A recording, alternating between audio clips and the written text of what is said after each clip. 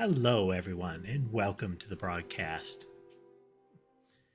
A little bit of a delay getting back to things. We had to get through an inspection back here at the factory.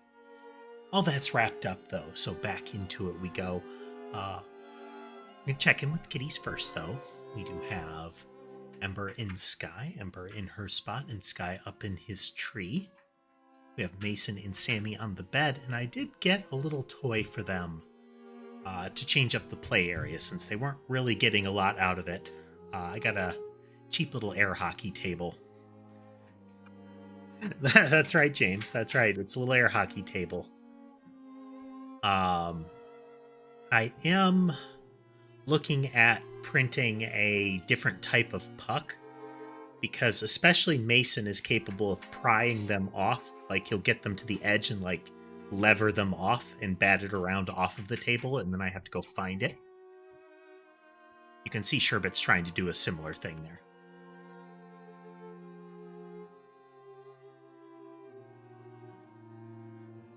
Mason will even lay on the thing and like poke at the pucks as they move around. I saw somebody post a video of that kind of thing, and I thought it was cute. Let's zoom in on that.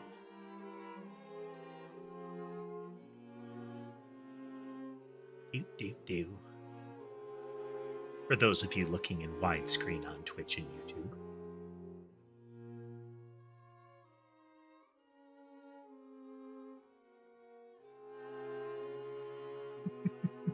I feel like this was a successful ad.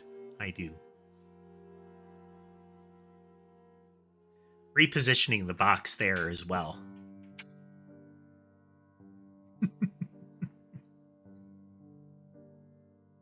But back in we go. Let's see. I think it's still working since the last time we looked.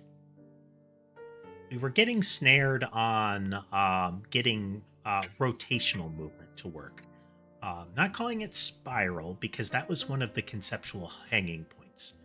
Instead of it being a spiral, it's going to be to achieve a spiral, it needs to be a composite of a series of movement types. But we're starting with something that just makes a progressively sharper turn as it goes around. So if we look at...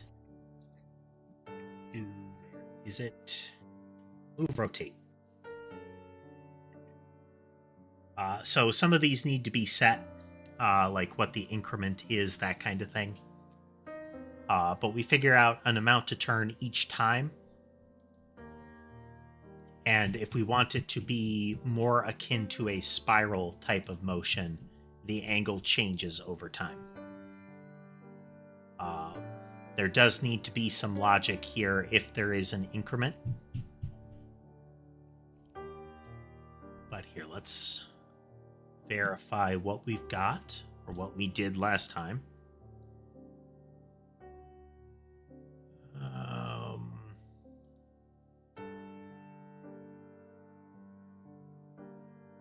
Random direction and rotate. Okay. Yeah, buttons.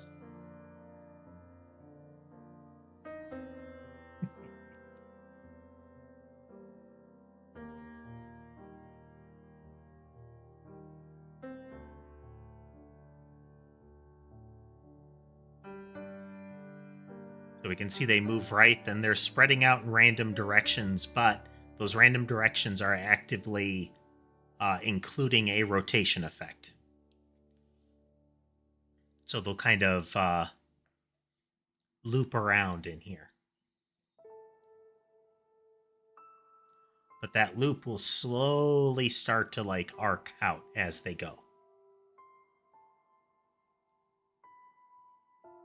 We can make slowly faster, but just to show what's going on.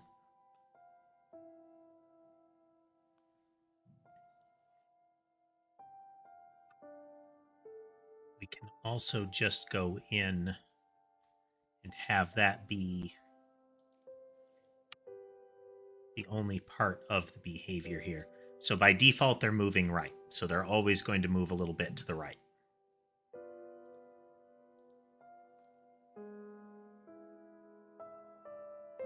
So after 3 seconds, they'll start to like veer off.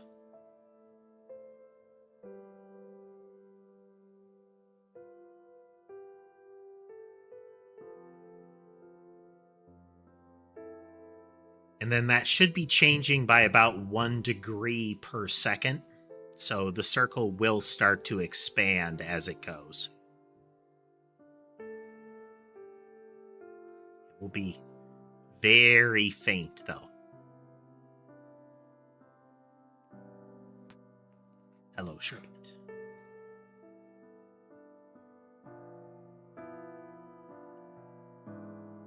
Now, I do want to get the math recorded in there, the combination of turn radius and speed to get an idea of how wide an arc it is. We can see the expansion happening here, with this interior circle being the base radius, and then we're getting it going further and further as the turn angle widens.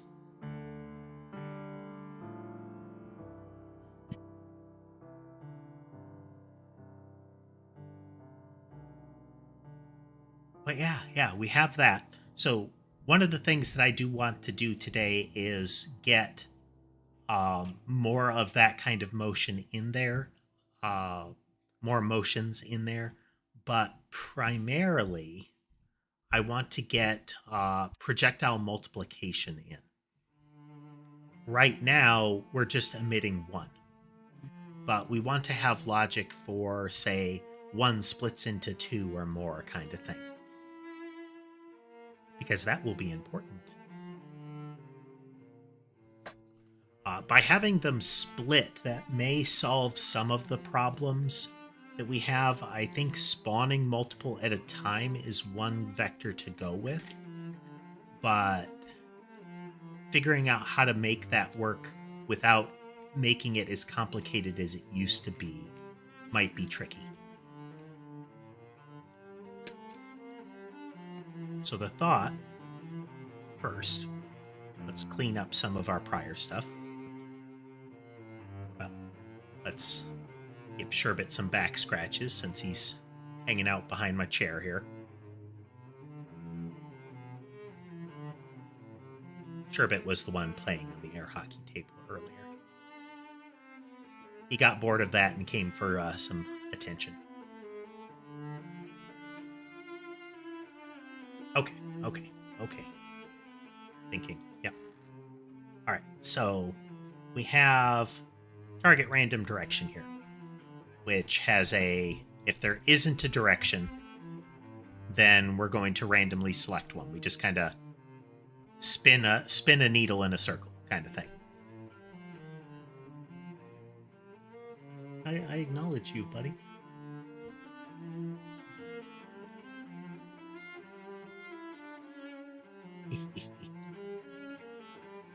Cat interference break.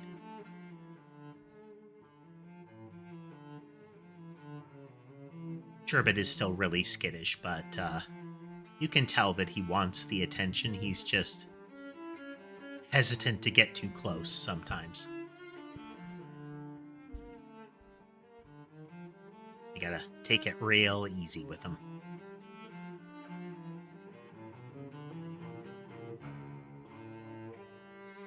Now, one thing is I fixed the problem that my Twitch stream was having. I had been messing with the encoding methods that my stream used, and while I found one that was working well for YouTube, it was one that wasn't compatible with Twitch, and there wasn't really a good indication. Alright, but what we're going to do with this guy is we're going to make it so that you can set the direction here.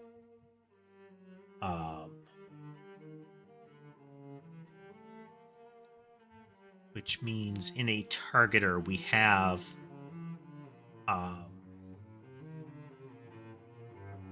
hello, bud. Hello.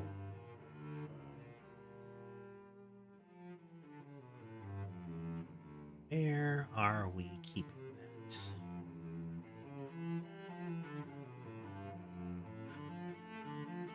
Hey.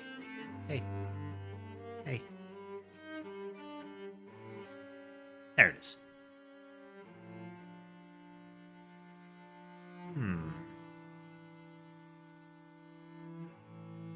Okay, here they are. So we need what we're going to do is we're going to change these and we're just going to fully expose them. Is that really what we want to do, though? So what I want to do with random direction is I don't want there to be a specific one. What I'm going to change it to is that you either set it when it's created or you let it go randomly.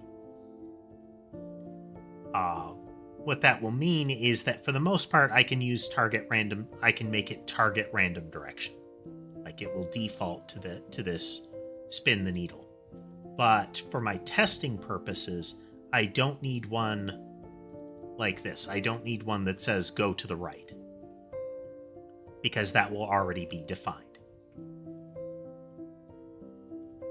So the question is, do I want to, in the targeter, just expose the entity and direction values and let you set them from the outside as part of like a initialization thing? Or do I want to have that be part of the default constructor? I'm hesitant to make it part of the constructor just because of entity. Because, you have to supply the defaults in order, and one way or the other, there's either going to be an entity or a direction that you don't have eventually. So, to begin with, we're just going to do get sets on this.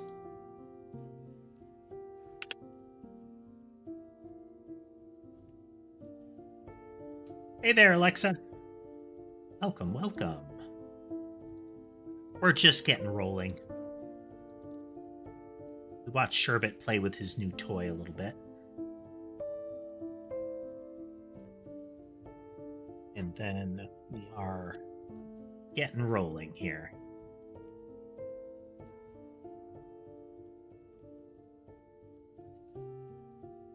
Doing pretty well, we are doing some cleanup on the base targeter just because I want to.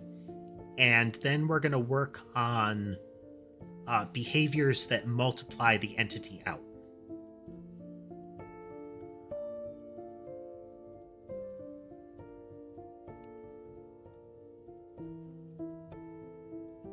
So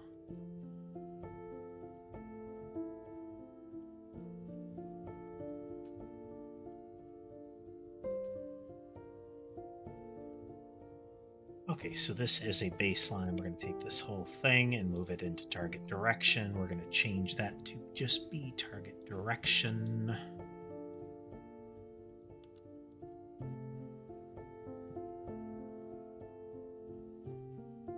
So then when it calls update target, if it does not have a direction by the time it does this, it will set it. Otherwise, it will return direction.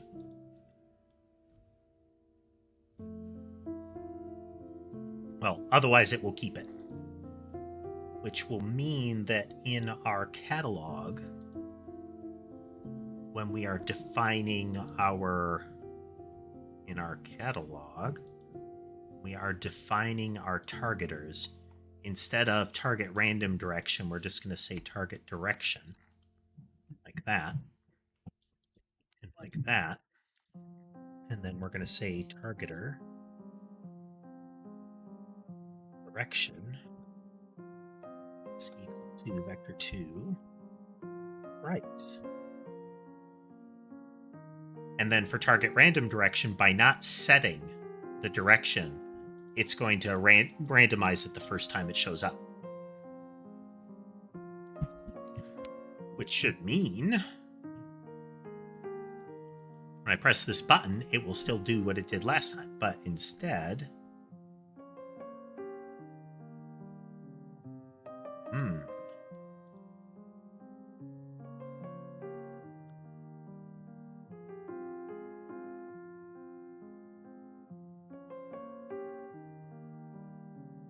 A chat with Noah? I don't get it. Hello, Billboard. Welcome.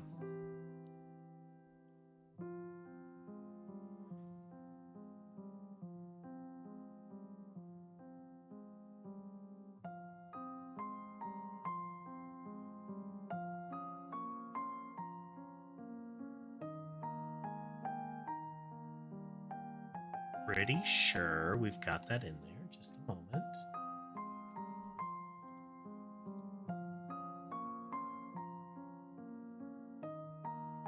Target direction. Target direction. Let's go this way.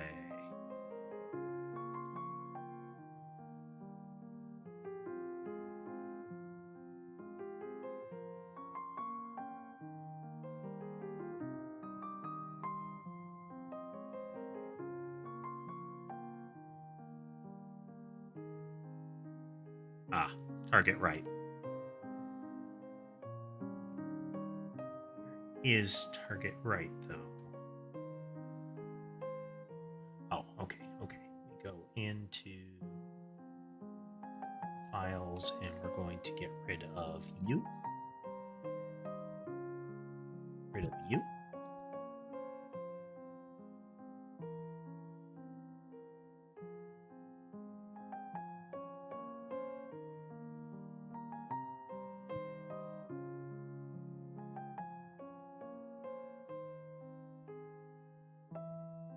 Do that again.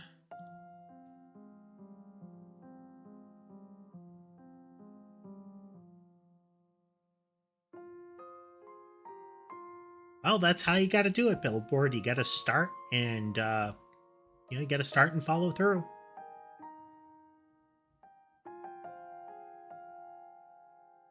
All right. There, we simplified that. So now I don't need a specific class in order to say move left, right, up, down kind of thing. Instead, I can just go into the catalog and I could just define those. So in load targeters, right now we have a target right.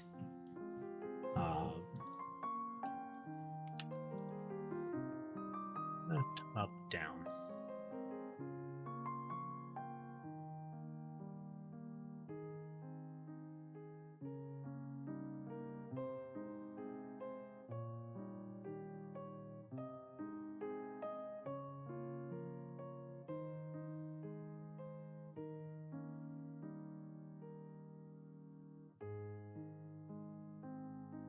Right, left, up, and down.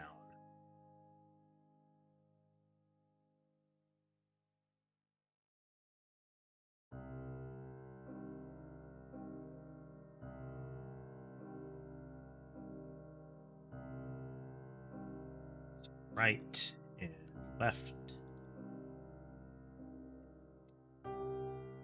Up, down. Then when we load our movement types, our behaviors, we have a move straight line for targeter right or movement right. We're going to temporarily change this to up.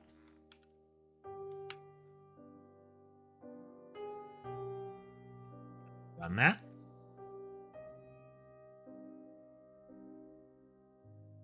And now they move up. And then after 3 seconds, they'll veer right.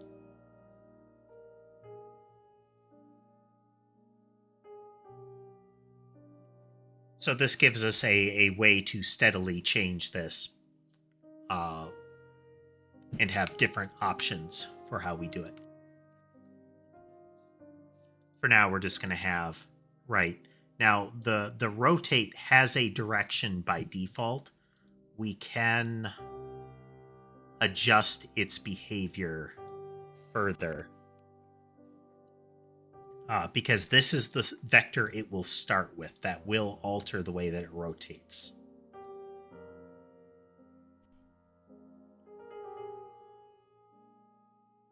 So we're starting with right. Now we're going to go a left rotation here. Interesting. That is slightly different than I thought it would be. Let me verify my code because now I feel silly having said one thing and seen another.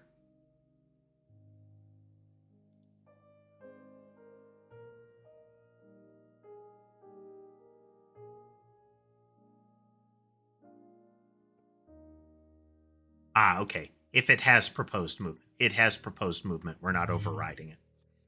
Okay. This would only be the default. So if we go into our catalog, when we load our entity here, how we're saying movement right, if we did a movement rotate instead.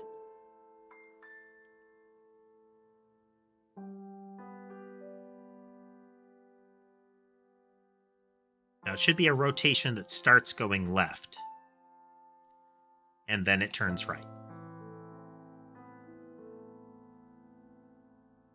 Now if you notice, it's tighter because it doesn't have some extra movement coming in.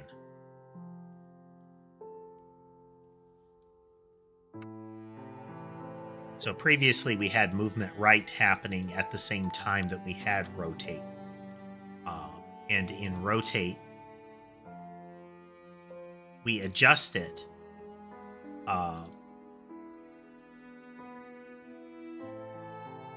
So if we have a velocity coming in, we're going to edit that. We're going to increment that. Since it is coming in, verify here. Where's our speed come into play? Yeah.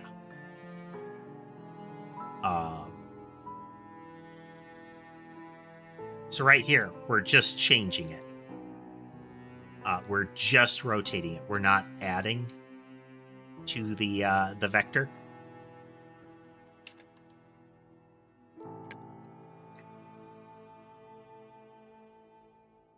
If instead we do this,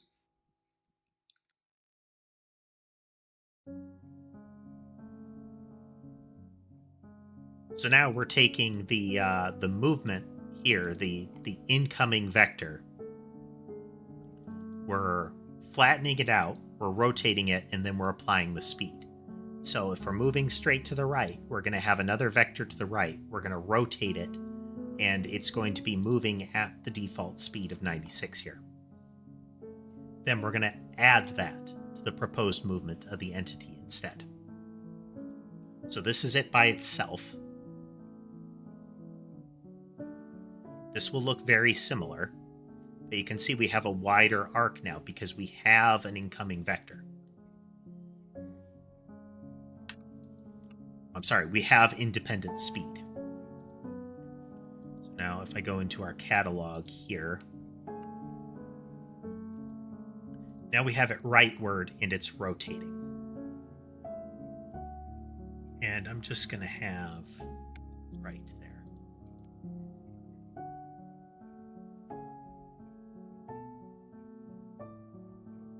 Now it's going to move right, and after 3 seconds, we're also going to apply the rotation here.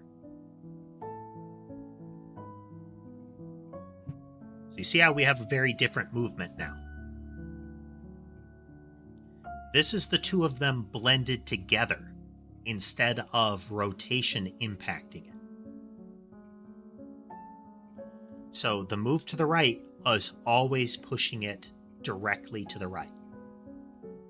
The rotation is going to take that incoming vector, it's going to smush it down, and it's going to apply a force that would compare to the rotation.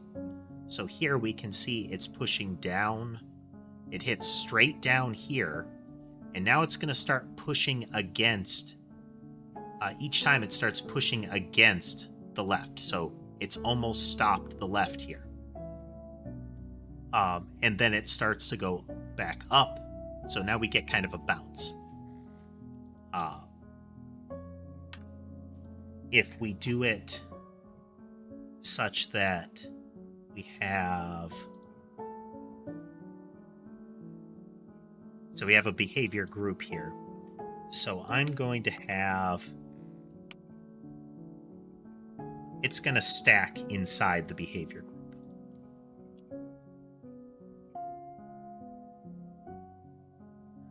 Gates and behavior groups don't matter. So even though all of these are gated, this is going to stack. So we have 2 rotates coming in. Each of those rotates, this first rotate will take movement right and it will adjust it. The second rotate is going to take the effect of both of these coming through, and it's going to rotate that.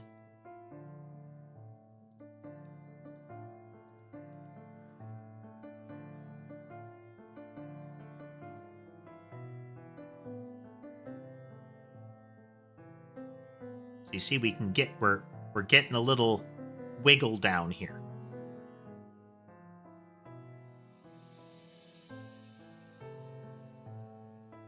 Now, I'm not sure that I 100% like this.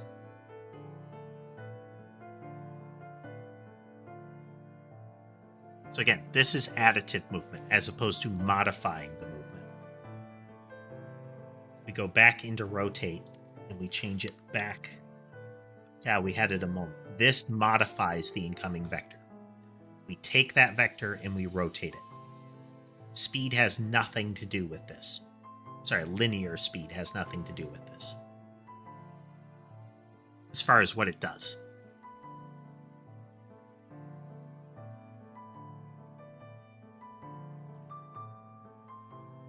So we have a push to the right, and then we simultaneously have two rotations that are going to very quickly make it orbit like that. At least keep pivoting it in. So the push to the right is being heavily influenced by those rotates.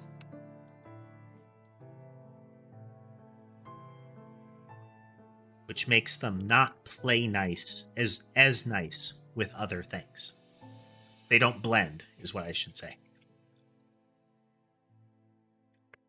As cleanly.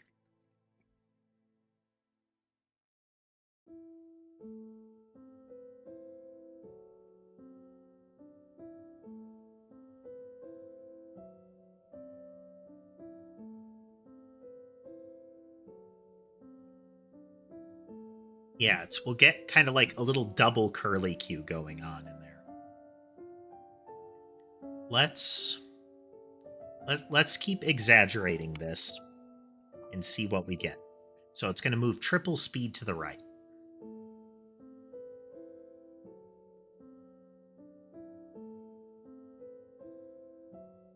And then we hit these double rotates. Hey there, Andre. So here the right word is dominant. We can see a little bit of the distortion here next to my head. Yeah, we're going to do left.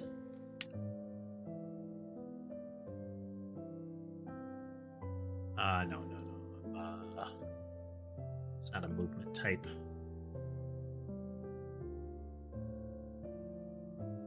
Right, left, up, down.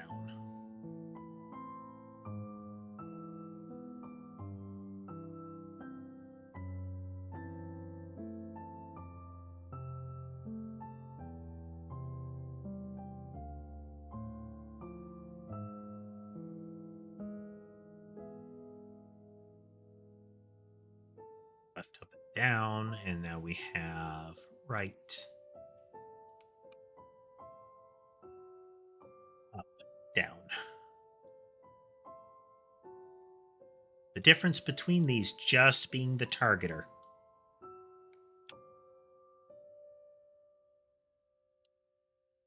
And the difference between those targeters being just the vector that I initially supplied them with. With random direction not being changed at all. Now, all three of these are gated, which lets us do fun things with them. But for the time being, we are going to just do left twice so that you can see that. So they're going to go left so they don't, you have more of the screen that you can see if you're watching in widescreen. Or they're going to fail entirely. That's neat.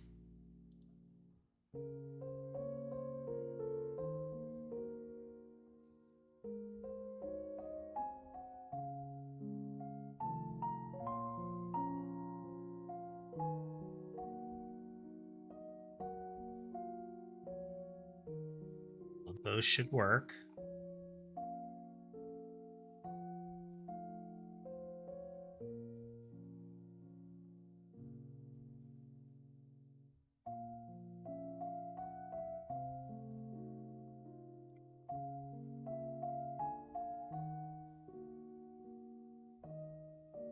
What did I break?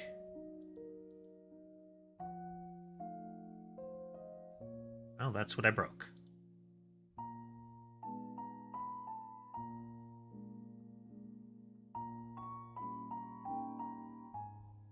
Movement left. See how they're all movement right? There is no movement left.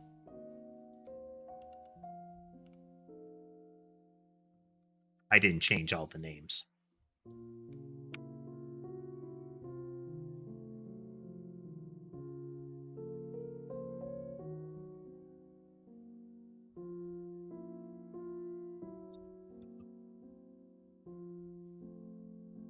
This is a double left, and then the rotate to the right.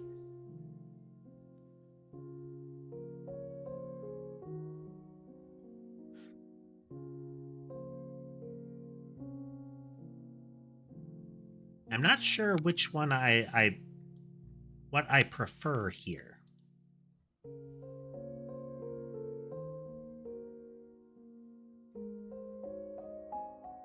You can see it a little cleaner with the single. So it goes up, it does a little curly Q here, and then it comes back down. So it's going to go up, and it will do another double loop, and it'll come back down.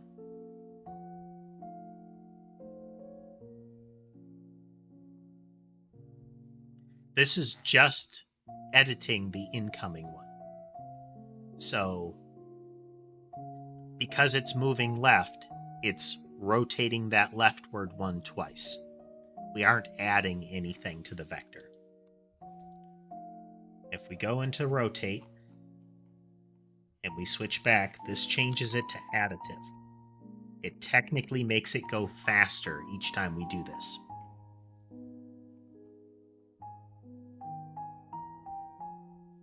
So now it'll be left, but the vectors that it's going with are adding to it.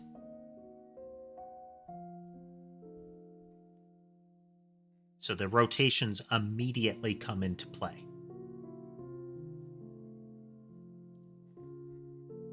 And it's happening, it's causing it to be a very tight rotation as a result. So let's increase the power of the leftward motion here.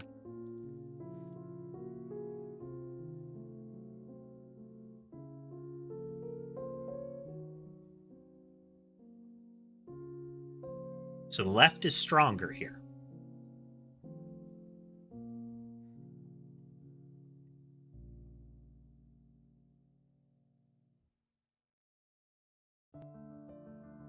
So it should slowly expand just like last time because we have two motions to the right happening.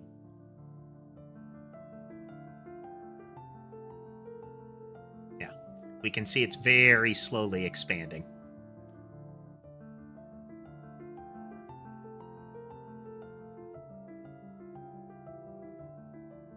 Which is okay.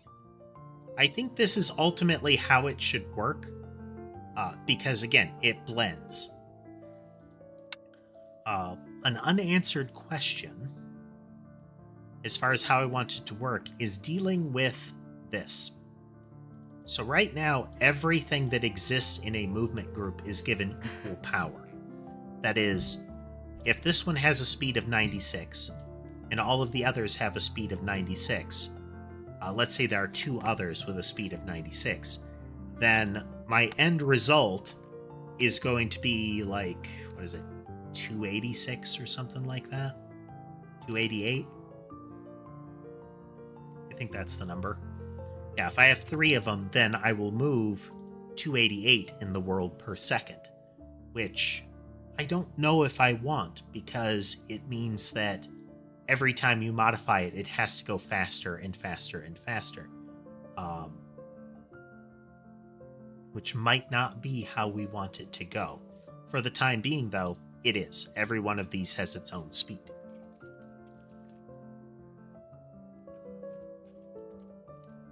But we'll see. We'll see.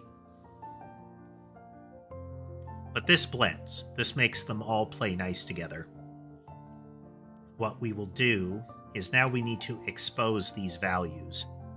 and have internal values for how to deal with it.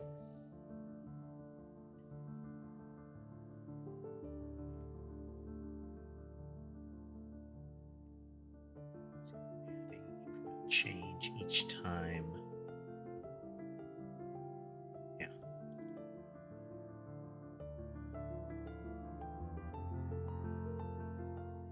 And probably remove this logic here.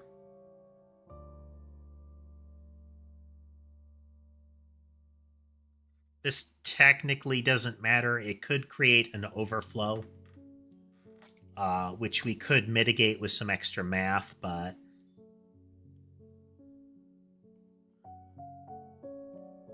let's just for fun,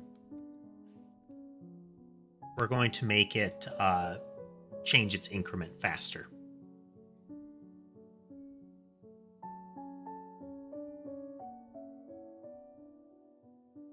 You can see it's expanding out quicker.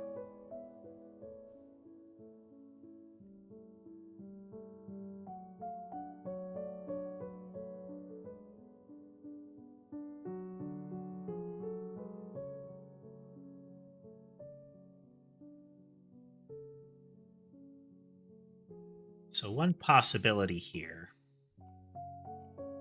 is if we remove this part,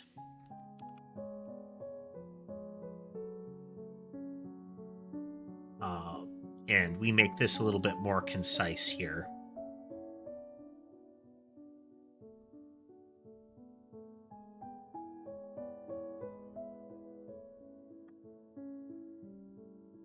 We say integer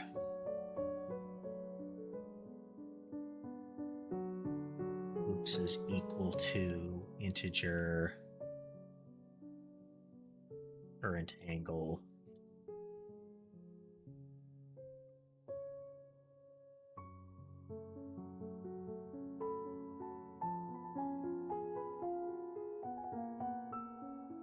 divided by, actually no, we don't need to integer it. We integer the whole thing.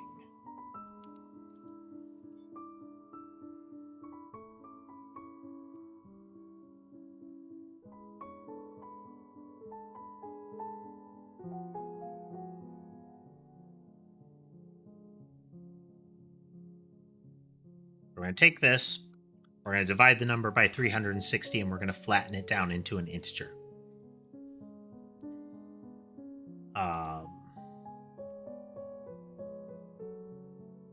Which could be negative, so let's see. Math.absolute.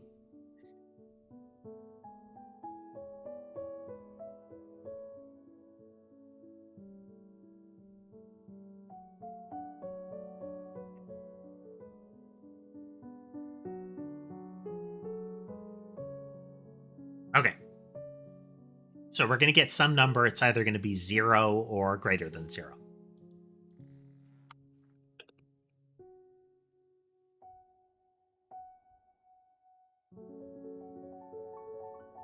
So if the loops are greater than 0, current angle minus equals 360 times loops.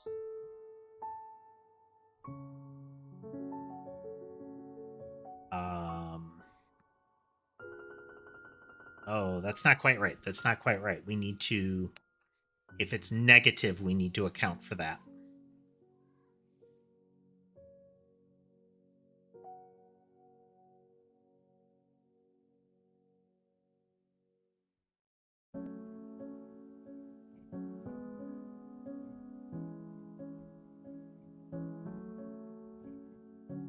Hey there, Skylar. Yeah, Sammy and Mason having their nap. Let's see where all of them are here while we noodle on some math real quick.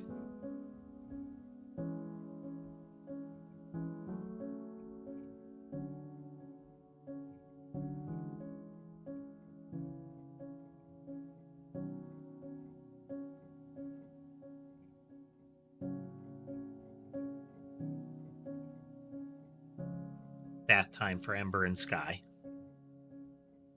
Sherbet's conked out.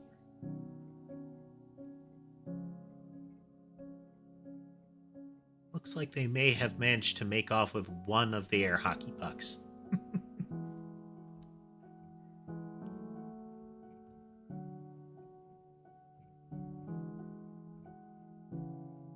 All right, all right.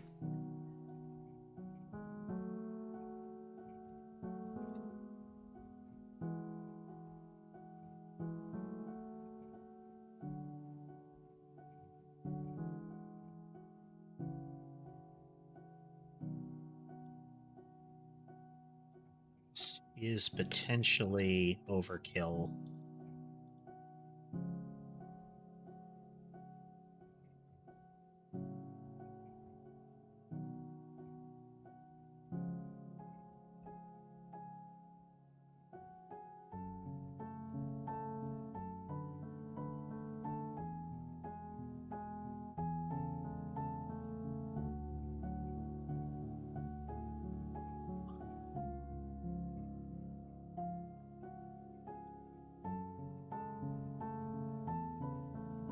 It's less than 0.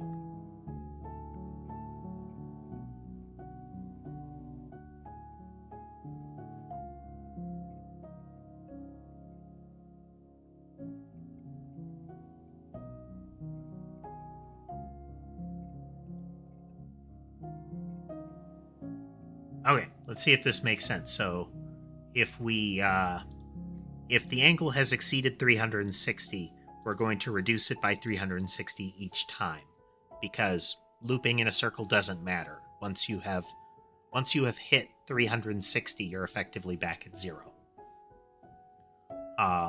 In a similar vein, if I'm at negative 90, that is the equivalent of 270. So if I'm less than 0, I'm going to keep adding 360 until I'm back above 0. So this should totally work.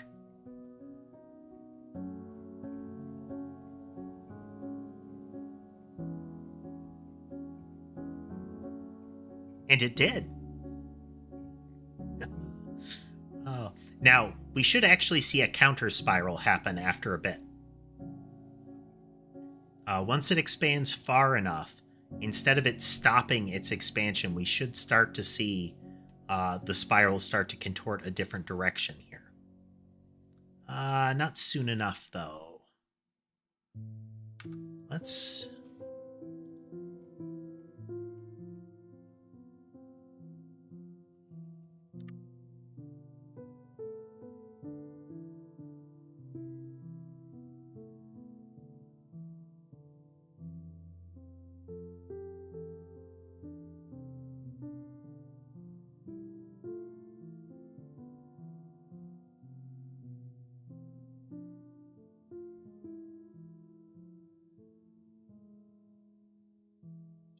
think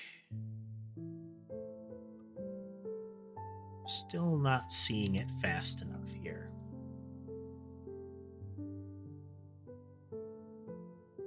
It's kind of a combination issue, is we need to get the rotation to change fast enough to see it right here.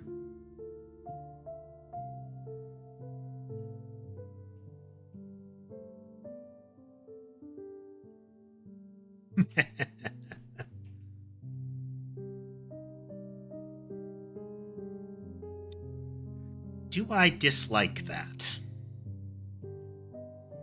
I'm not sure.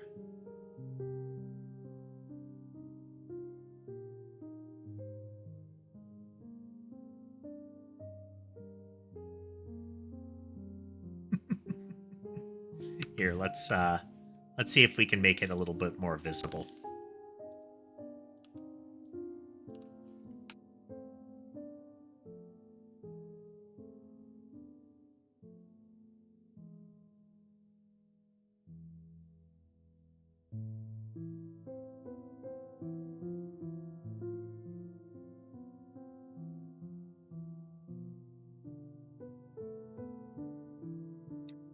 Let's keep that double left.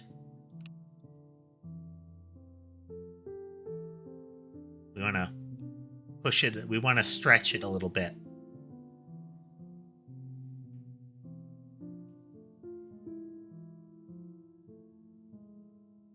Yeah, we want to stretch it more than that, maybe.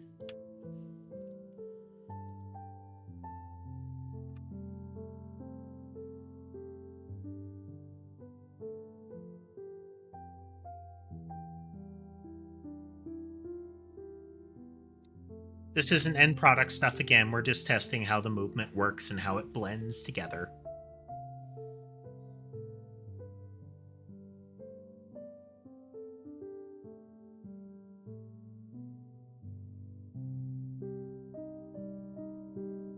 Here comes a little loop-de-loop.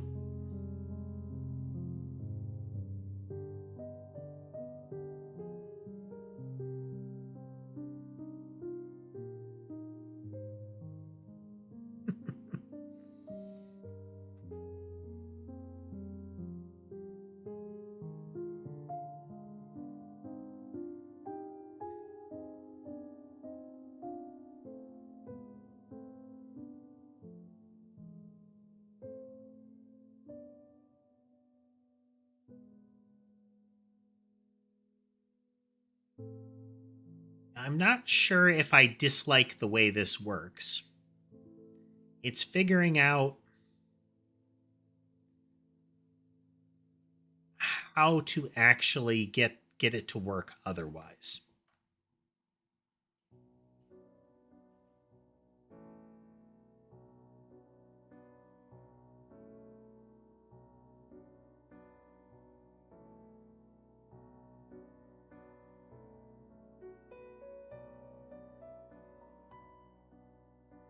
Trying to figure out.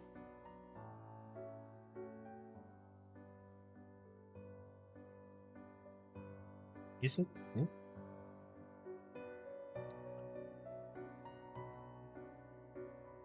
There we go. Well,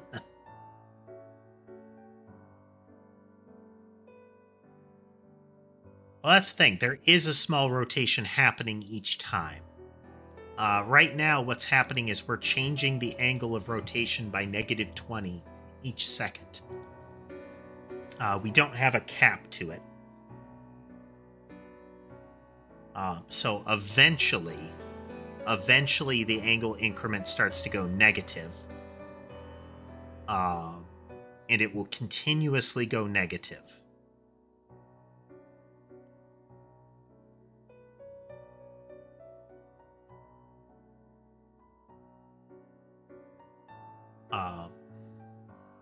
And I don't know if I really dislike that, you know?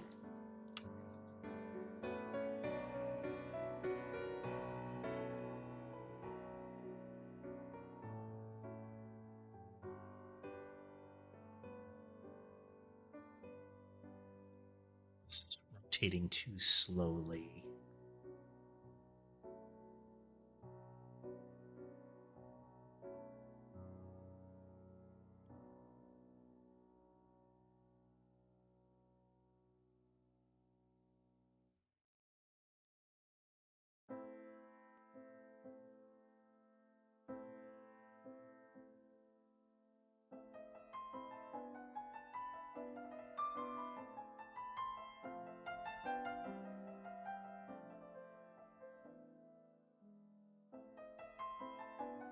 See, I think there's something off with my calculations here. It's that hard jar right there that I think is throwing something off. There's got to be something wrong with this sequence of events. So if we exceed 360, we truncate it down. That makes sense. If we go less than 0, right now I'm adding 360.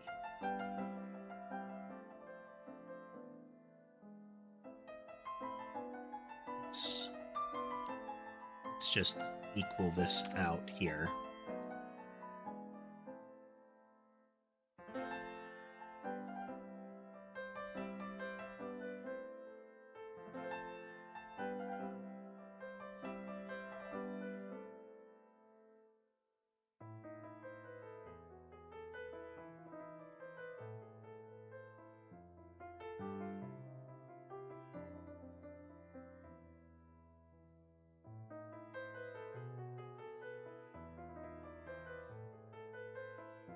This assumption correct? Am I thinking of this wrong?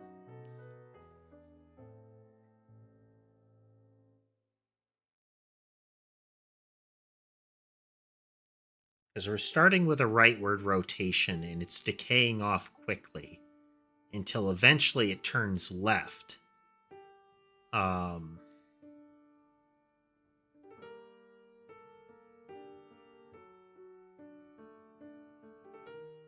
But that's not actually what we're doing here. We want it to be a graceful curve left, and I think that might be part of our problem.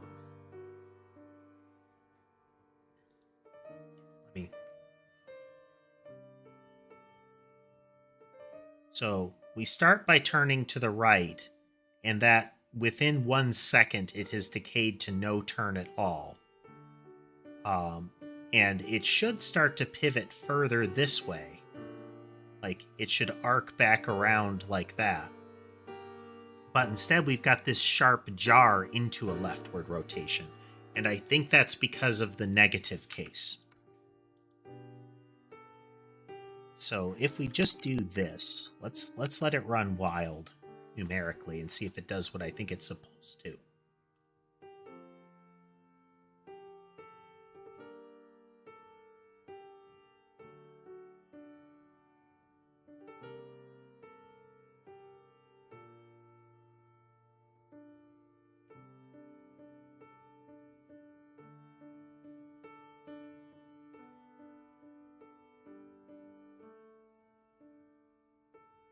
Yeah, if it starts out a spiral out, it becomes a spiral in.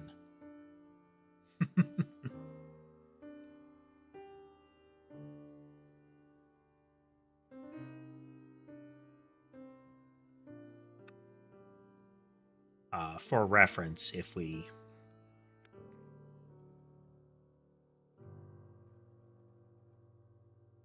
don't change the angle, it should just go in a circle.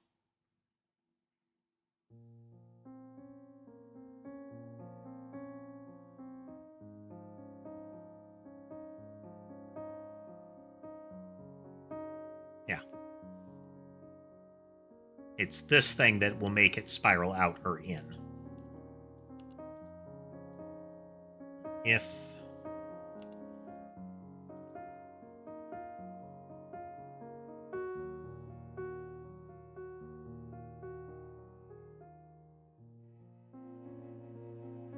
Yep, if it goes positive, it spirals in. Sorry, if we sharpen the angle, it spirals in. But in theory, it should then start to spiral back out. But whether we would be able to see that or not is the issue, is it might just get...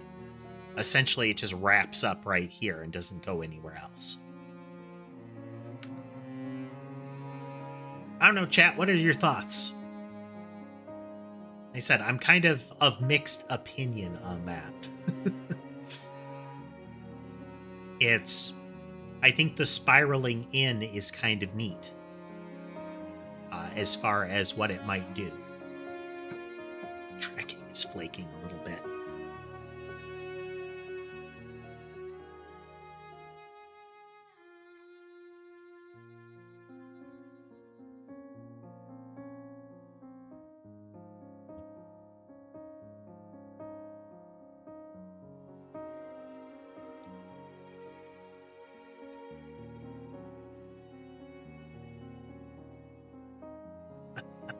Not yet, Lunar. And welcome back, Lunar. As might be apparent, my Twitch streams were broken for a little bit. Oh, what's going on here? 1 second, I gotta fix something.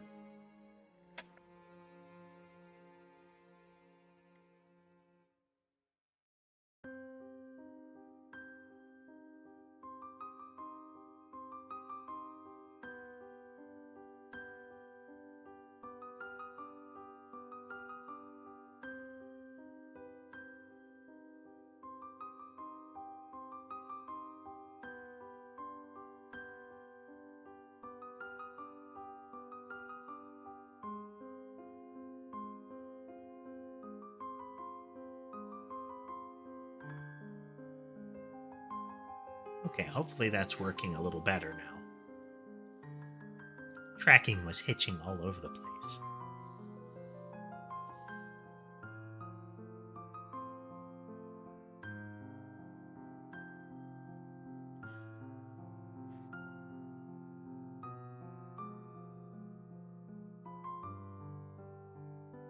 Because the alternative is to say if the angle increment hits, if it exceeds 360 or it drops below 0, or below negative 360, that it stops there. The increment gets set to 0 and then we don't do anything more with it. Because that would mean that there's a point at which it's done a full rotation, or at least there is a point at which we've stopped incrementing it. The flat part here.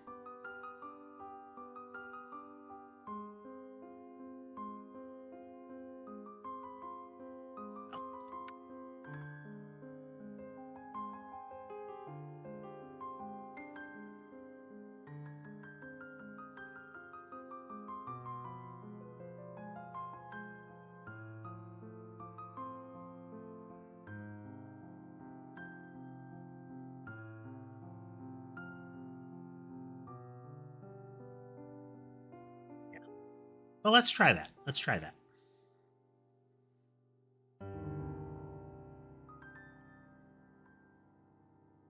Hey there, Chloe.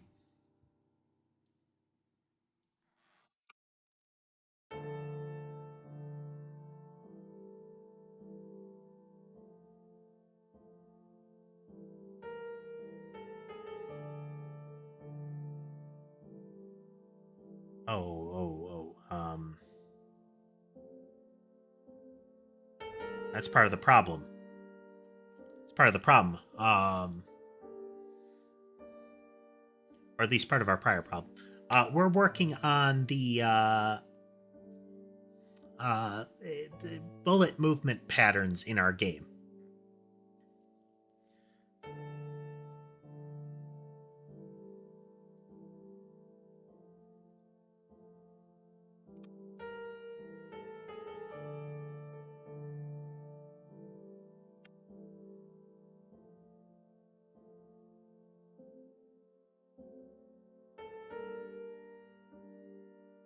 If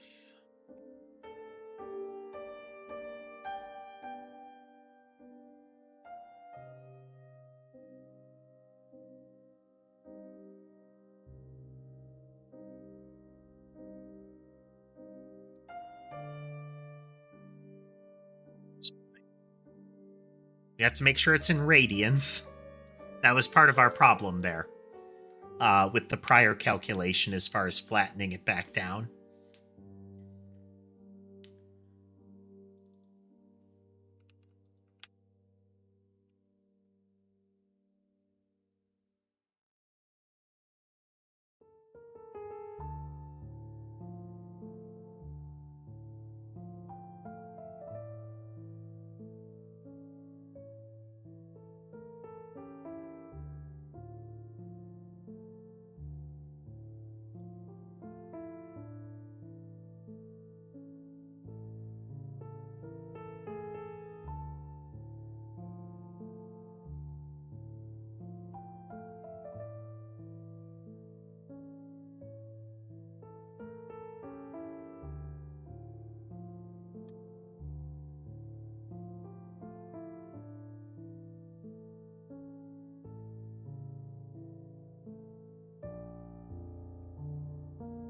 Doing okay, Chloe. Doing okay.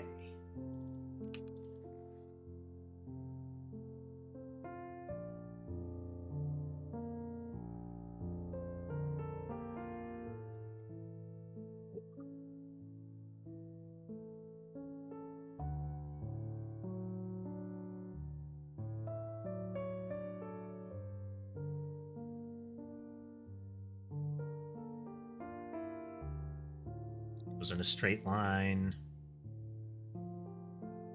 That's not right.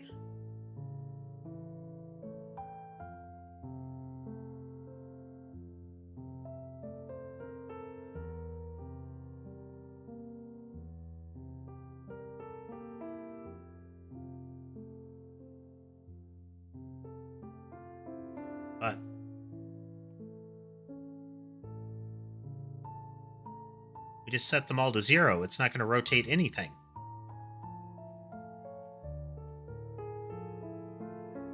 It's nothing.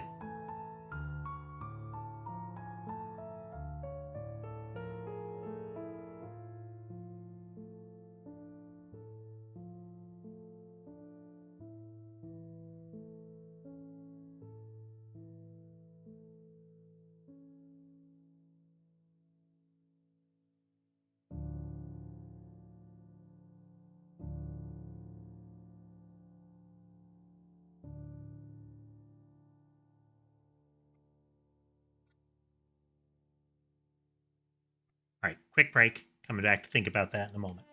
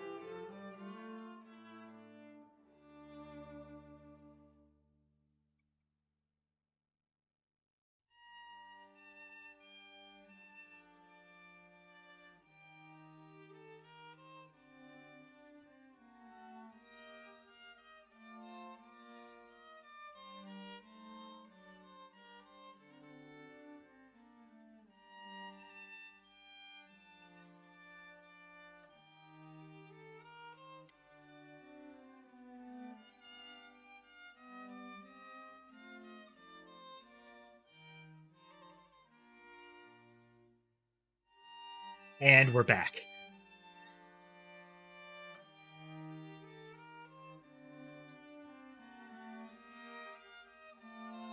Okay, I think I've got where our problem's coming in here.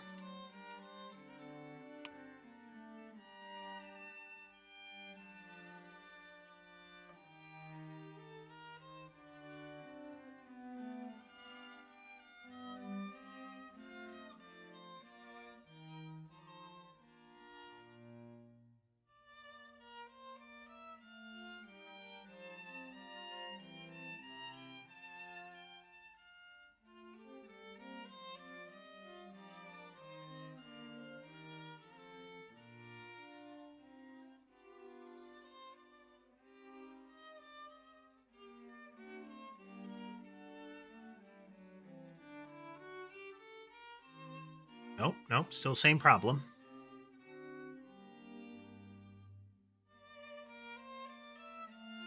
We need to stop changing the rotation.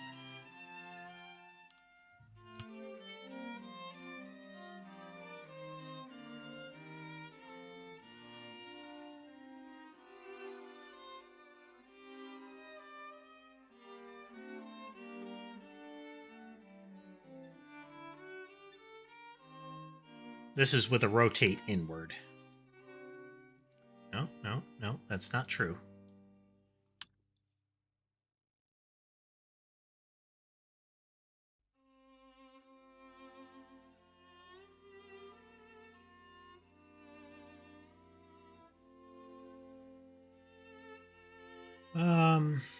It's about where we had it before, but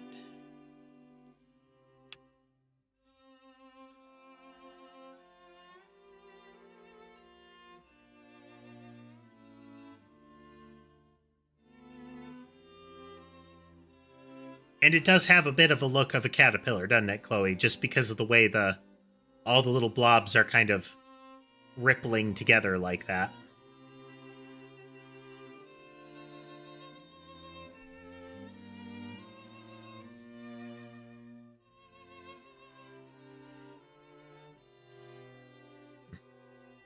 Not at all what we're thinking that it would do.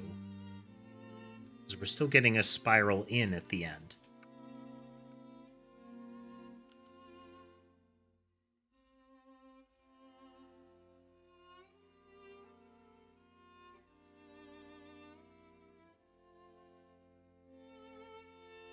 I have a 180-degree turn, it should be the same thing as pi.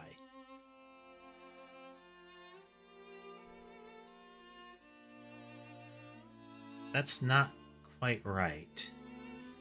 We're trying to make it so that we have behavior that rotates it at an increasing degree or a decreasing degree. So in this case, we're starting with a 70-degree rotation each second. And we're decreasing that rotation by 10 each second. So it's when we're watching it, it will have a spiral-like motion when combined with other movement. But we're also trying to make it so that the rotation stops after a point.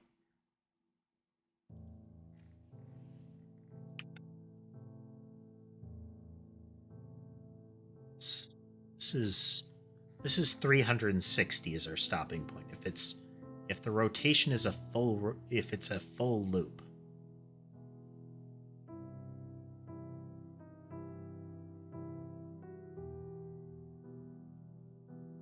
That's no. It's not the angle increment that matters. It is the current angle that matters.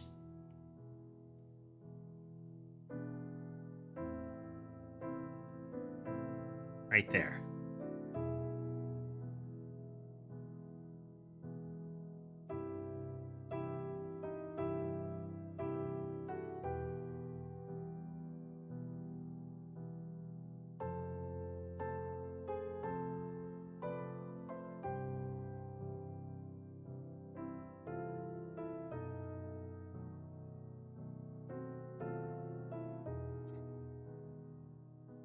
There's a point at which the increment is no longer changing it, is the thing.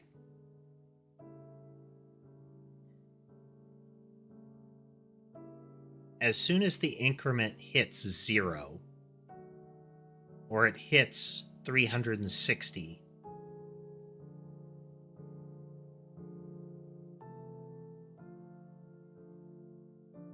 then it ceases to matter.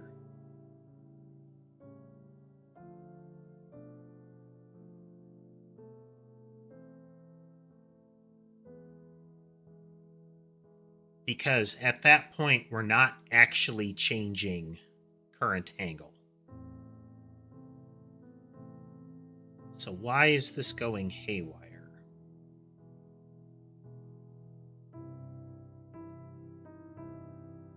Because as soon as that happens, we don't actually want it to turn.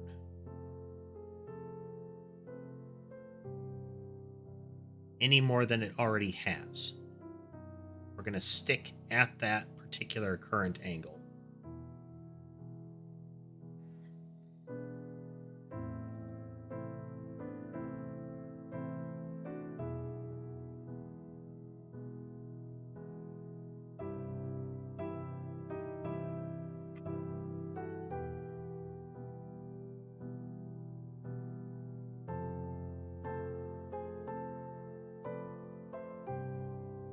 Would the number be? Well, thanks for swinging through, Chloe.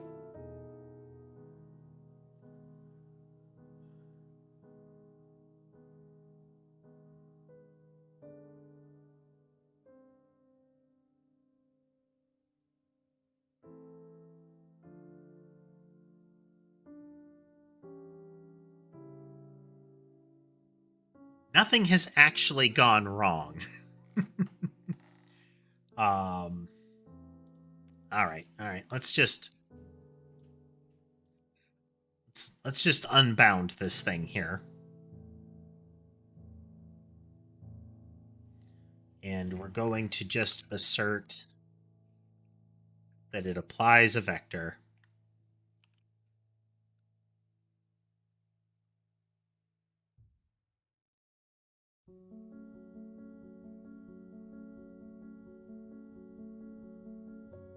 So this should get the kind of bounce motion here.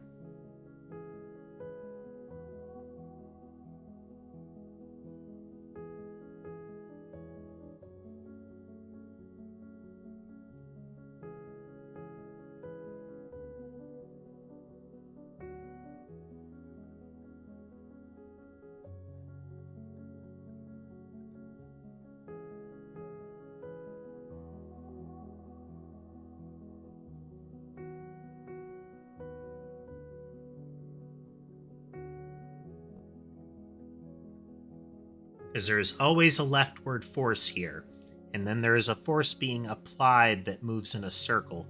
No.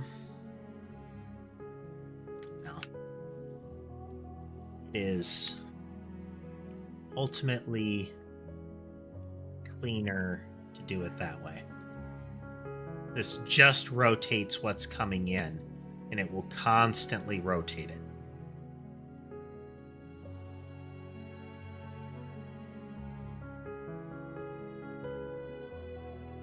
So after 7 seconds, it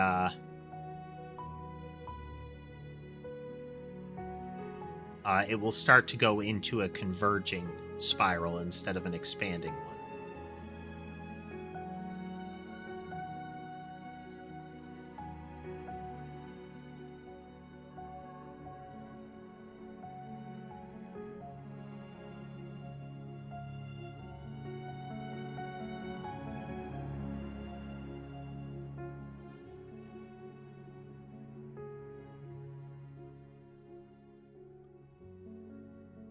Right.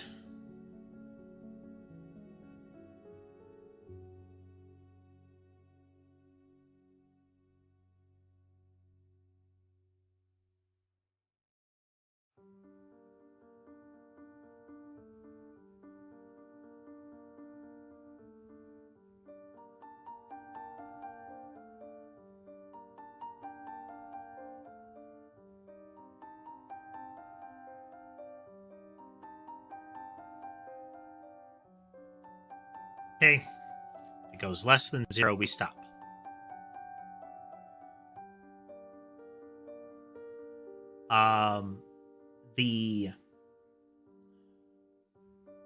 In this case, the blobs are moving slightly to the left, but it's combined with the rest of the motion here.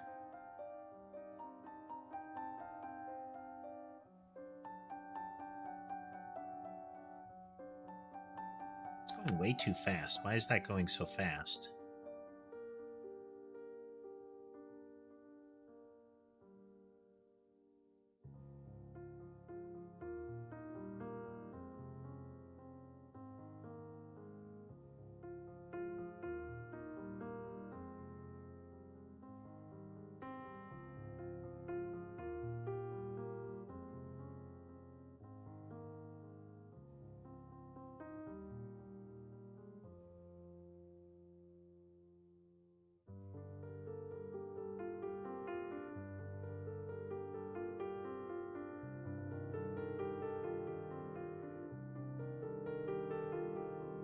I like how it looks like after a while, the blobs that aren't right there at the center, the first one that you see, they don't look like they're moving.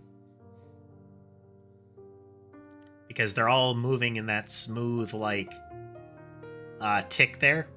Each one of them having its own, animation slice when it appears. But they're all moving so much in sync that they don't seem to shift.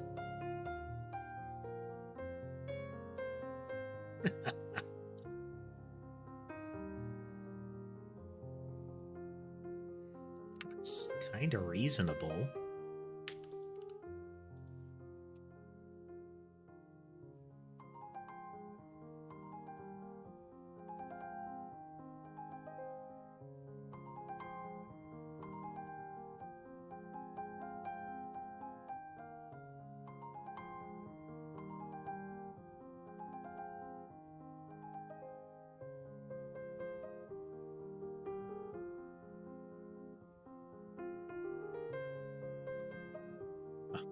Okay, we can still have the speed up going though.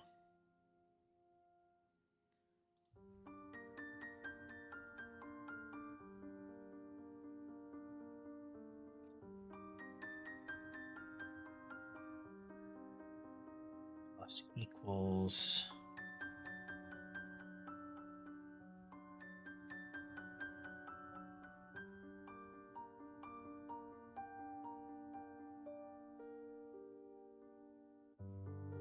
Hey there, Habib.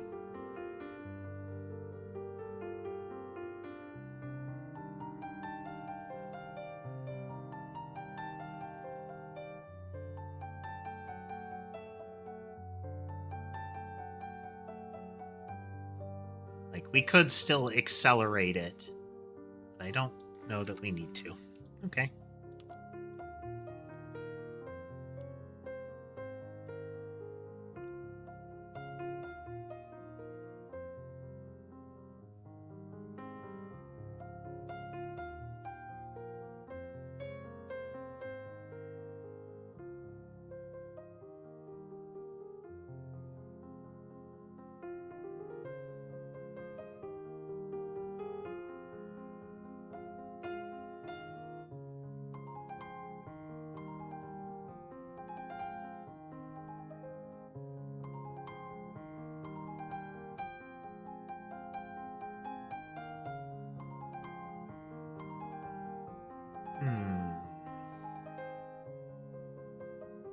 This only plays how it's supposed to if it's not a converging spiral, but I think that's okay. We're not.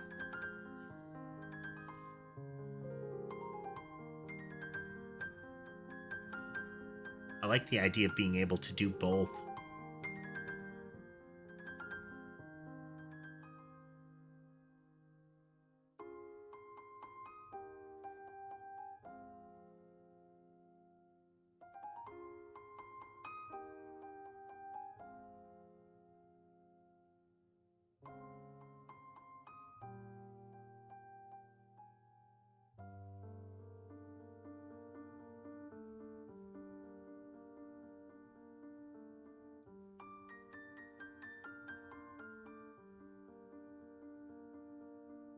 All right, so this is unbounded.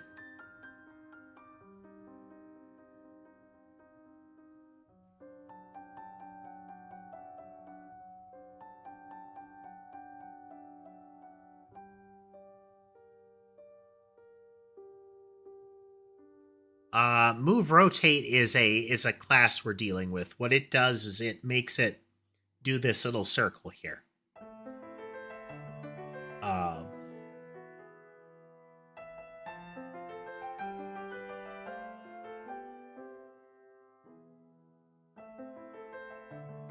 It's going to go way too slow for us to see it happen. So in this case, move rotate is something we're copying. This is the actual logic of the method here.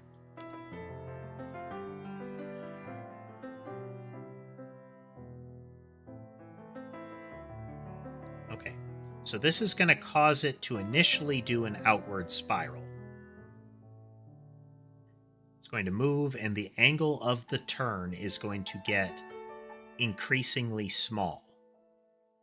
So eventually it's going towards a straight line until, given long enough, the angle is now going to go negative from where it was. It's going to invert. Which will cause it to go from being an arc, like from it arcing away from the center to where it's arcing towards a new center. And I'd like to have both types of motion where eventually the projectile is just tightly spiraling in there. It is always going to move so tightly inside that it has that it won't escape. But I also want it to be able to have a motion where it stops going outward and just flies off the screen, essentially. So we have two different patterns here. One where it's decreasing. If it's decreasing, then we need to stop at 0 increment.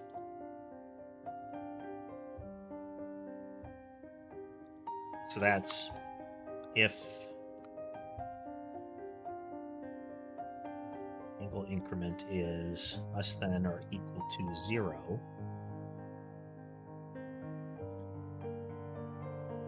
then it's equal to 0, and angle increment change is equal to 0. So essentially, if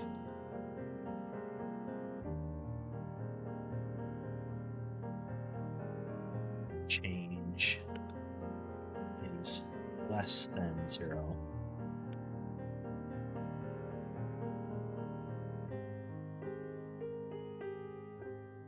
okay, so if we have a decreasing angle increment, and the actual increment has now fallen below 0, we stop.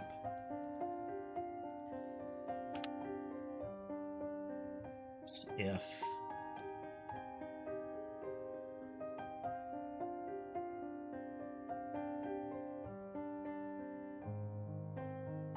how are we going to do the spiral in? Okay. So this is a curve outward.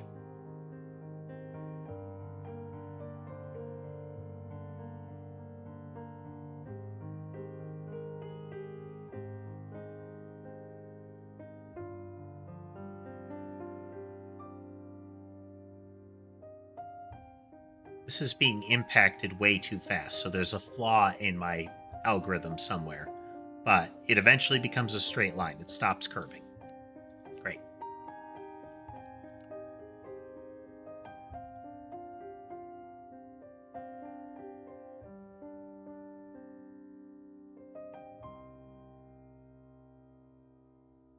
Every second, the angle increment gets smaller by the change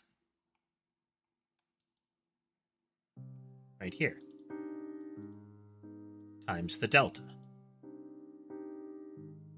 which is fraction of a second.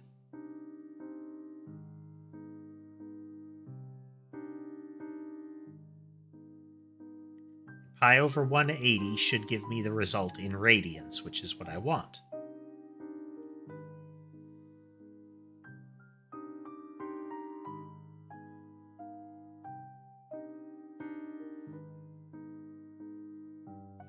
So what am I missing that it's decaying so quickly? Sharper turn.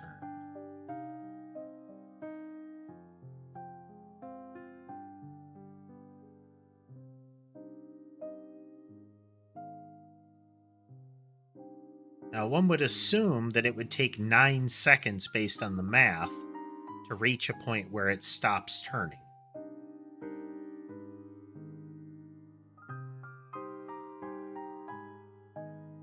But it's happening way faster than that.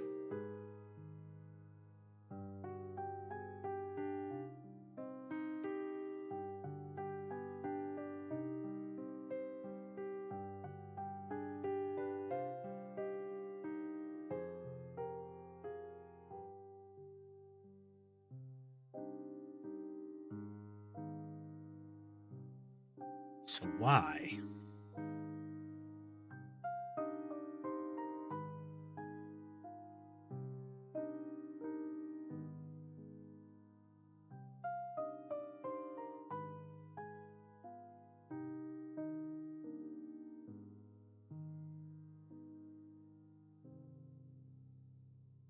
Should actually be.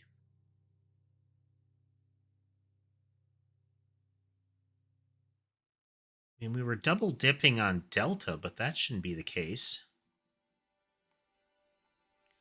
So math.pi coming into the equation is because we're not rotating in degrees, we're rotating in radians. And assuming I haven't completely flubbed the math that I need to be doing here, degrees to radians is degrees times pi over 180. So like 360 should be 2 pi.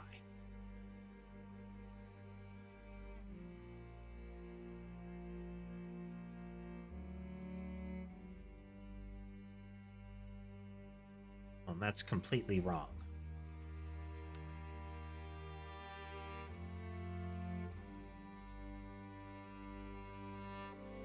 Right. Should only be changing the increment by delta in the same way.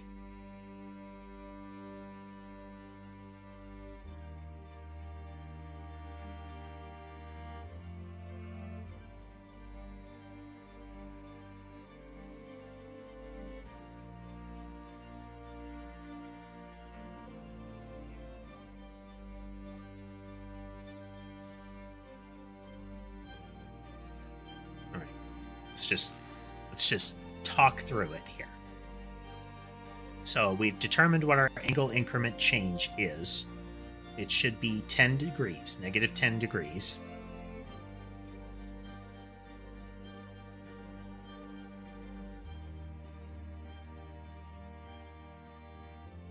And we should be changing it by 90 degrees in its rotation. It's hard to verify how tight of a circle this is. If I...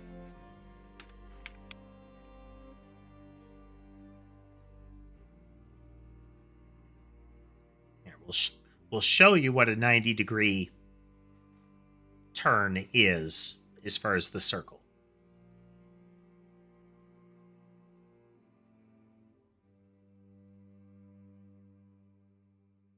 So this is a 90-degree rotation per second.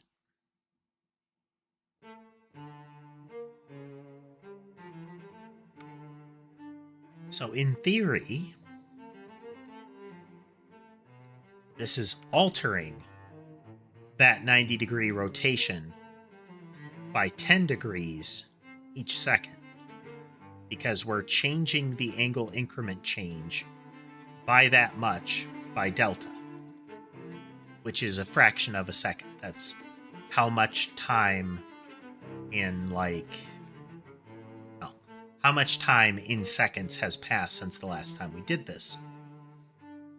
So if delta were to be 1, we would change this down to 80, but there's something going wrong here.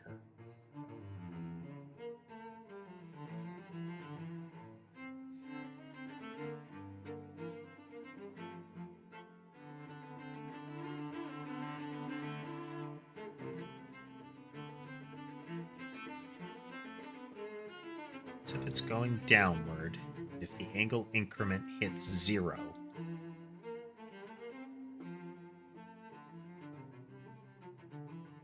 this is also not right.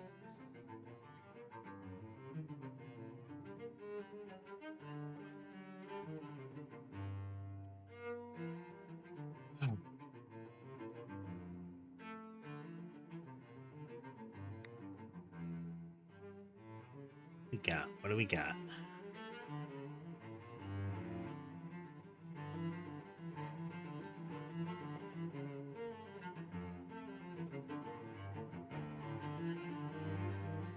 This current angle is how much we actually rotate. And we do need to keep rotating it if we keep this model.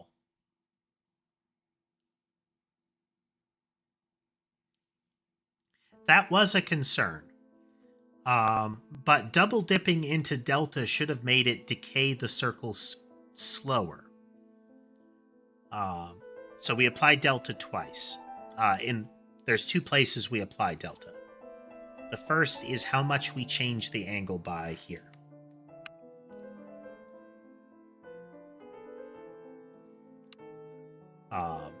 So that's this 10 degrees. We only change it based on, if it's 10 degrees per second, we change it based on the fraction of a second. Then when we are applying the rotation, we only apply that based on fractions of a second. So this angle increment change is kind of like acceleration.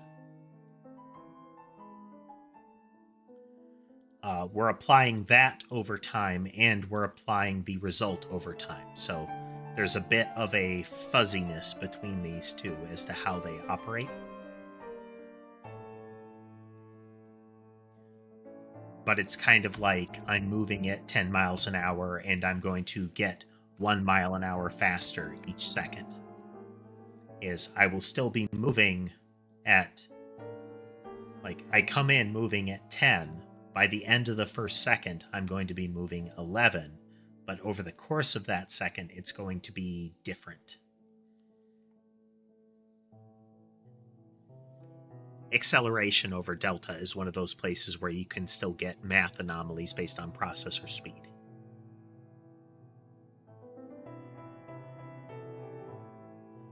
Possibly MP. Also, hello, MP. Don't think I greeted you. I'm not sure where to throw that math in, though, or how to apply that math. If you folks have a thought on that, I'd be happy to try it.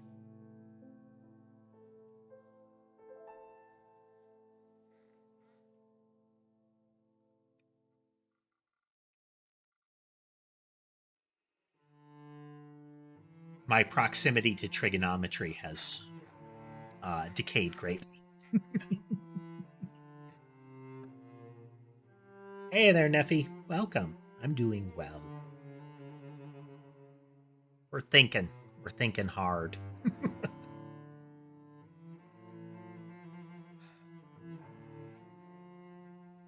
So I need to keep the current angle going, or it will snap back to whatever motion the prior behaviors want. So in our current case, the prior behavior says move directly left. If I stop rotating, if I don't use current angle, then it will snap back to moving directly left.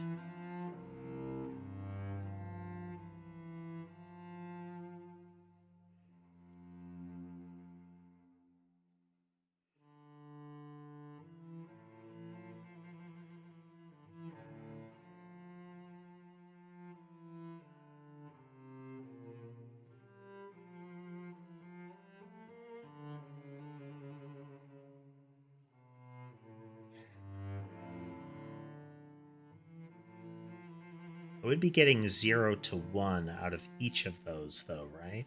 Or -1 to 1, right?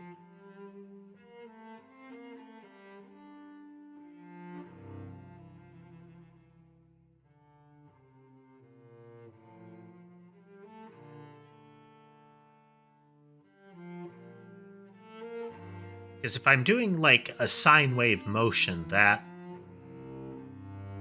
then, like, a wave motion, then definitely things like sine come into play.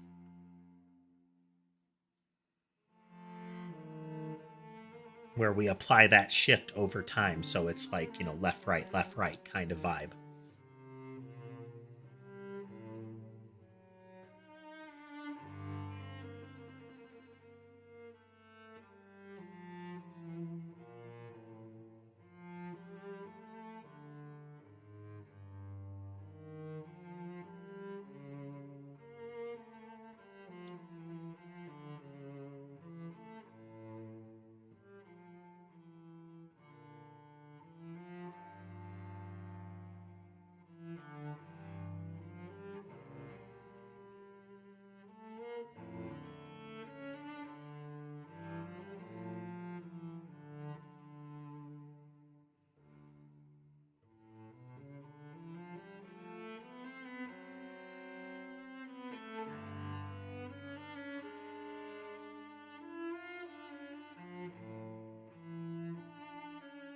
No worries there, MP, no worries.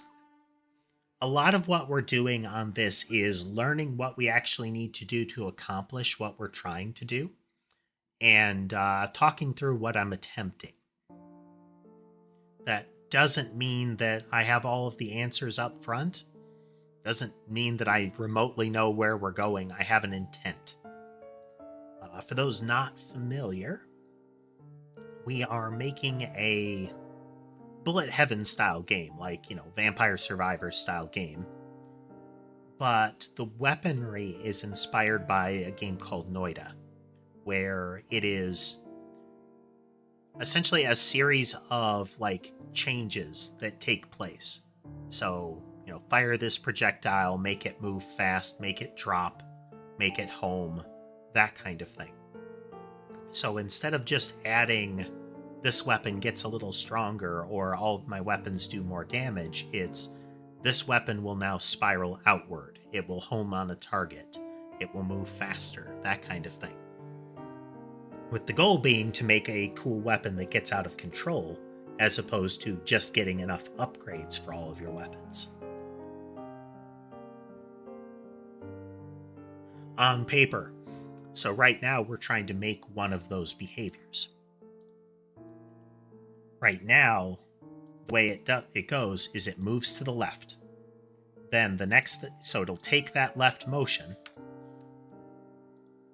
and then we come into here, which is the rotational motion.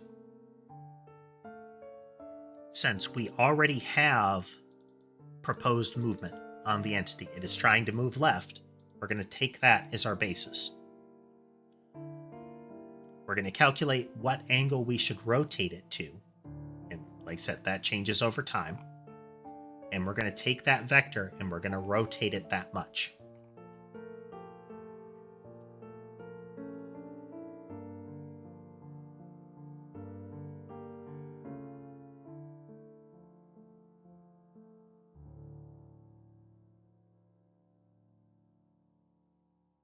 And what we're running into is that it seems to be falling off too fast. This is happening too quickly.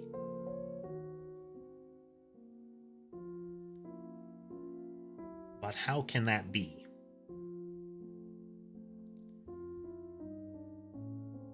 Because again, it should take 9 seconds before this hits 0.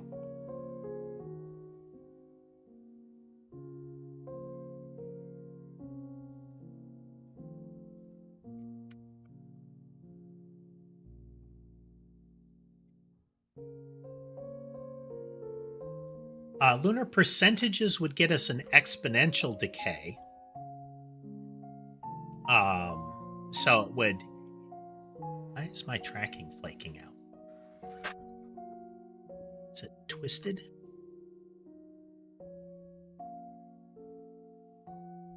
Just adjust some stuff here. One of the cats headbutted the camera just wrong. So it would be able to approach 0 but never reach it, kind of thing.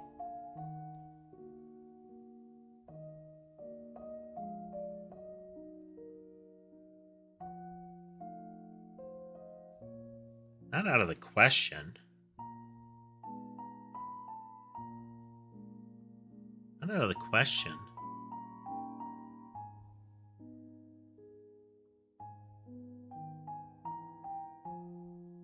Let's try it.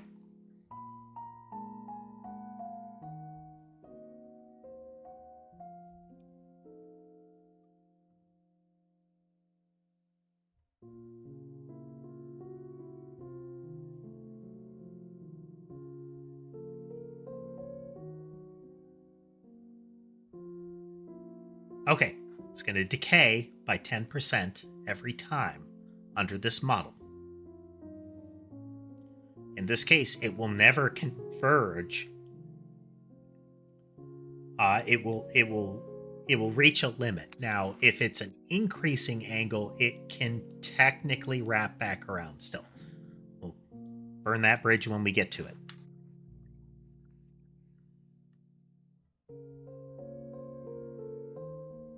Is there a shorthand for this?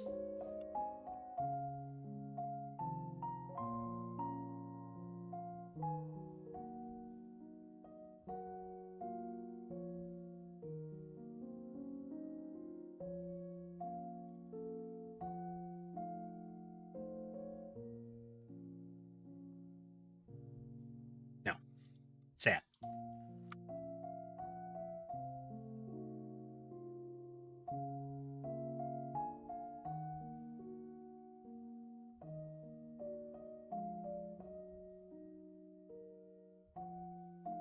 It's going to be times equal to angle increment multiplier.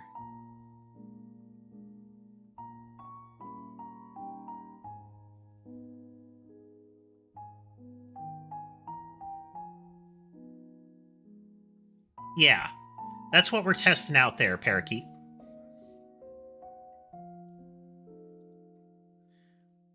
This might give us the result that we're looking for, but we'll see.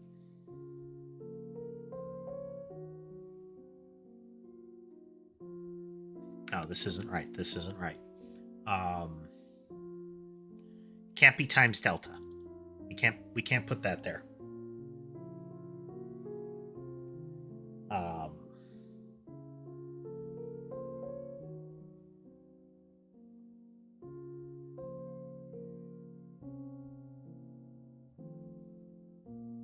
If we make it times delta,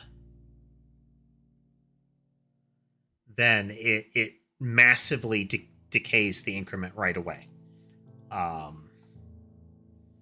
It's the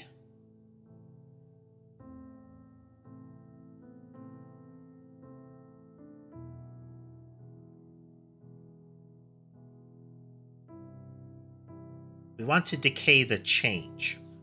So this is the actual multiplier. It is 0.9. We're dropping it 10%. Okay, so this is negative 0.1. All right. All right.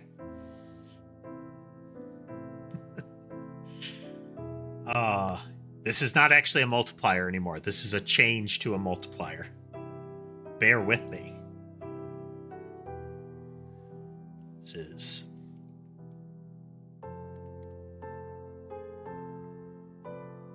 one plus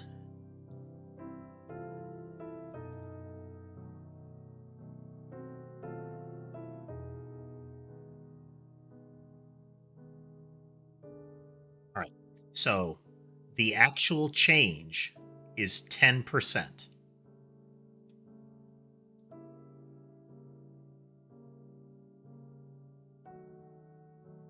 I think it would have the look of a logarithmic function, MP.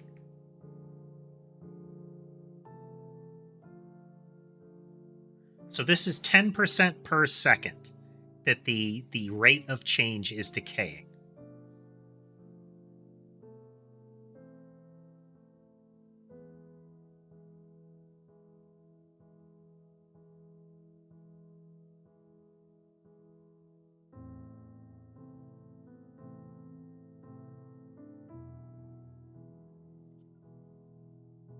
Feel like this is probably the winner, folks.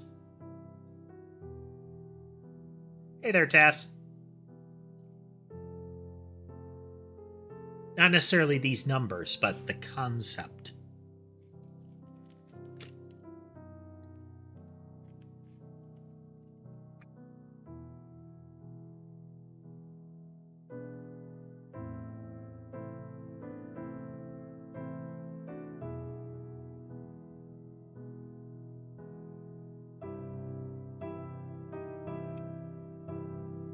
Let's find out how well it stack.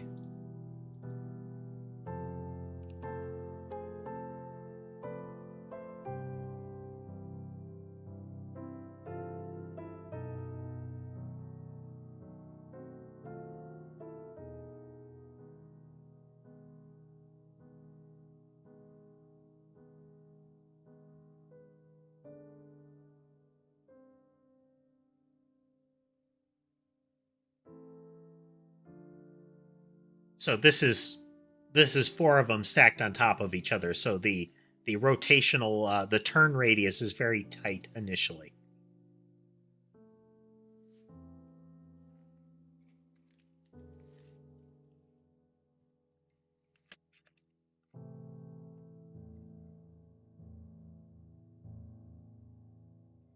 We can see that it is expanding outward. Got the first chain of blobs breaking away now.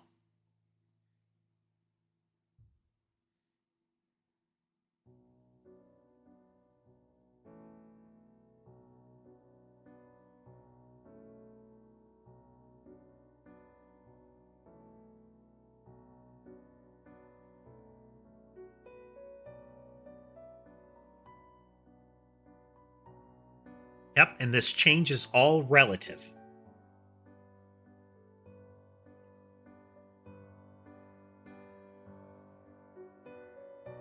And we never have to worry about it inverting at the end.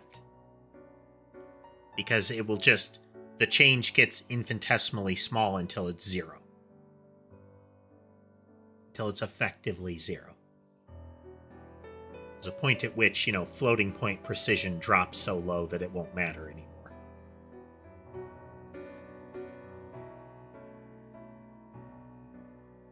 Okay.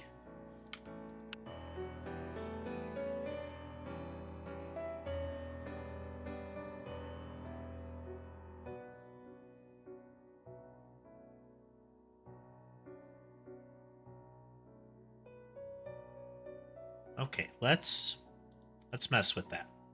Well, now let's make it so it's modular. So our angle increment and our angle increment change, we need to, this can stay static. Well, okay, we need to work on this. This one is going to be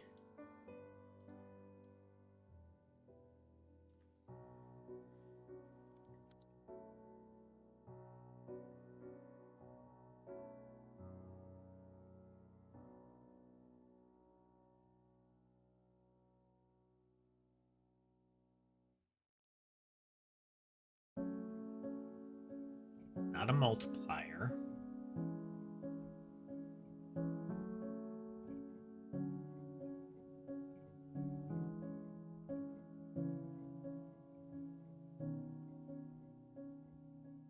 We're going to keep it at change. I can't think of any other way to do that.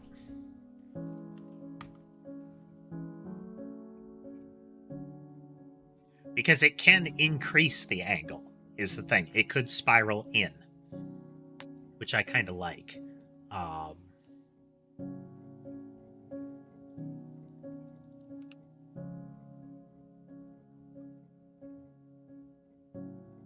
So here, if we do...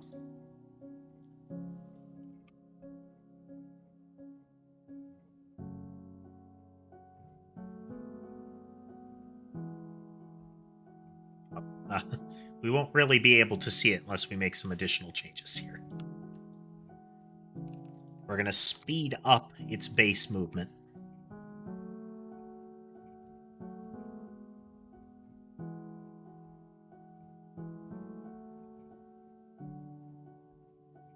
So it should tighten inward.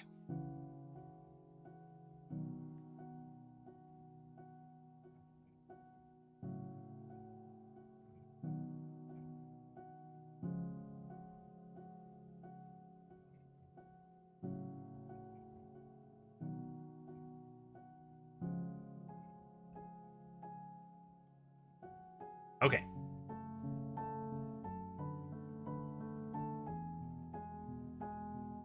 Just for gratuitousness. Which is the whole point of the game we're making, is gratuitousness.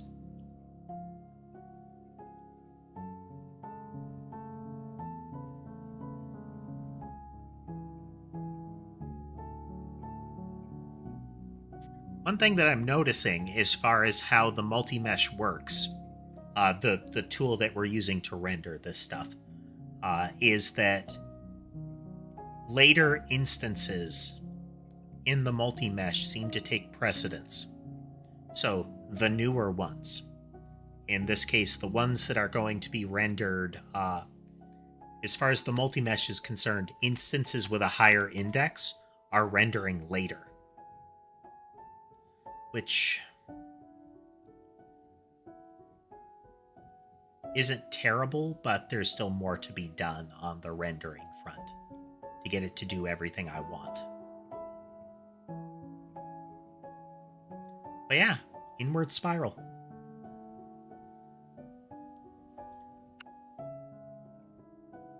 Just a quick commit.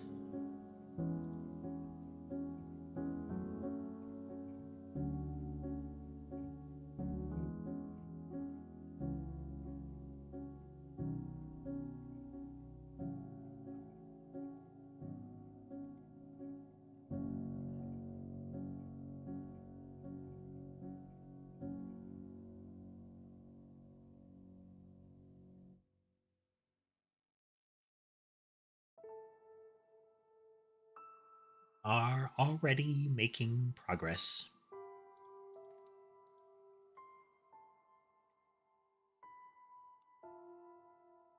Yeah. Yeah, that was the correct call. The correct call was percentage-based decay. That way we don't have to worry about it going too far one way or the other.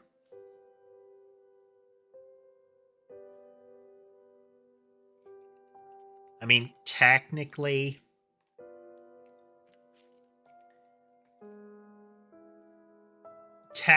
this can wrap. Given enough time, this will wrap. So here, let's...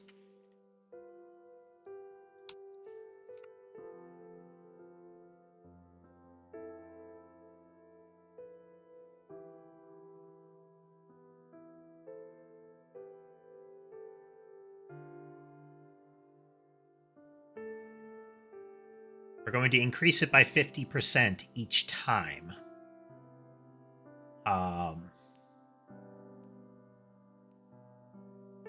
Actually, let me look at that math here.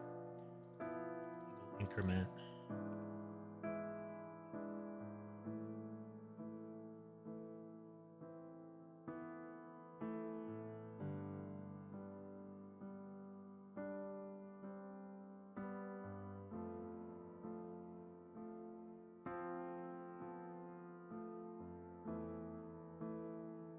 Yeah. So the angle increment is, this whole increment is increasing 50% each time. So eventually, this is going to exceed 360. Yeah, let's give it 1.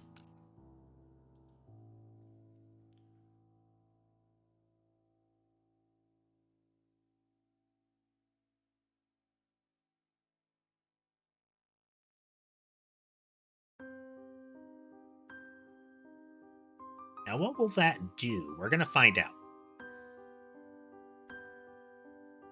We're seeing some aberrations.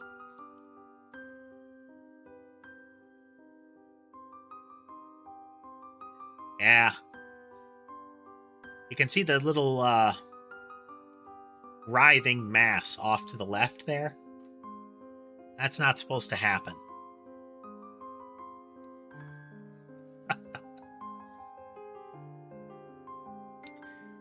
So what's happening is that once the number exceeds 360, we start to have a problem. Because it's just going to get worse from there.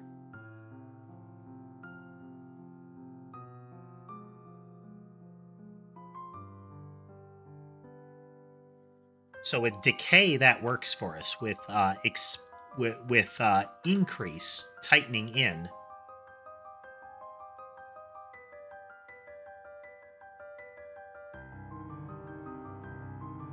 here we can actually just tighten it way down and just show you one of them in action.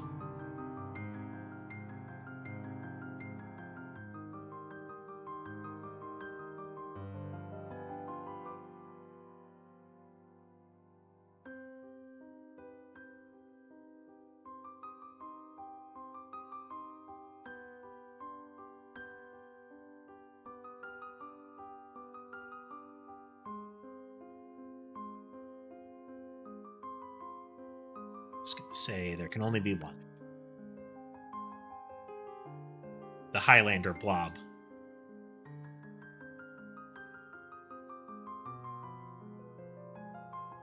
degrees, spirals inward. Speed of rotation is increasing. And now that 50% is starting to be like 50% of 360, 50% of that, 50% of that. I'm sorry, like double. Until eventually it's going wild because the next rotation can be anywhere.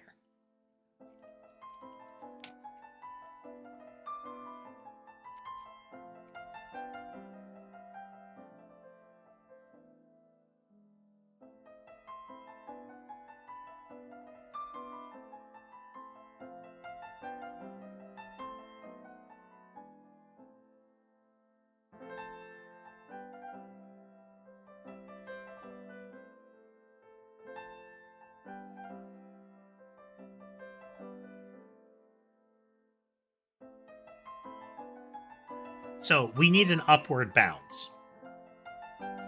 It's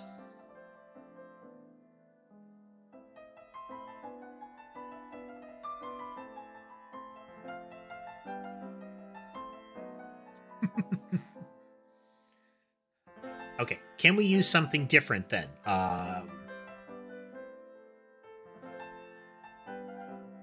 Is this where that log will come in?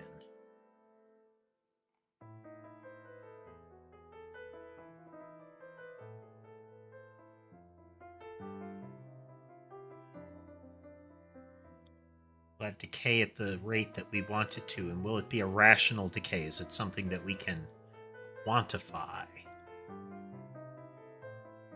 10% is already hard to quantify.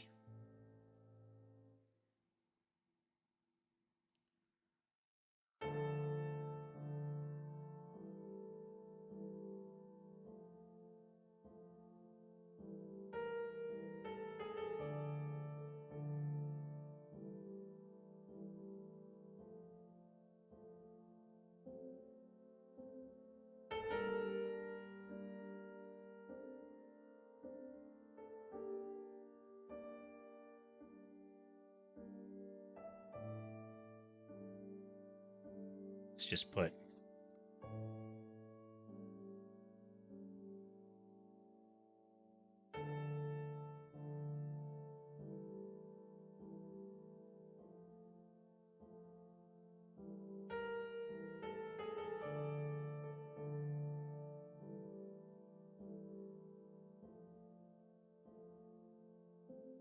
we don't care about the current angle being changed. What we care about is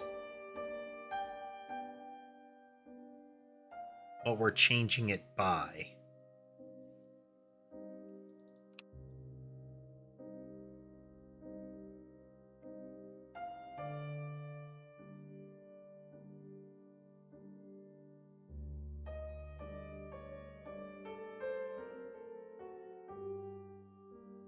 Let's reintroduce this little bit.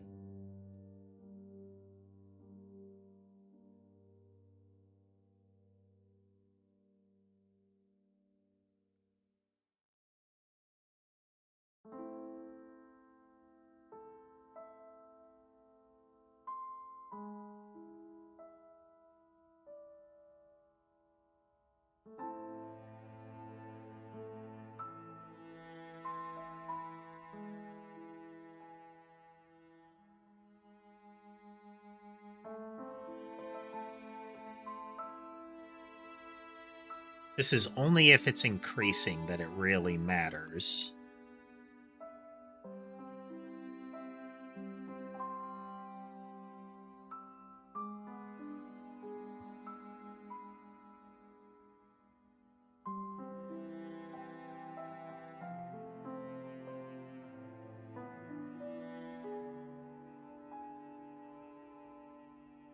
Effectively, we need to cap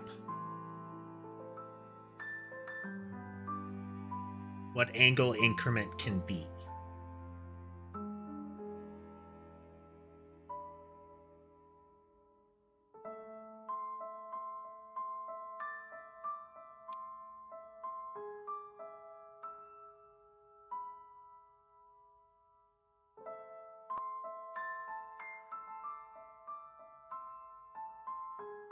This probably isn't right, but yeah. Not correct.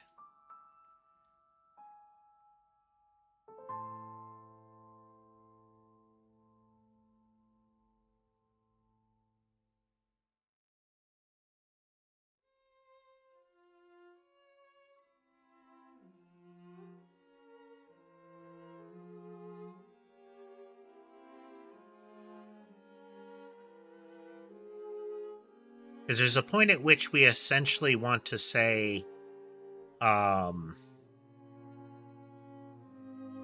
stop.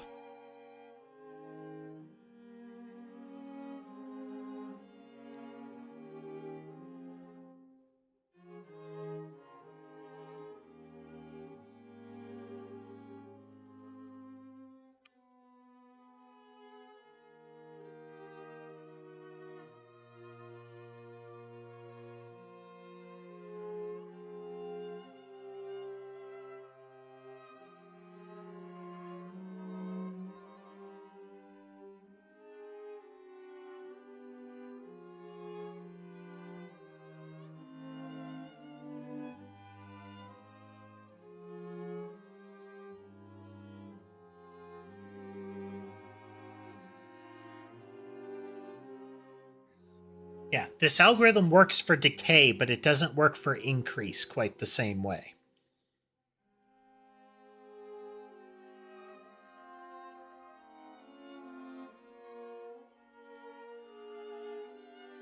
Having a finite boundary isn't quite right.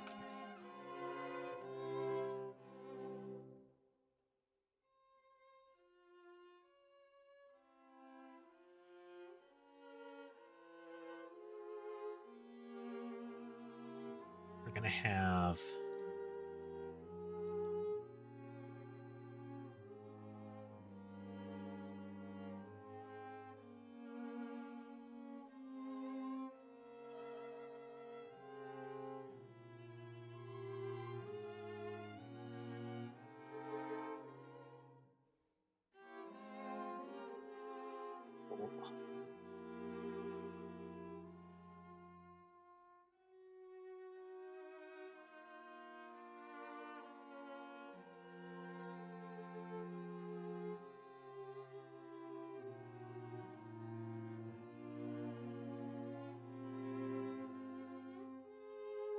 So part of what we were running into is the idea that we don't... It's not a matter of what the actual change is, what the angle increment number is. It's what it is related to where it started.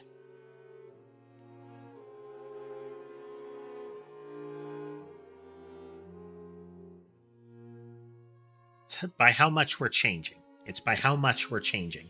Once we start changing by greater than 360, it starts to lose meaning. Because the minute you hit 360, it's don't rotate. It's do nothing. Can we contain it?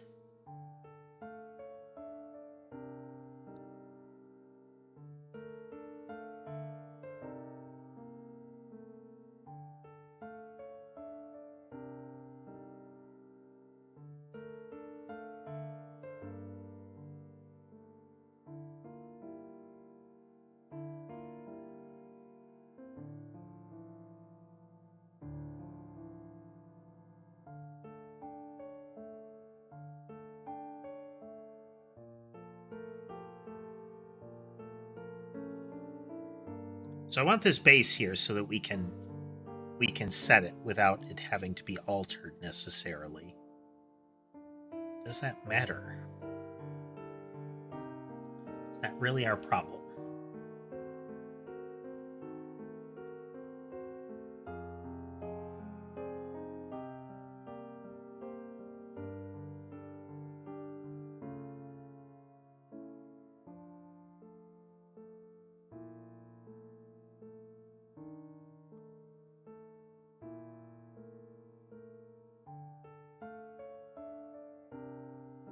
Just gonna brute force this a moment here.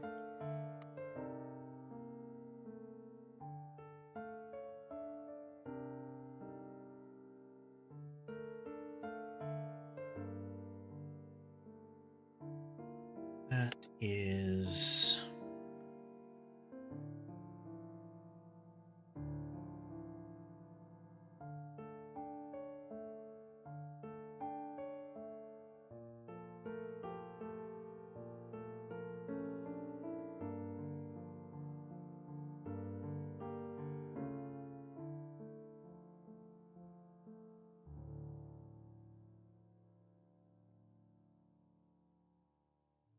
What we're going to do is we're going to say if the increase is less than 360 degrees.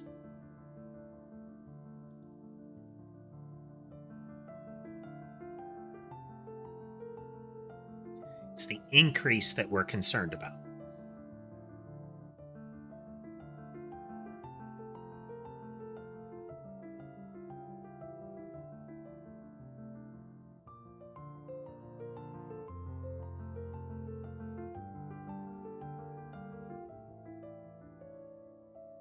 Why it changed, I'm not 100% certain. Let's...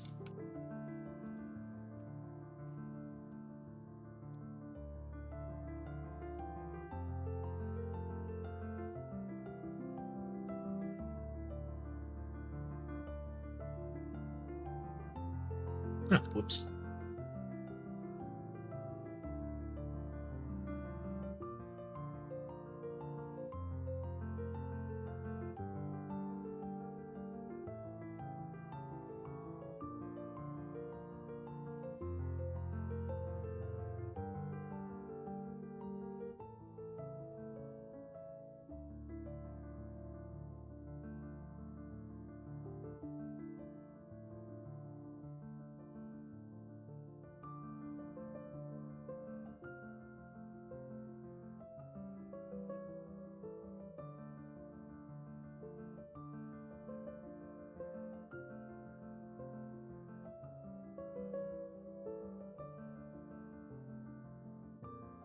There's a little hitch in there, and I don't know why.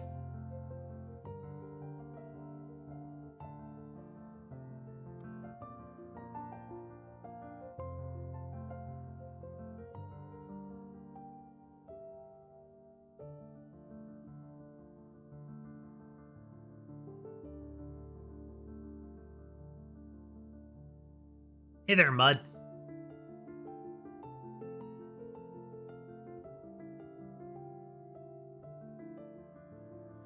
We're doing good. We're doing good.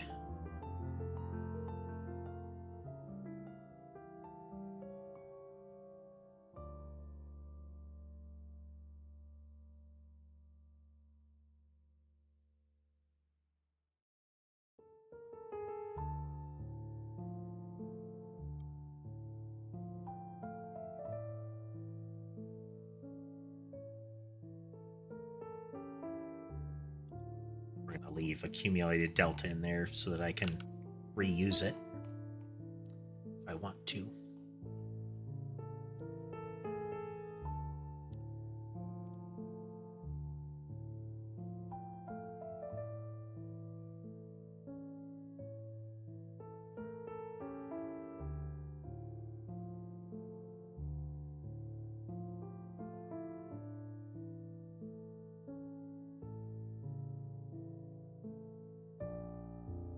It's kind of hard to see the center since the blob bounces up and down. But there's a bit of a wobble in there, and I think it's just it competing with the other motion. So let's see if we can narrow that down.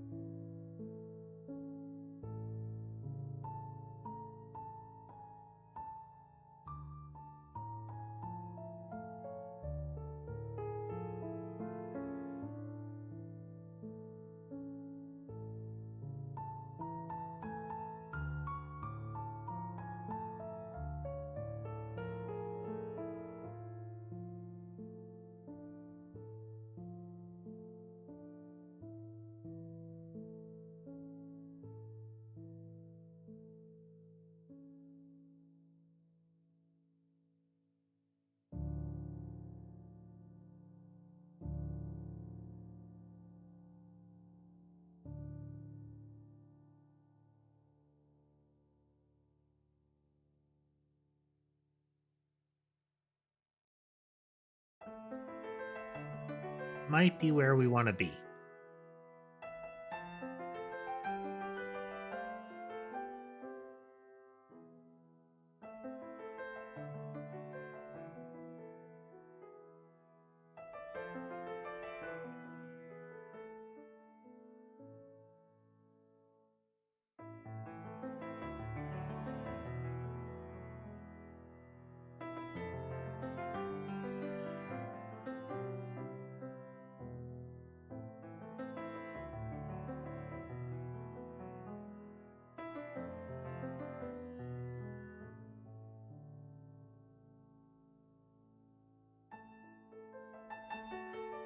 Now, we're going to need to deal with the horrible shake, but, you know.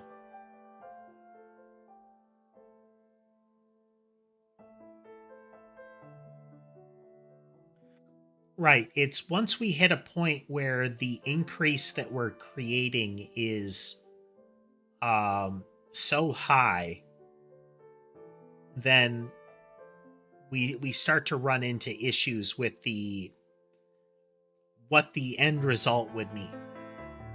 So the minute the angle exceeds 360 per addition, then we're starting to get into territory where we have no idea what rotation it's going to end up on. So it might as well be like aiming randomly. This jitter is kind of painful to look at, but I think there's further stuff we could do to smooth that.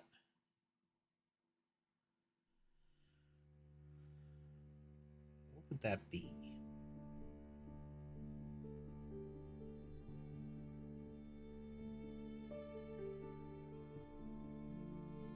I think that would have to be on the final motion side, is that we don't move if there's too small of a difference each time, you know? Some sort of smoothing. But kind of an extreme example. Hey there, Dorothy. Kind of an extreme example. All right, all right.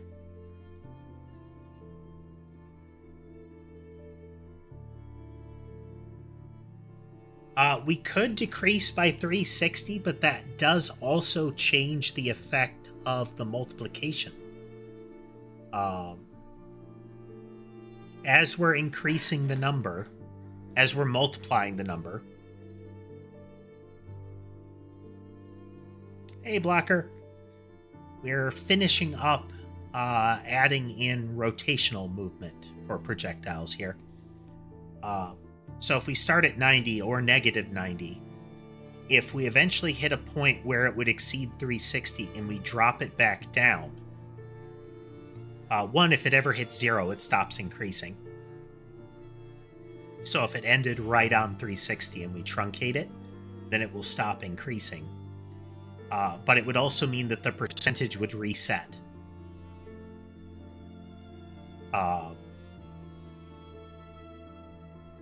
So the rate of converging would come to a halt.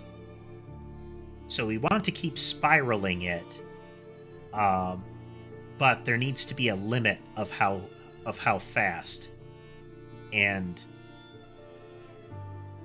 we don't want it to be 90 is the limit. And I think 180 is still too much.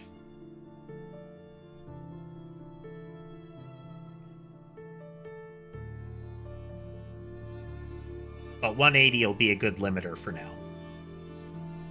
What 180 is doing is it's making it jitter back and forth super fast. Let's say, let's do another test. It can never go back and forth.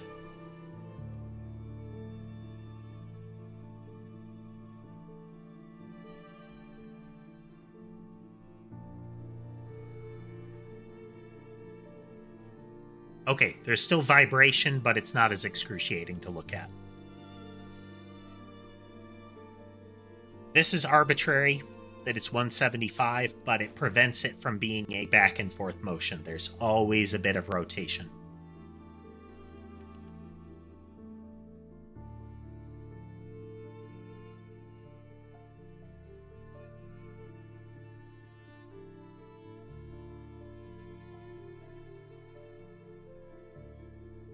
Well, longer term, this can be refined. Oh. This is our base.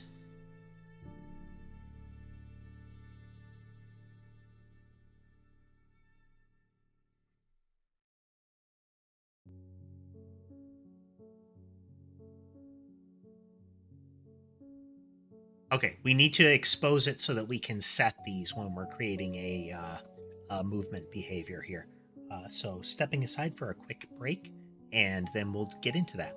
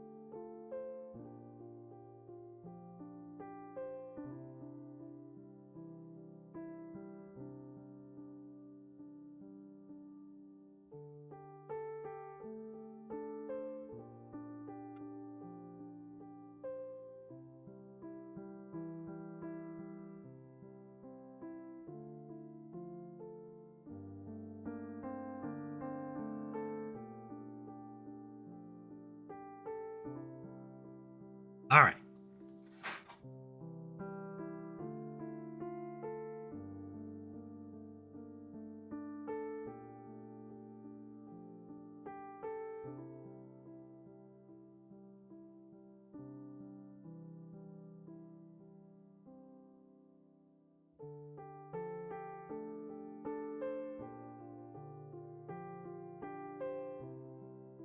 Okay, so we want to set it in degrees. And we're going to set the amount of change as a percentage, as a fraction of 1.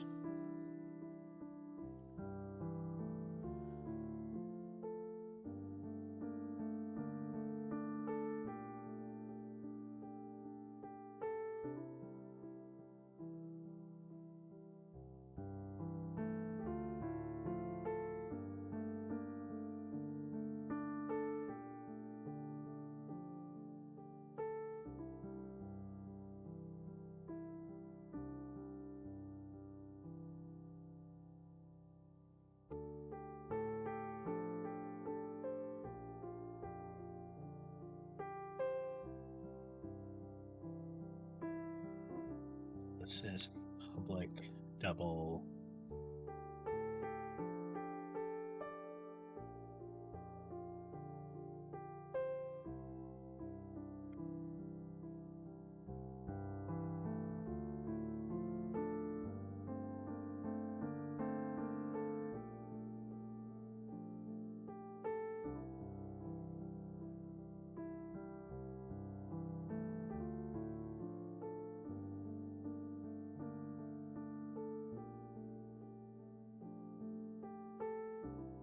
This will be a method.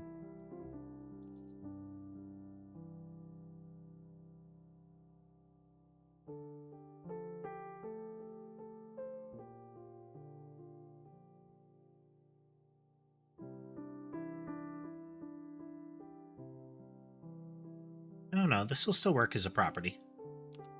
We just need to have a special set.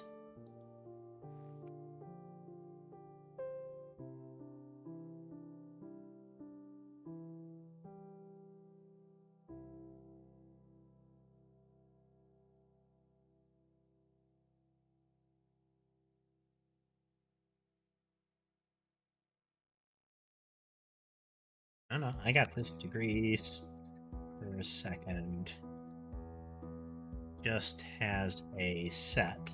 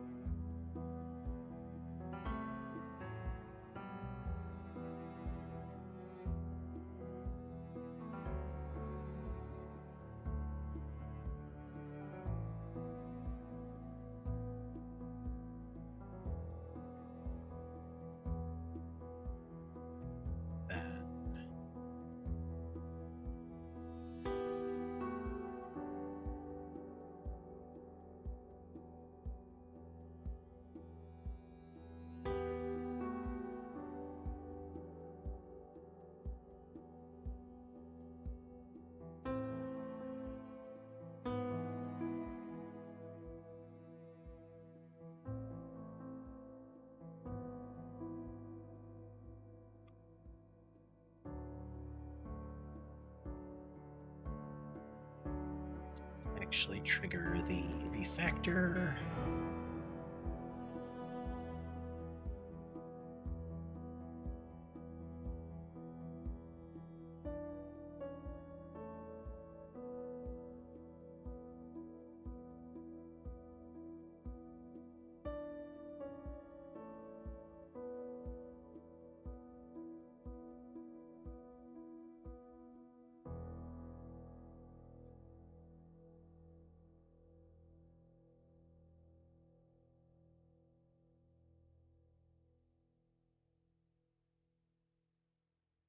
So it'll either increase or decrease by 10. It says a double.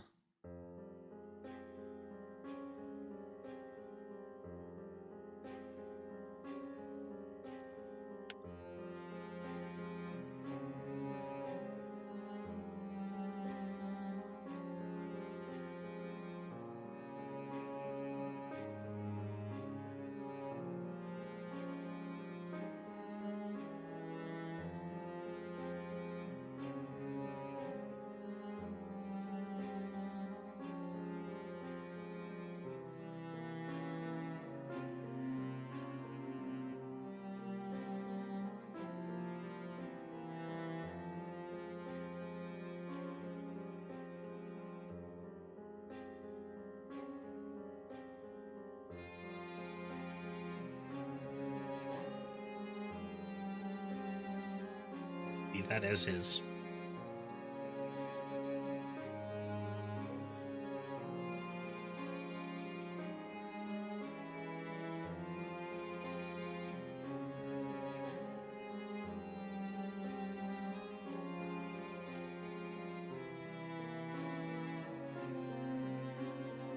Id.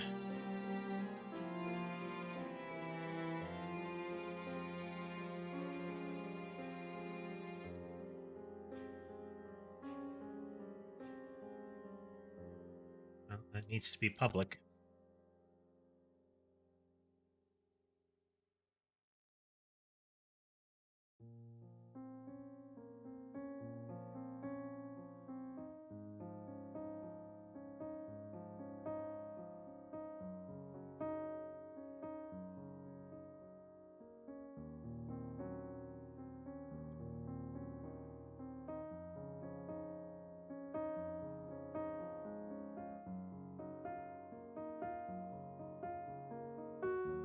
Okay, we change these back to public because we need them as part of the copy process.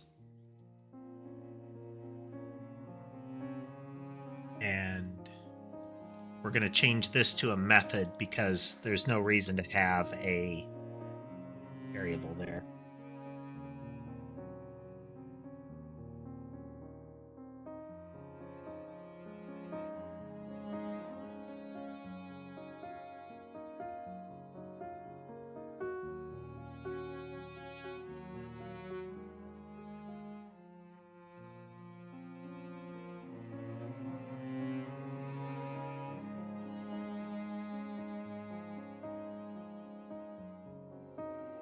So if you want to, you can set it as a radian directly, but you can also use set degrees per second to do it. This will copy over the angle increment. It will copy over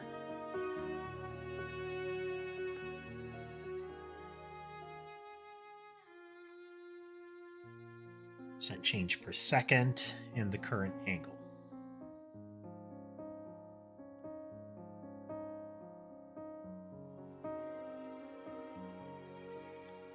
Then in our catalog,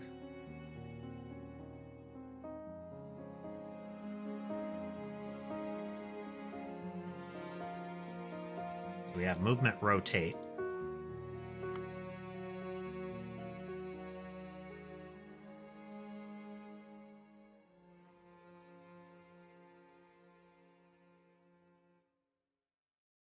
We're going to have rotate out.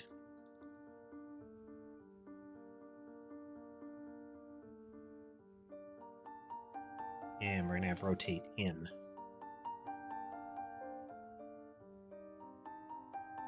Rid of the existing rotate so that it pitches a fit.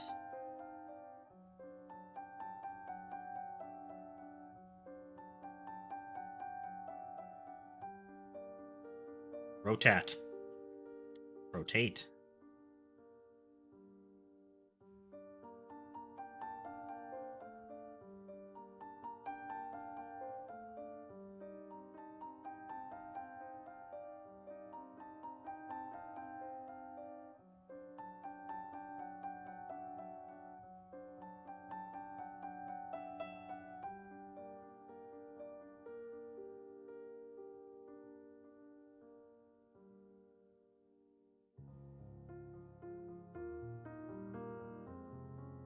Consistency.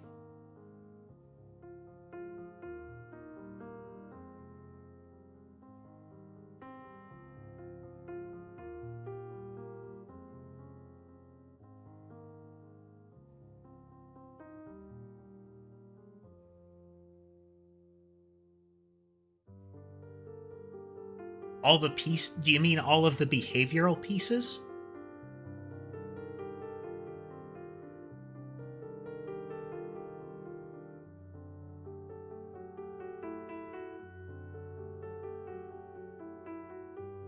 Yeah, I'll show you in a minute.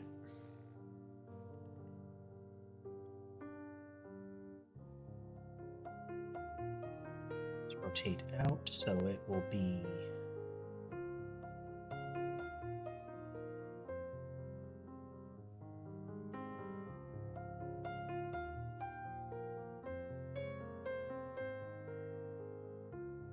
and we'll have to tweak all of that, but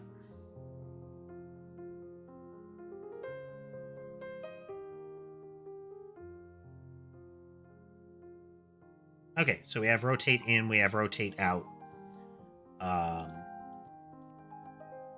Okay, it's going to start out moving left. Then it's going to up.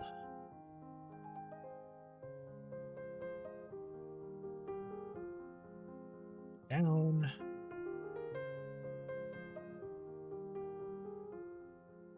Actually, it'll go right, then down.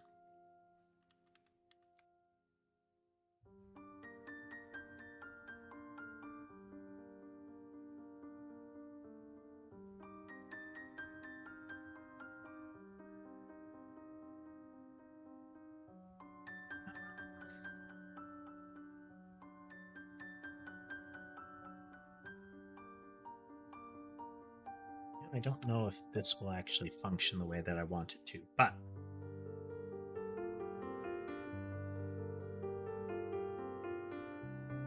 so then let's see, then it will go down, then we're going to rotate out.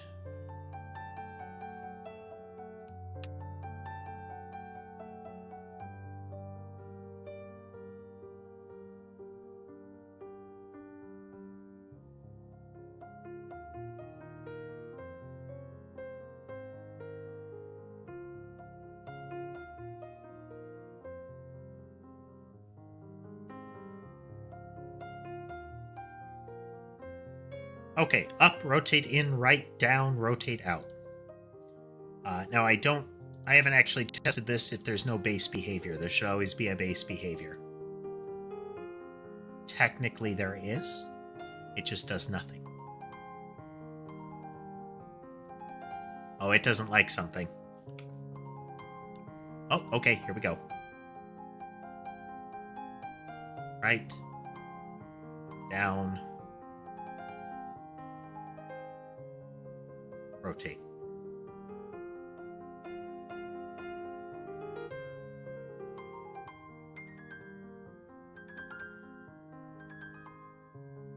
I forgot that because the first movement was gated, it was sitting still for 3 seconds. Alright, let's make it so it's easier to see this.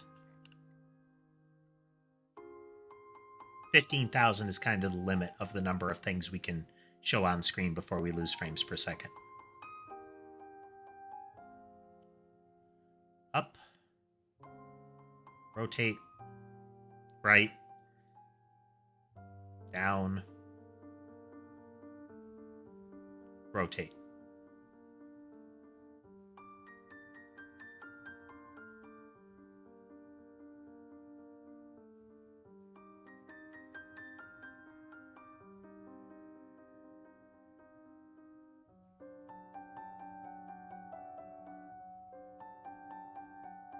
Now, would you want this in a weapon in the game? Probably not.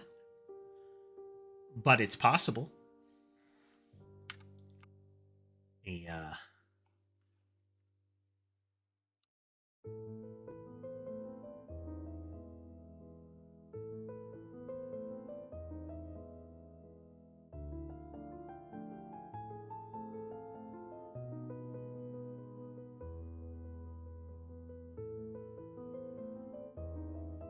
Yeah, I had it moving too quick as far as how many it spawned.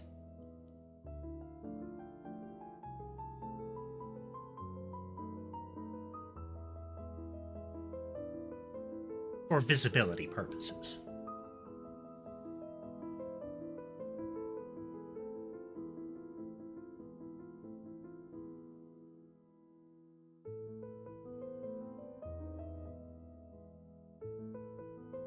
It's weird, but it do what it's supposed to do, given how I set it up.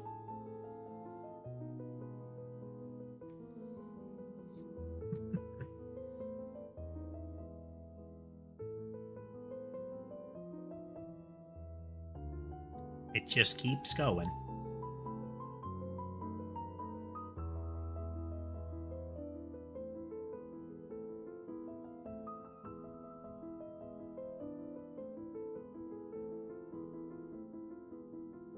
Okay.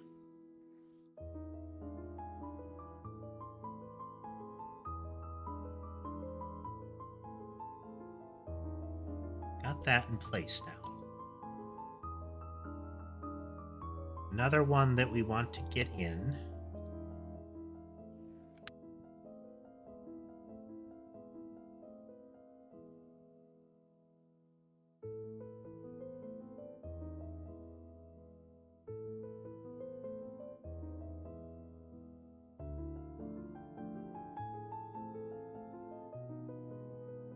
Okay. With a wave, we have amplitude and frequency.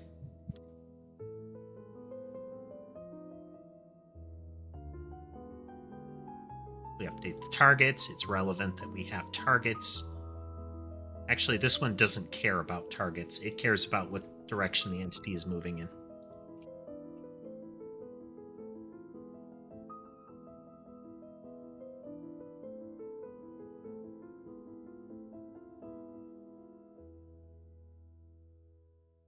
Going to take the current movement and it's going to add a perpendicular vector according to where we are on the current curve.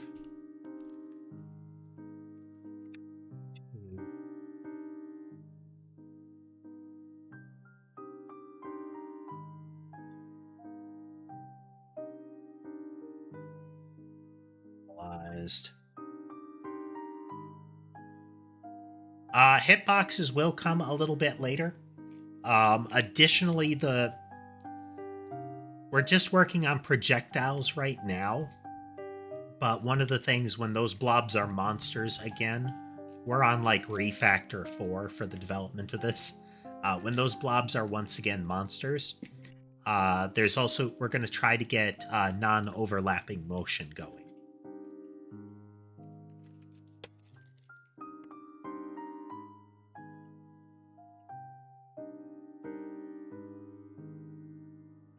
It's not using Godot.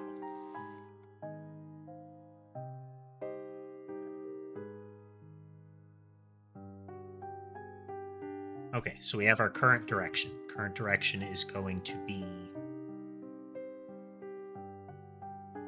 whether we're doing a 90-degree rotation or... Yeah, okay.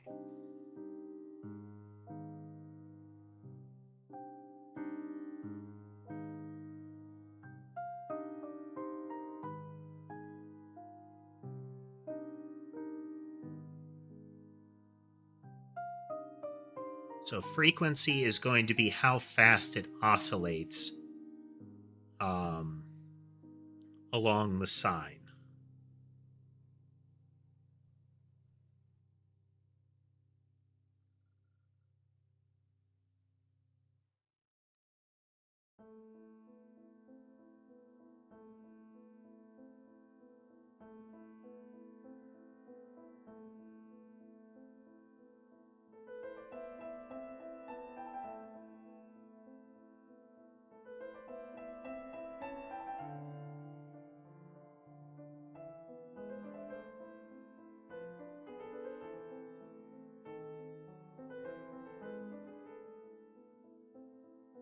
So frequency is fraction of the whole cycle per second.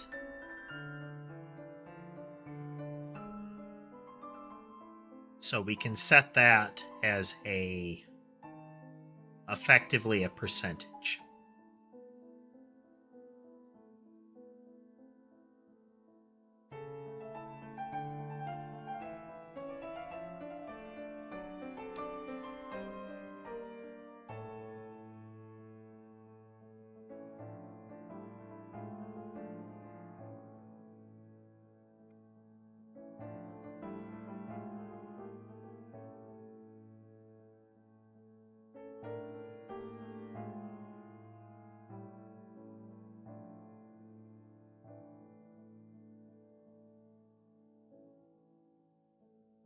And then the amplitude is another multiplier that is how long the arcs are, which should just be a multiplier on the impact of it, because we're going to be shoving it left, essentially perpendicular left or right. Perpendicular assuming that we're facing up. Or up or down assuming we're facing right if you want to go with a classic graph.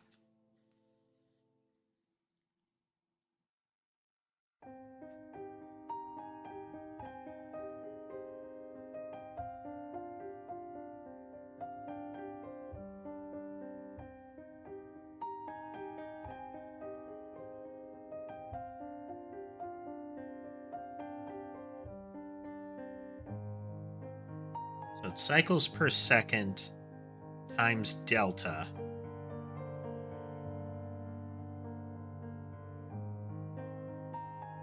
Times 360 is what we're going to feed into the sine, I believe.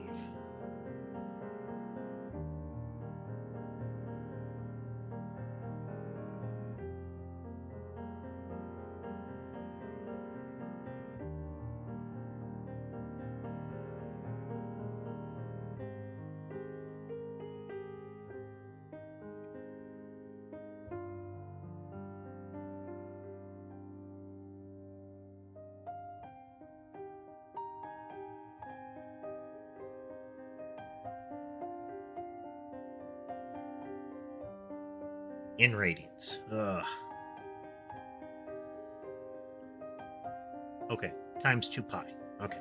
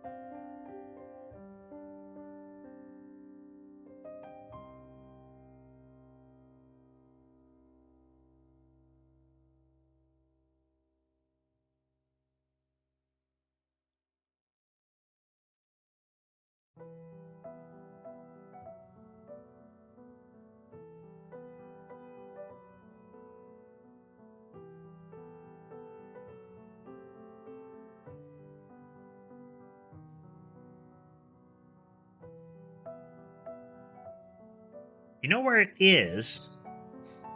Then let me know. Because in Godot, you've got degrees to radians, but...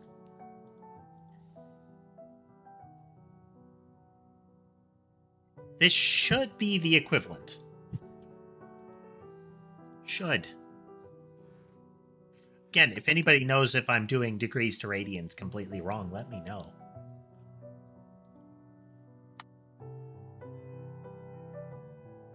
Looked up the math for it, and that should be it, right?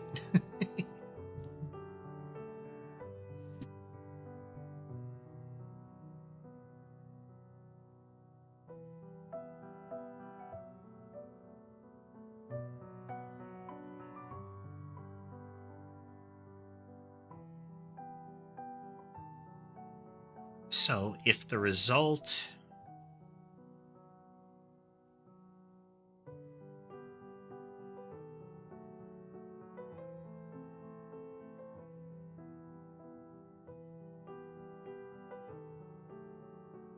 this is just like with the rotation one. We don't want to mess with the...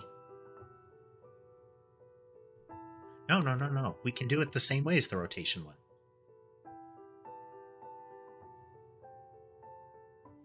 Oh, I see what you're getting. Yes, I should have a global calculation thing. Yes.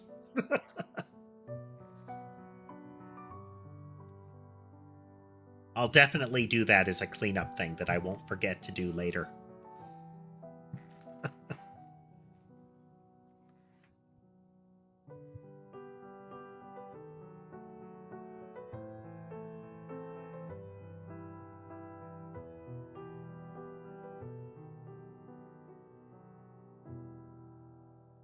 Okay. Okay. So we're going to say that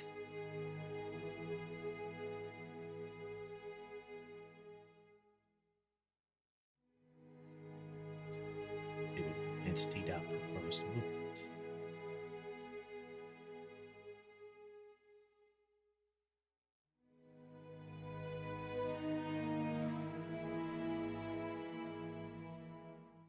Rotated.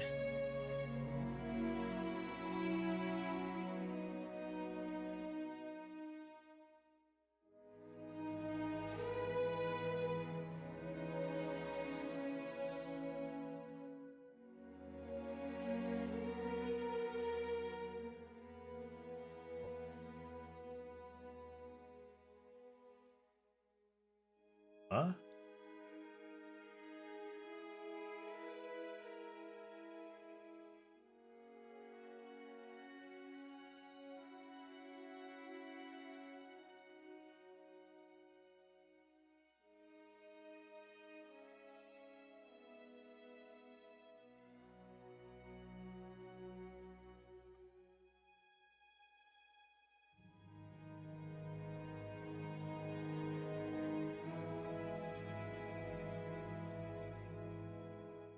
I wonder why it's like eating like it's eating part of the first few letters of your text there. I feel like that there's a in some language there is a profane term.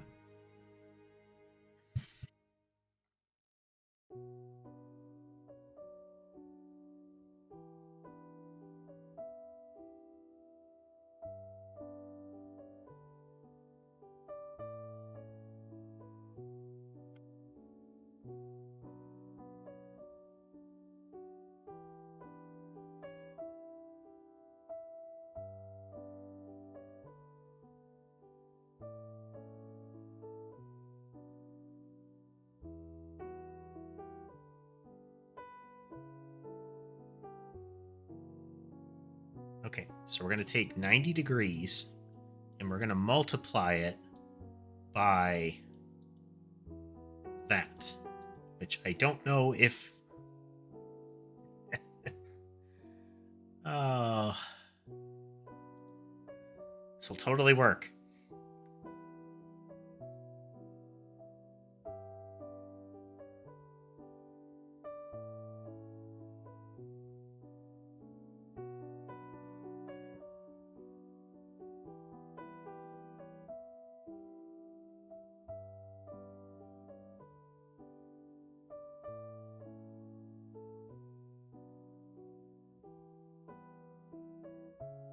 Map F. Huh.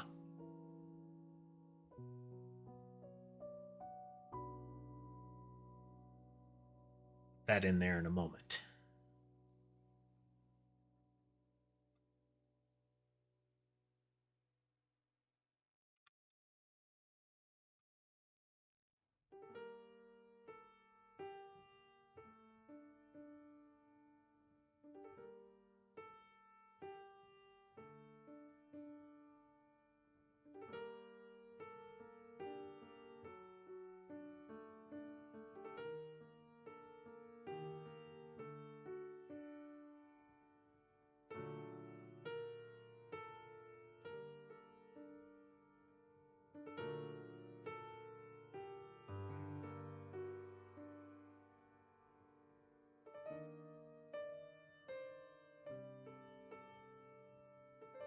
Then for the entity, we are going to just move right.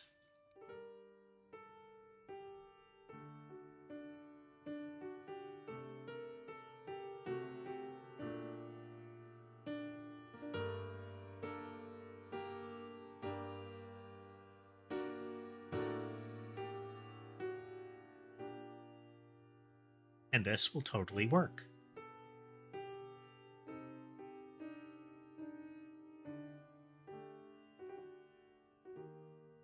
But it don't.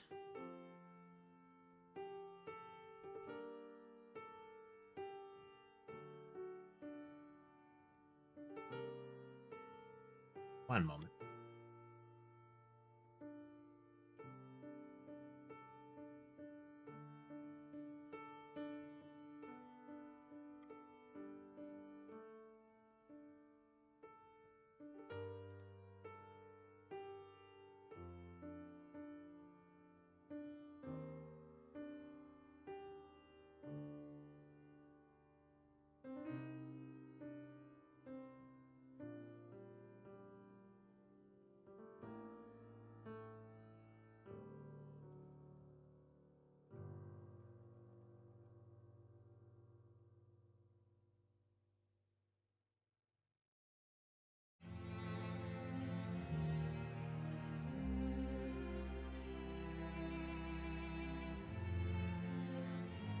Okay, math is wrong.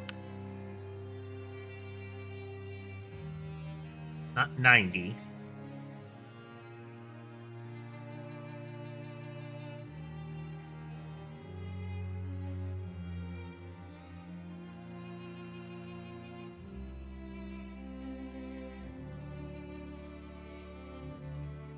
So 0 to 1 is negative 90 to 90.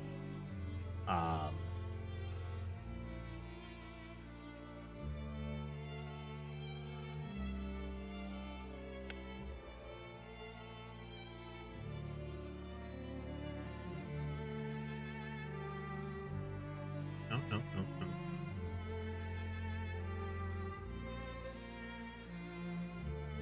Boy, we're gonna have to clean this up in just a moment. This is a mess.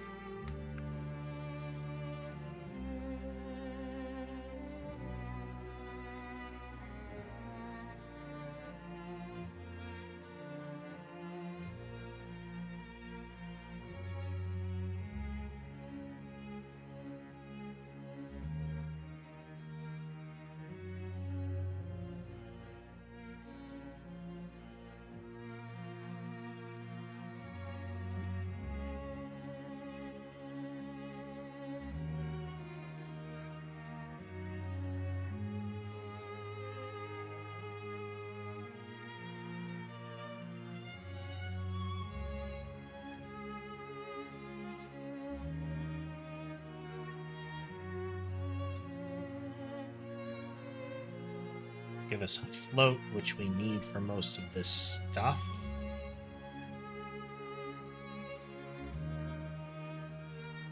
I'm going to do most of my calculations in double before it gets to it, so we'll use...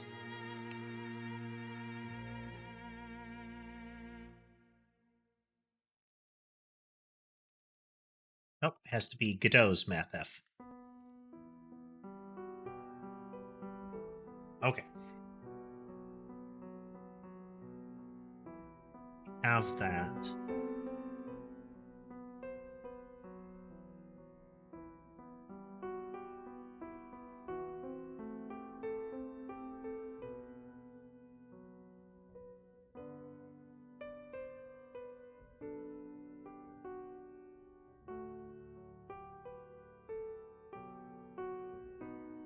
Okay, so this will be a value from 0 to 1.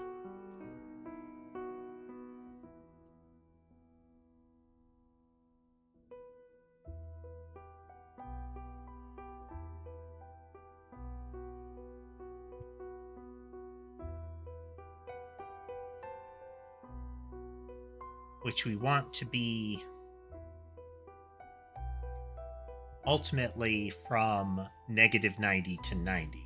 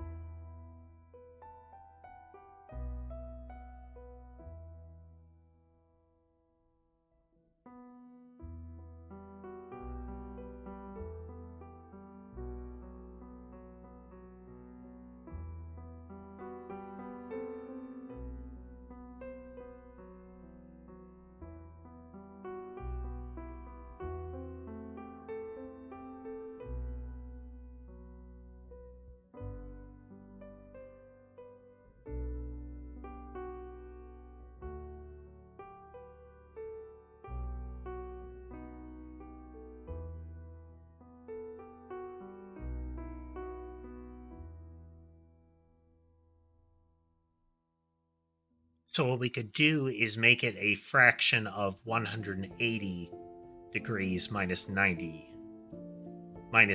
at the end.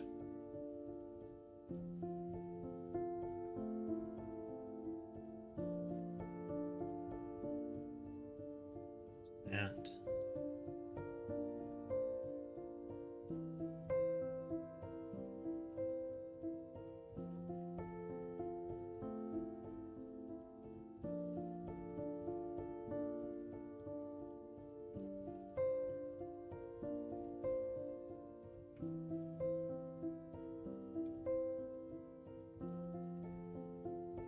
Equal 2.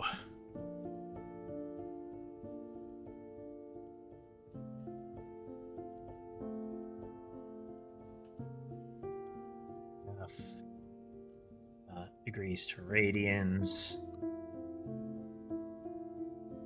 80 times result of sine minus 90.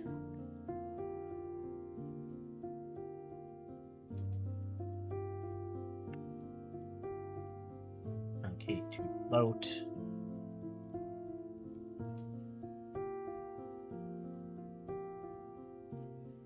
We could force it here and save ourselves a typecast, but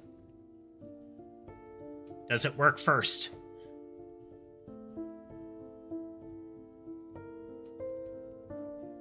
No.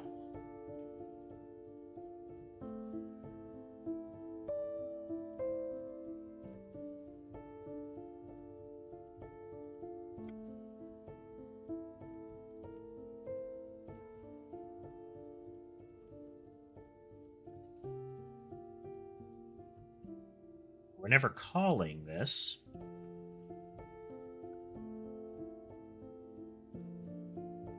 Might be why we're not seeing the result that we want.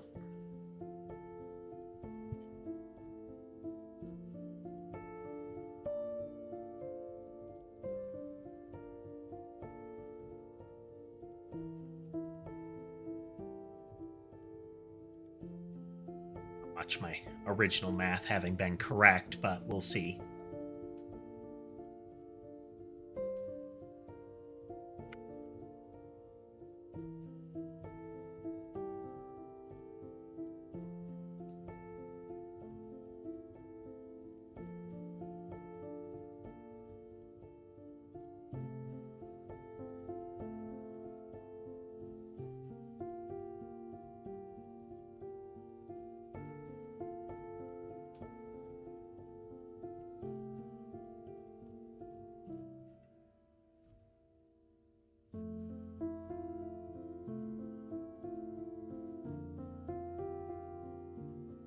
Not correct.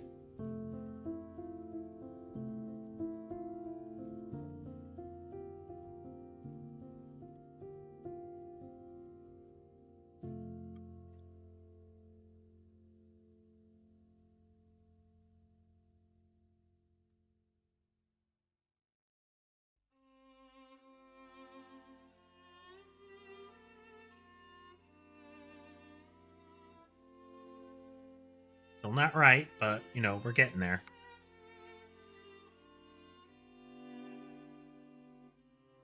It's current cycle that we need to...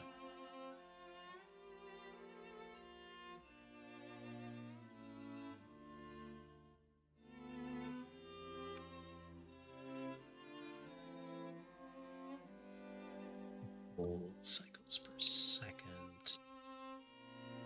It's delta.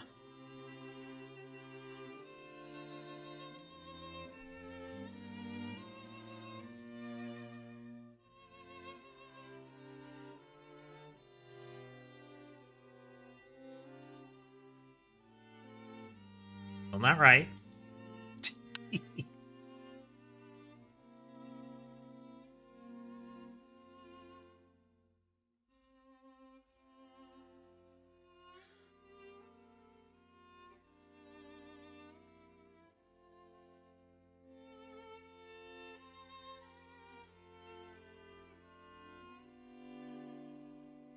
This is a loop. It should always be a fraction. But that shouldn't actually matter, because we're multiplying it by 360, so we should be getting a different result each time.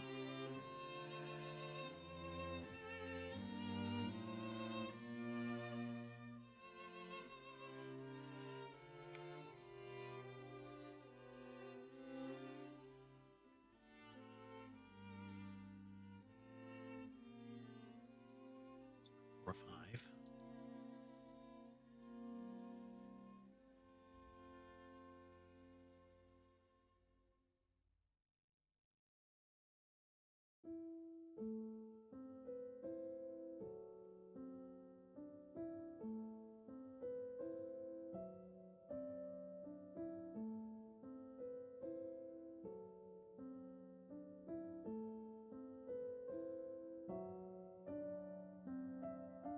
We're getting weird results in rotation there.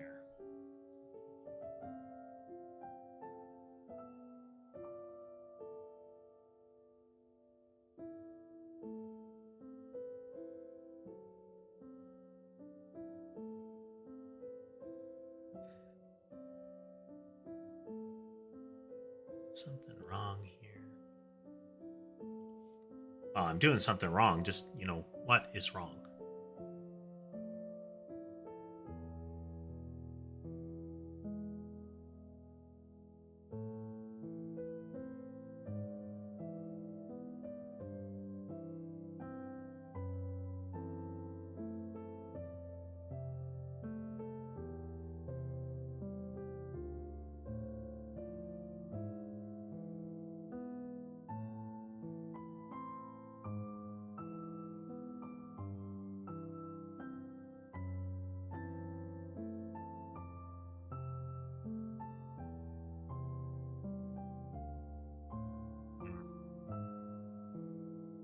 Hmm.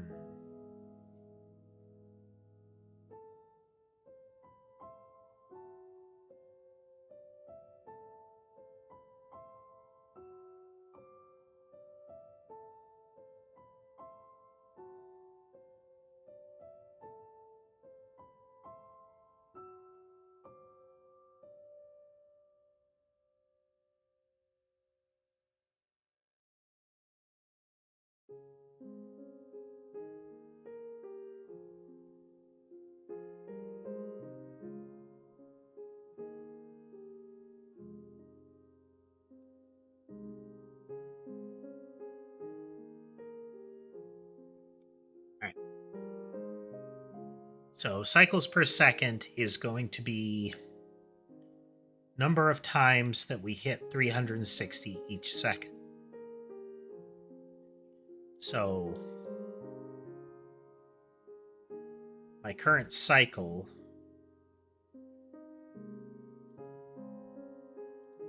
should always be a number between 0 and from 0 to 1. Doesn't really matter if it exceeds 1, though, because this should still deal with it just fine.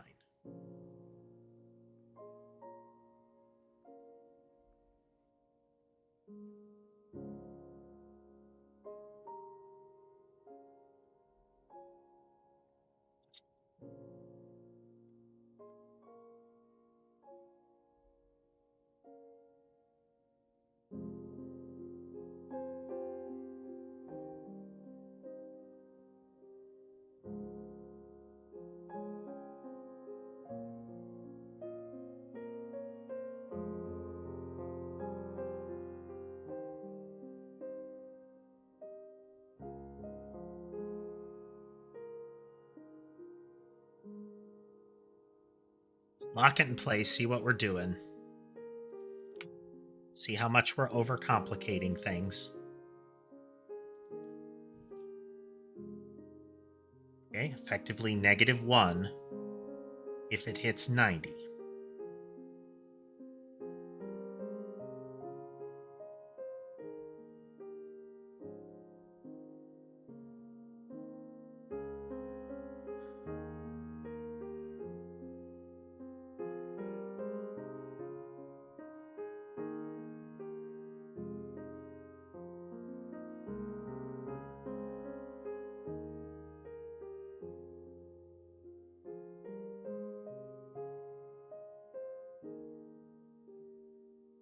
We do from 0 to 90 as far as the degrees goes.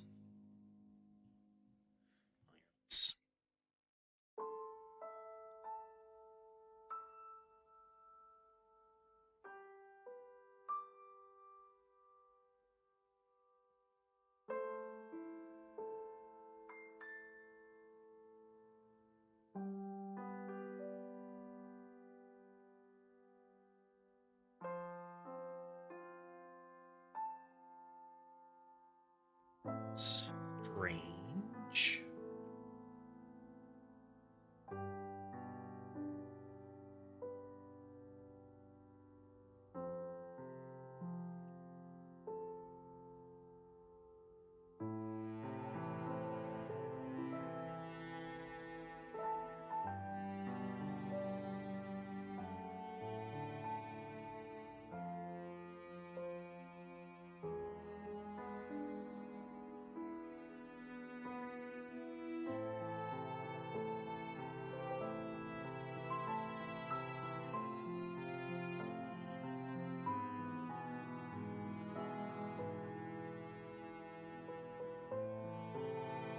Course of it, the 360 should equal 0.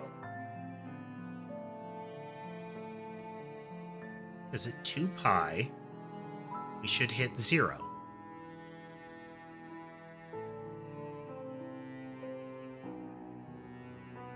Sine of 2 pi should be 0.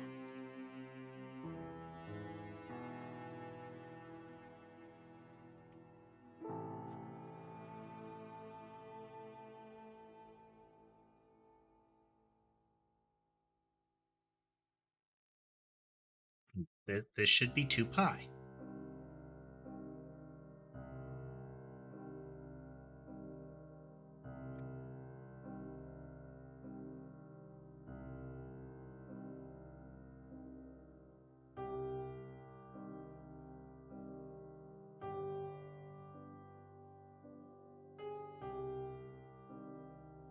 I'm missing something here, clearly.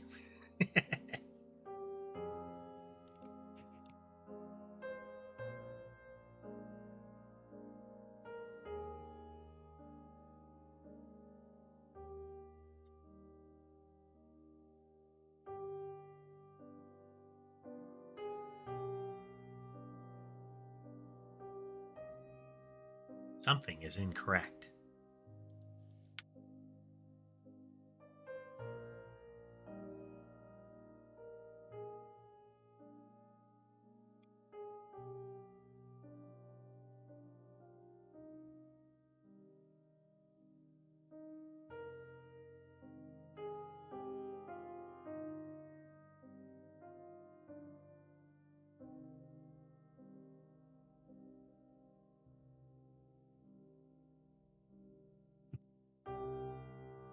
Am I going mad here, folks?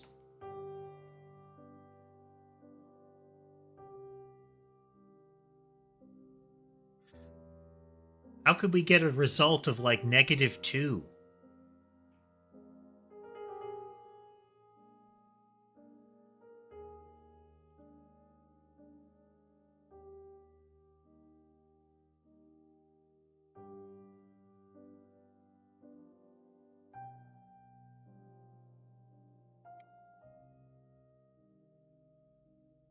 Yeah.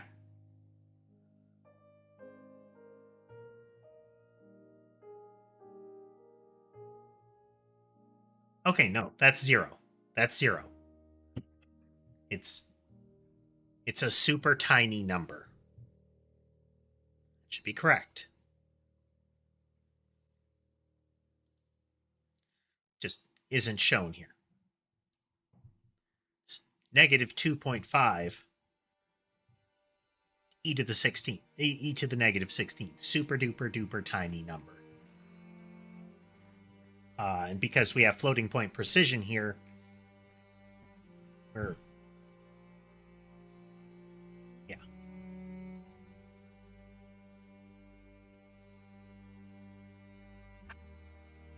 Hey. Okay.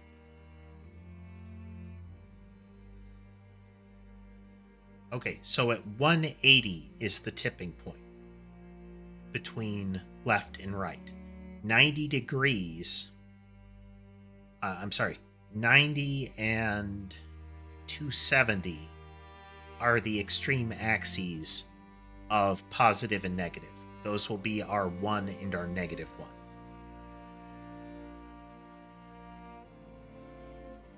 But that should still cover the bases. From 0 to 360, we are getting some amount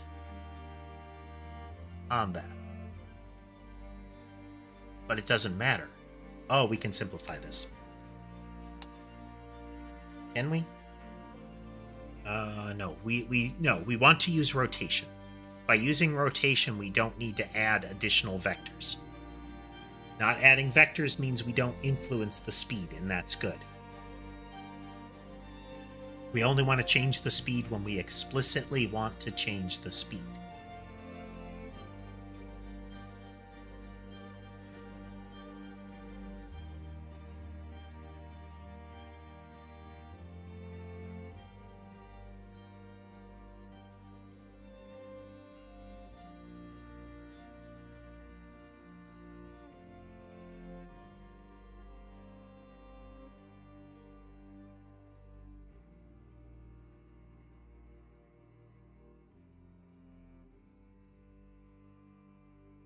So it should still be, if we have cycles per second, that's going to be a multiplier on delta. Right there. So our current cycle is going to be a fraction of 360.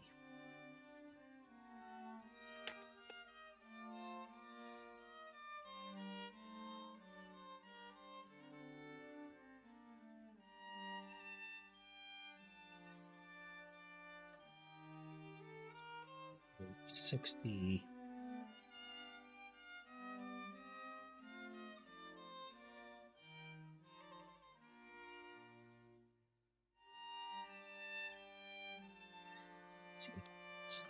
$60. Smash it back down. Because it should be able to loop. It's always able to just loop around and resume the cycle.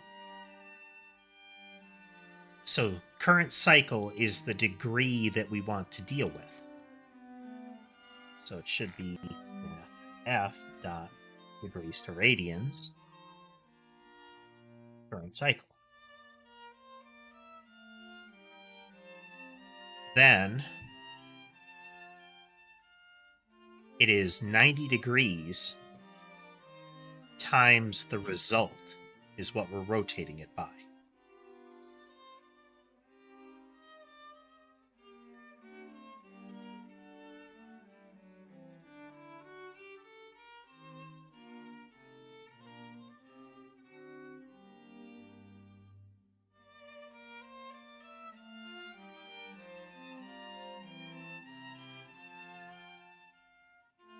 So that should get us kind of a metronome effect. Left, right, left, right. Okay, it's working.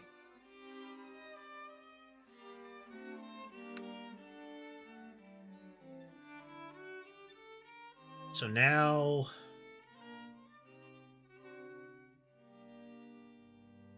cycles per second will influence the frequency. Amplitude will be affected by how fast it's moving.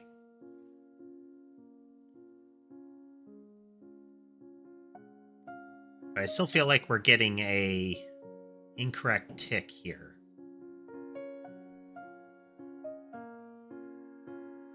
Let's amplify it a bit.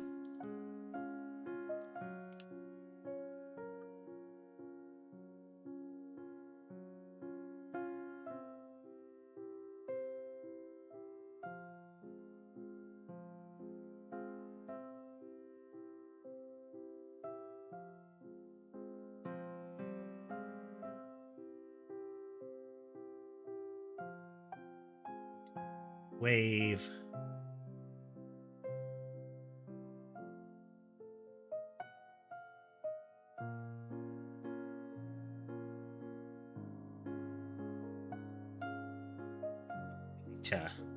need to limit it down to just one if we want to be able to see the results of this properly.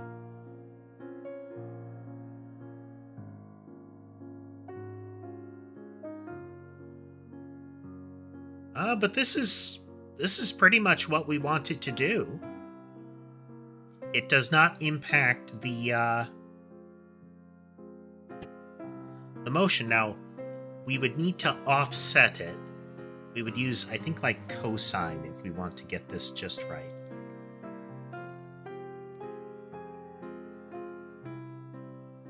We'll offset it a little bit. There we go.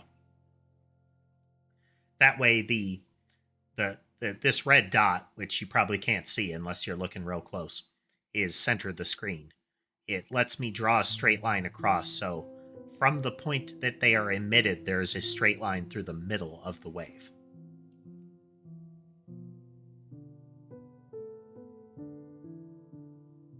Yeah. There's wave motion. Let's mess with it. Boundary test here.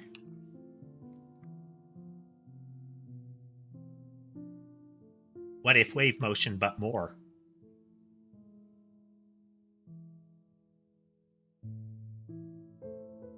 Unexpected.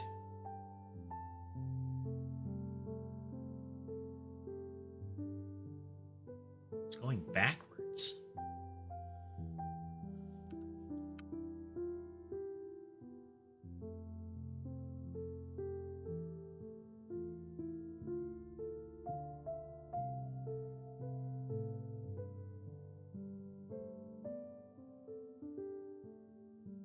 Still going backwards.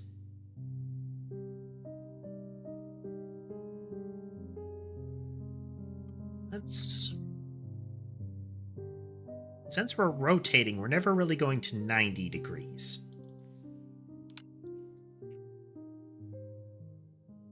We want it to be an arc, not a S-curve, you know?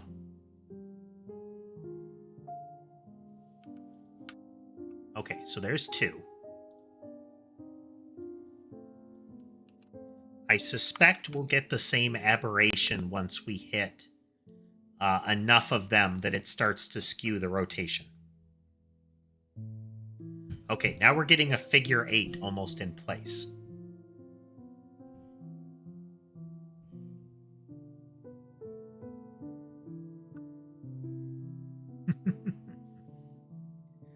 But with just the one,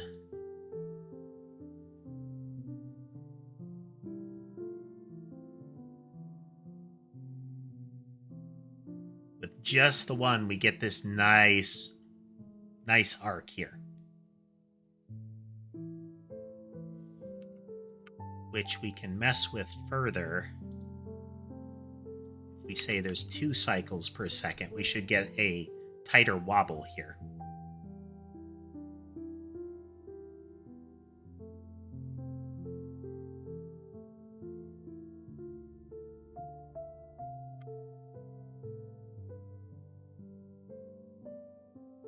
This isn't quite right, though.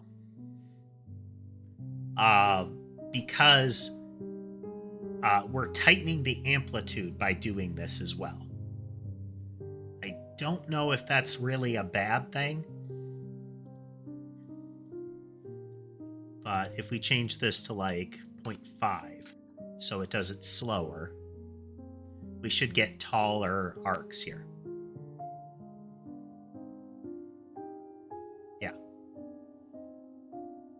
So ideally, the amplitude would not be changed here.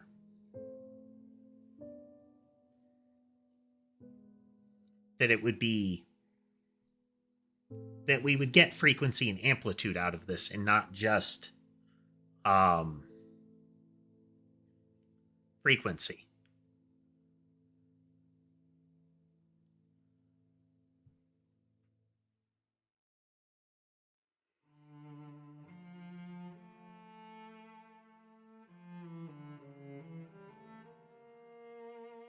That's actually something I've thought about a little bit, Parakeet. Haven't pulled the trigger on that, but multiple sine waves or multiple rotations on top of each other could be something where you need to just mush them together so that it's not like executing multiple at once, since they can have conflicting behaviors that would result in it becoming unusable, essentially. That triple sine wave there would make it unusable. Okay, so this is a this does not change the actual linear velocity of the projectile to do this. The speed along the arc is the same. Now, we could change the speed along the arc. Instead of rotating it, we can add a perpendicular vector here.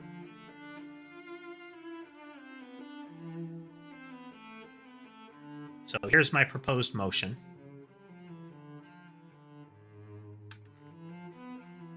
We're just gonna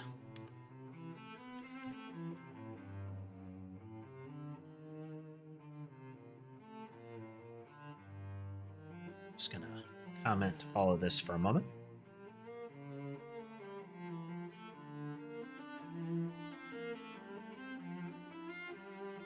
Normalized.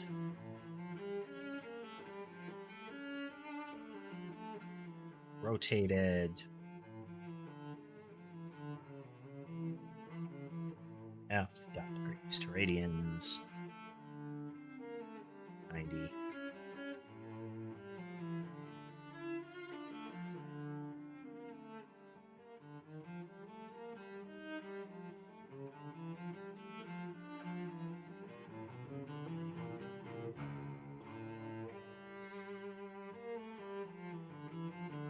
Okay, so this gets us a perpendicular vector here. Then our sine result is still pretty much the same thing.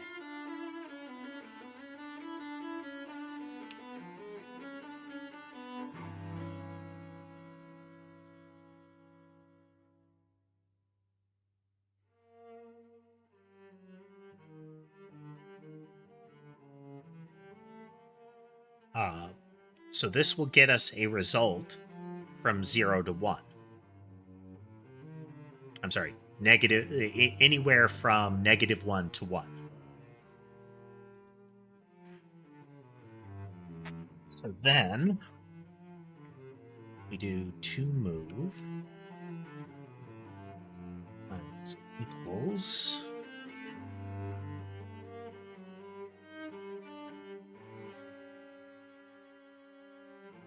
sine result times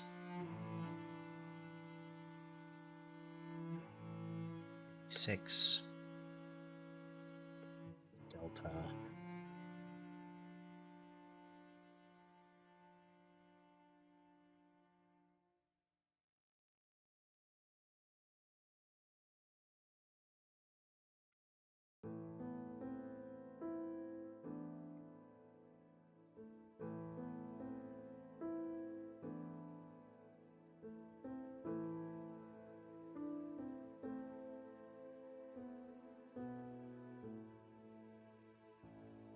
the opposed movement equals 2 move.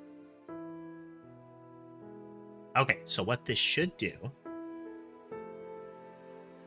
is right here, we're getting a right angle, a vector at a right angle to the current one. A normalized angle, so it's just a one length vector.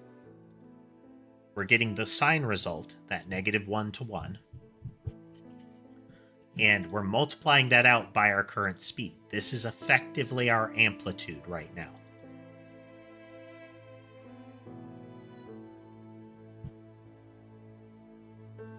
Might not work how we want it to fully.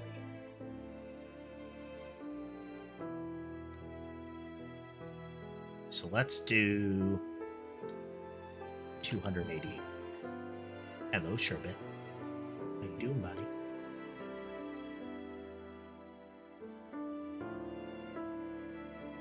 So this increases linear velocity, but it gives us the ability to have amplitude and frequency in here. So if we say cycles per second is now 2,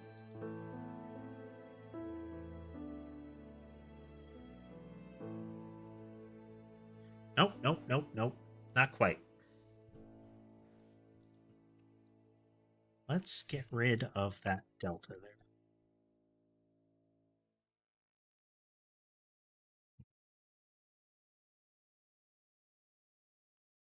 Wow. No, that's not what we want.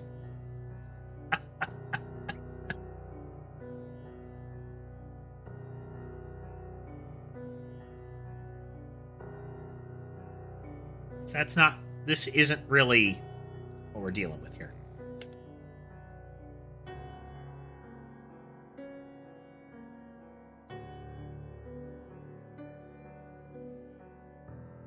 Because we're only applying that vector as frequently as...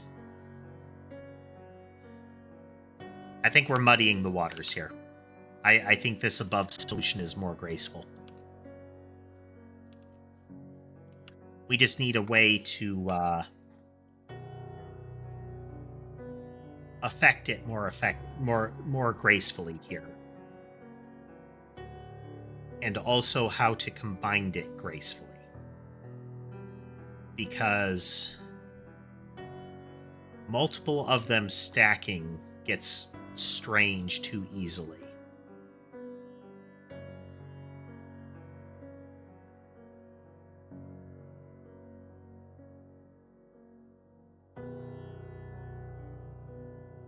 Because this affects the current vector, it is entirely non-additive. So, oh, but no, it's implausible that you would have both of these together. Here, we have, we're going to add another type of movement.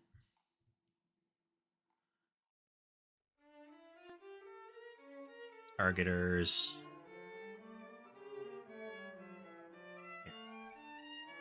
So we have basic movements. We're going to have one that's called continue.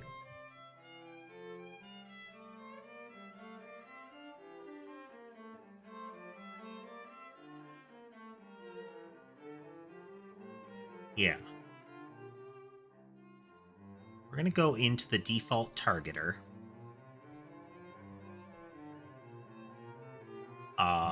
In its default,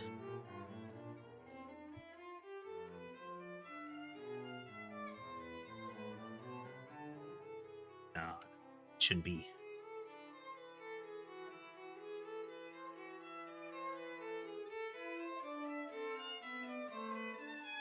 By default, it has nothing that it can use, and it would just return.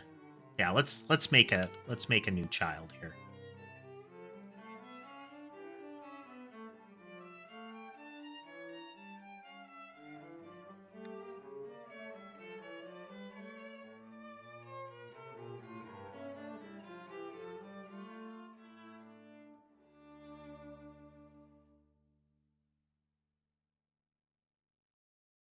It's largely going to be the same as target direction.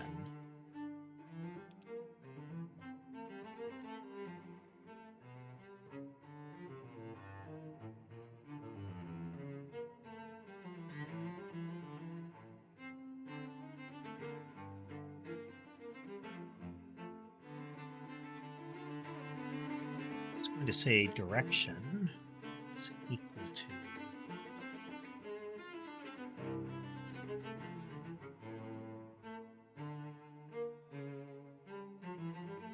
So whatever the proposed movement is, it's going to keep it going.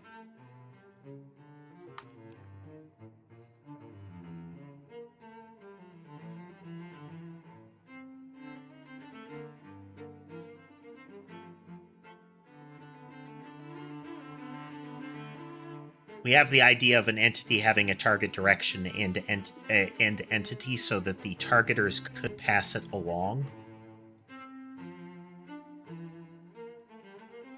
But but I don't have that implemented yet.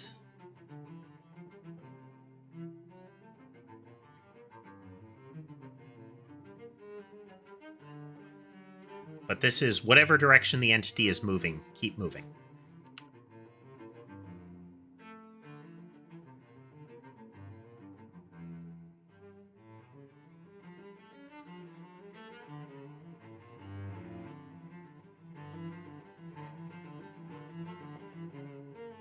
This.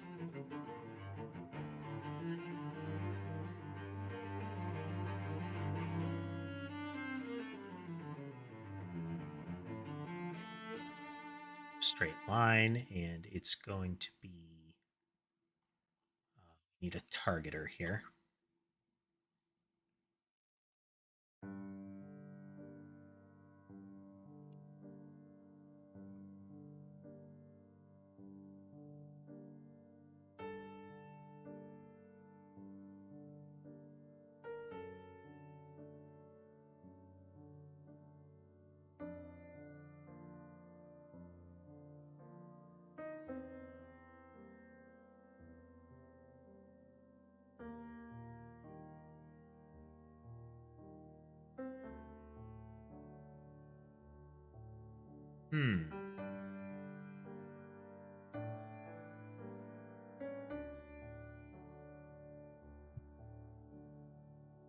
No, I think this is viable.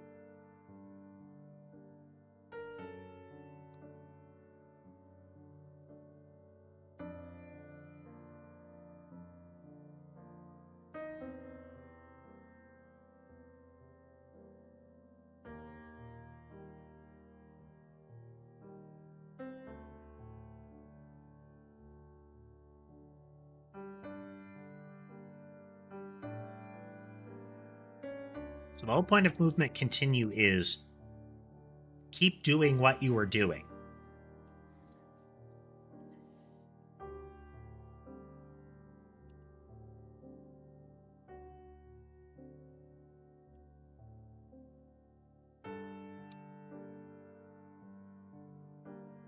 That will be relevant in a moment. Okay, so we have move right. And then we have a wave here. And then move right and a wave, and then move right and a wave. This should demonstrate what we're going for here.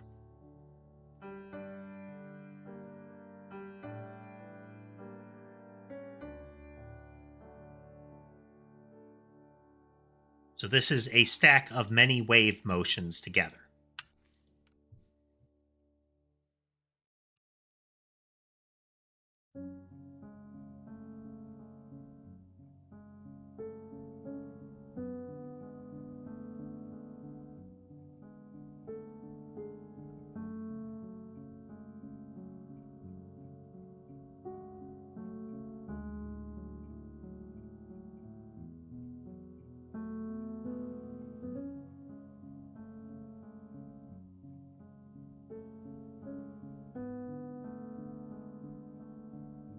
Now we're going to try continue.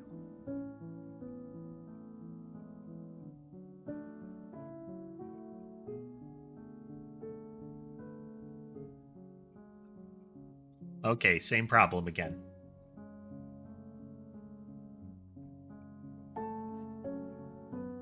So what I'm trying to do is come up with what would you actually combine wave with to keep it from running into that additive issue, where each additional wave is eventually making it so that it's going backwards, you know?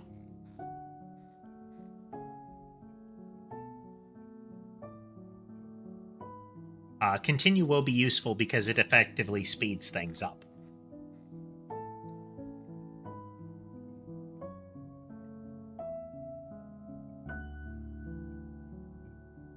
We can do things like this.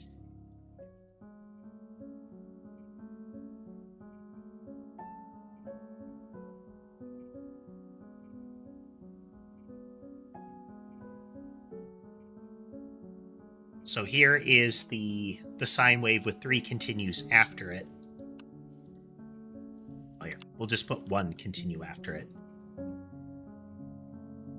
slightly de-exaggerate it. And maybe 2.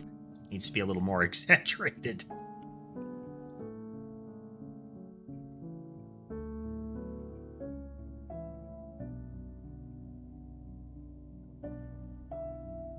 Okay, moving right along. So then if we take these continues and we put them before the wave now.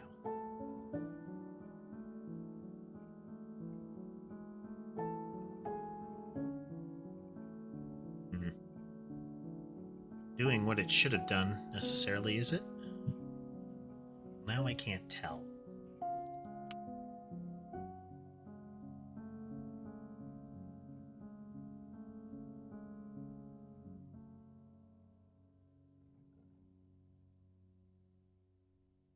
Ultimately, this doesn't actually matter now that I'm thinking about it.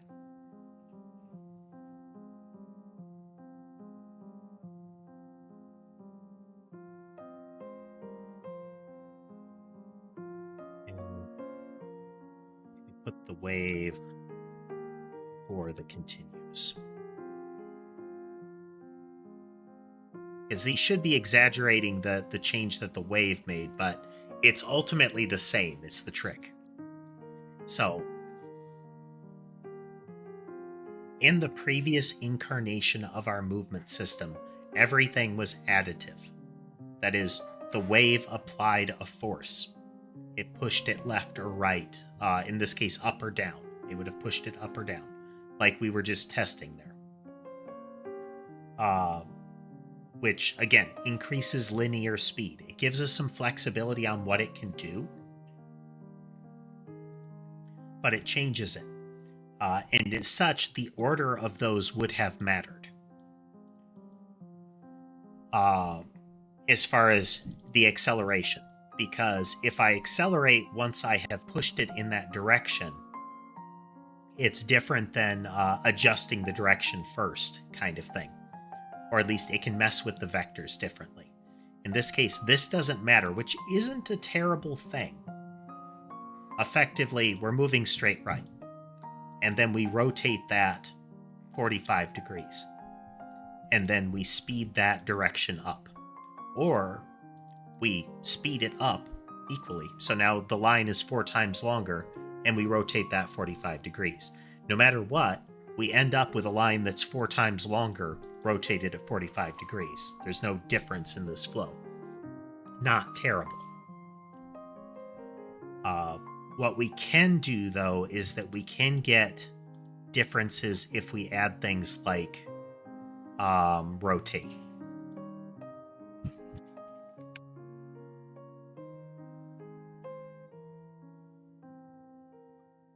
So move right, wave, continue, rotate. Continue will just speed it up.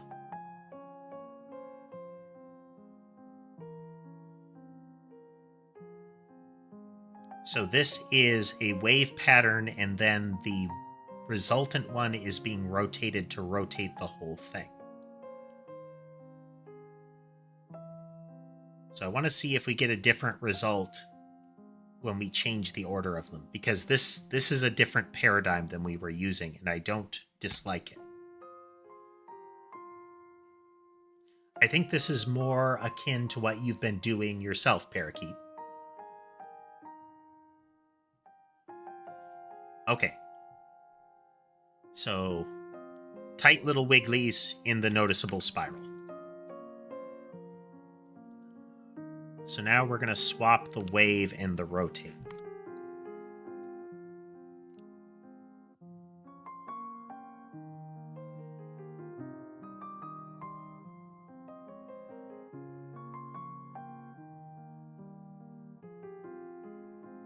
I think we're ultimately getting the same result, because it is just messing with the angle of it.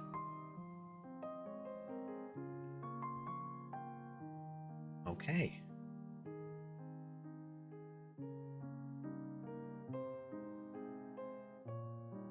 This means that we are less likely to get aberrations, but we still can as we can see with the waves.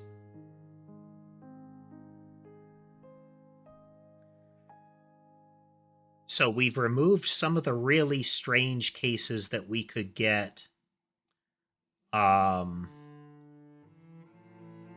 with the additive motion. But we've added in some others in that this is, because we're manipulating the same vector, there isn't as much like corrective force happening. So it is possible for too many of the same thing to fight.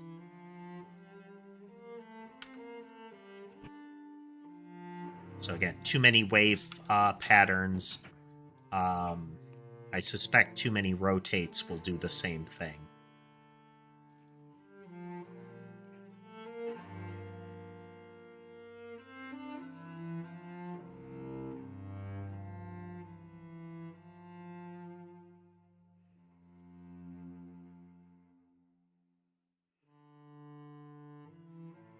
Yeah, too many rotates and it just keeps it tight in. It's less of a crazy case than the sine wave one.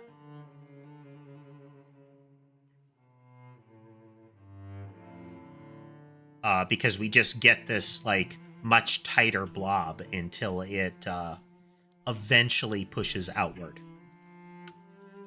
But let's change them to rotate in.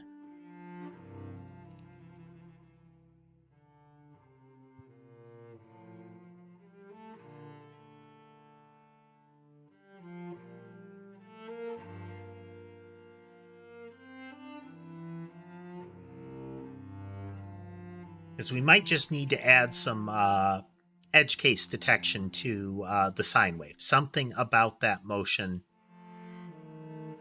to constrain it a little bit more.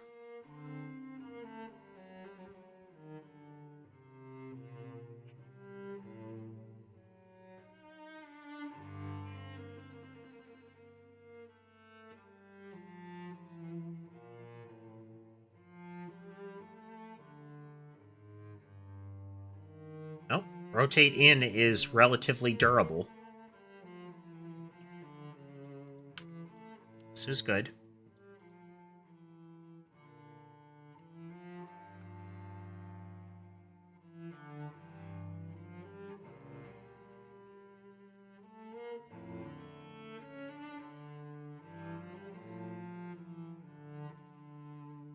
Yeah, it very quickly goes backwards.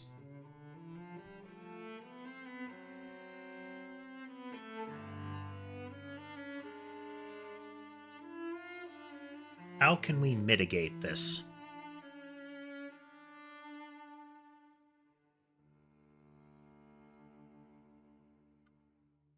Because we know it can handle 2 in a row.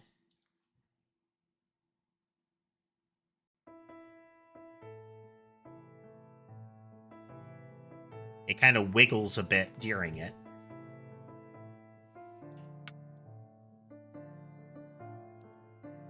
Accelerate a bit.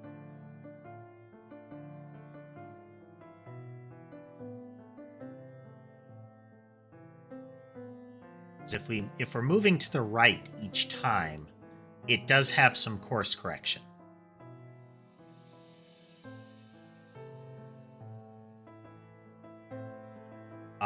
Because each time, the vector that the next one is getting is impacted by it being dragged to the right.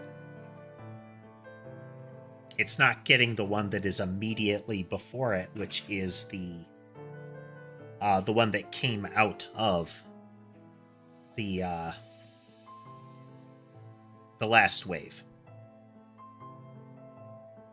So that's where movement continue didn't help us, because it was already the one that was influenced by the last wave function.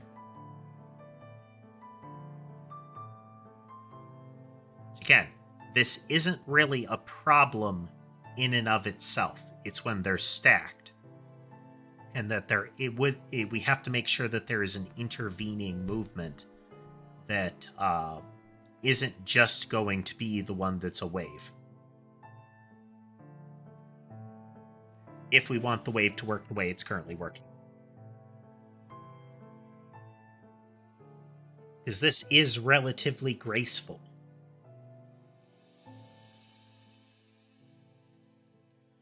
But the reason this fails is that this cycles per second every time one of these ticks. It's on the same clock. Like if they're all together, they're on the same clock.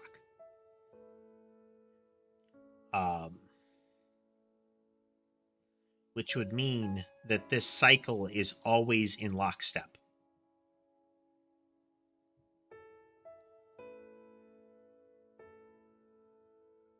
So if there's 4 of them in a row, current cycle is the same each time. Hey there, Half Pint. Welcome. So as soon as this one hits like 45 degrees, every other one is at 45 degrees.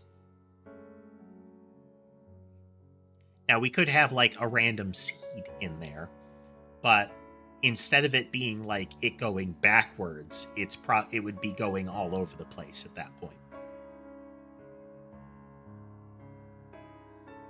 So I think there's another variable that we need to put in here.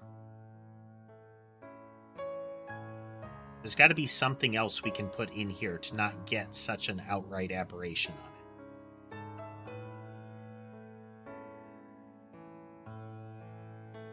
I mean, one would be having fewer cycles per second. That's one way to do it.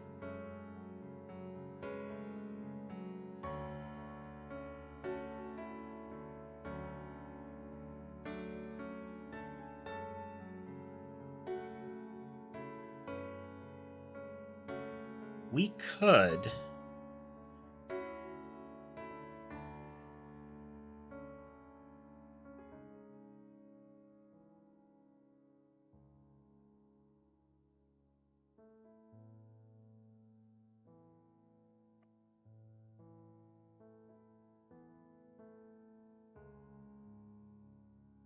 The game is coming along, Half Pint. We're looking at getting the wave motion in again.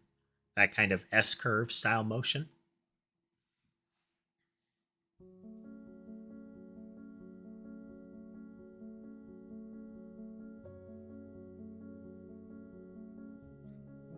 I think the randomization, that would prevent it from overlapping, but we would get like very jaggedy motion at that point. In that if they're stacked, it's unclear as to how they would move. There would be really little predicting what each projectile would do.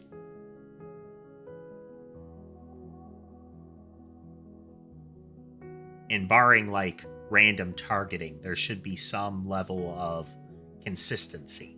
Ideally.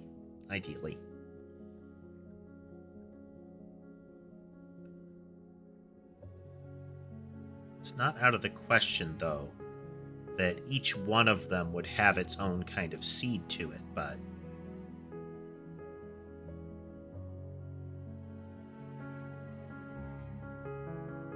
I don't know that that's ultimately really our problem.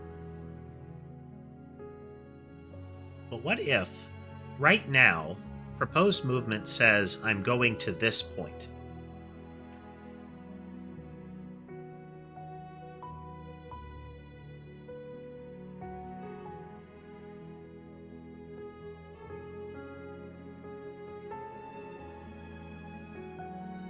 Can you rephrase that one, Lunar? I'm not sure I follow.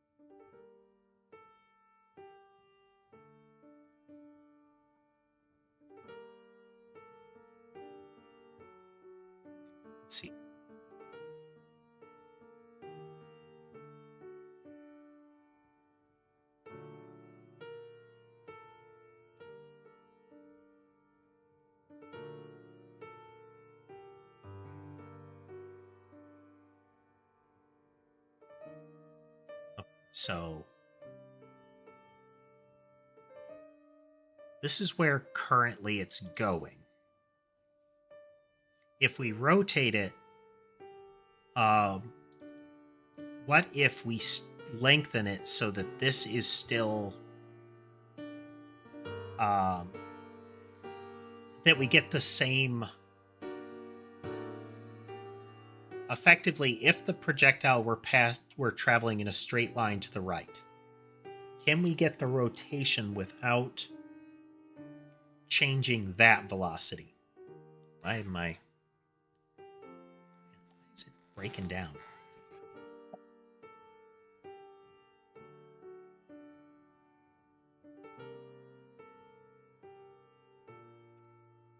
So if I'm interpreting this right, Lunar, one of the thoughts we've had is to make it so that multiple of them would stack.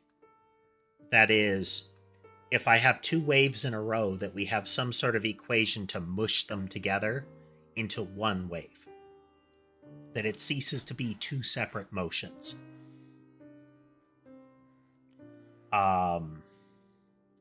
While not out of the question, it does create some real complexity in how we've structured things. So I want to avoid that particular solution if we can.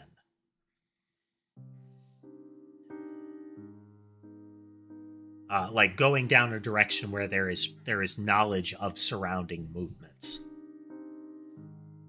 When I'm building them in the catalog, what is going on?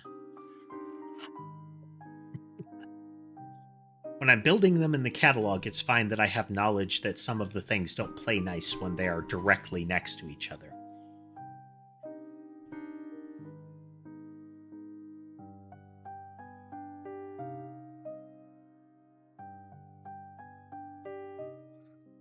So effectively, what I'm thinking here is, what if we keep the original vector? So when I rotate it, I'm turning it off of its original course.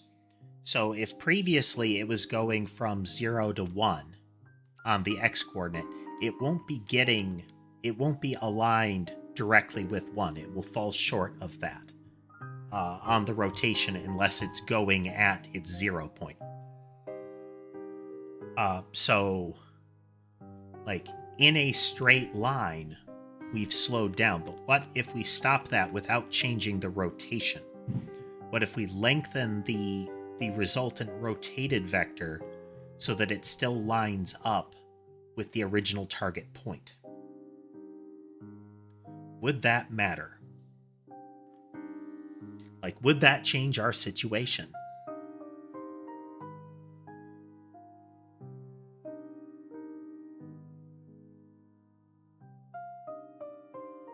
How would I calculate it?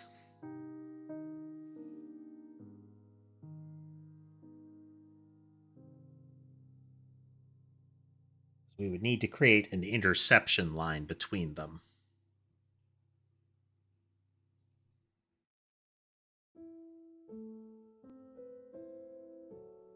That gets us back into the territory of creating the like up or down vector of a particular length and pushing it towards that instead, which is still going to lead us into the same problem.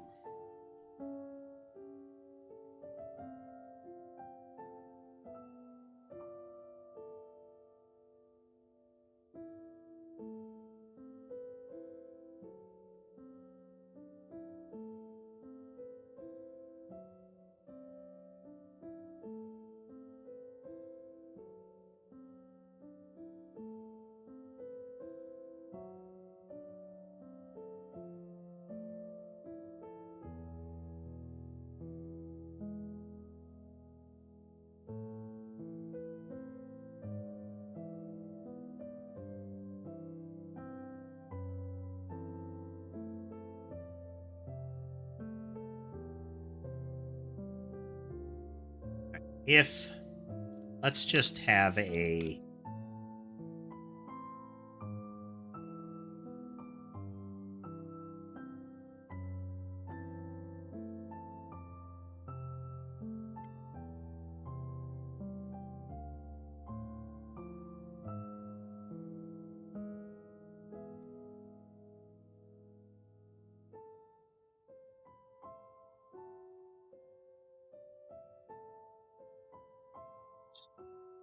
Godot. I thought the Godot random ones were in existence.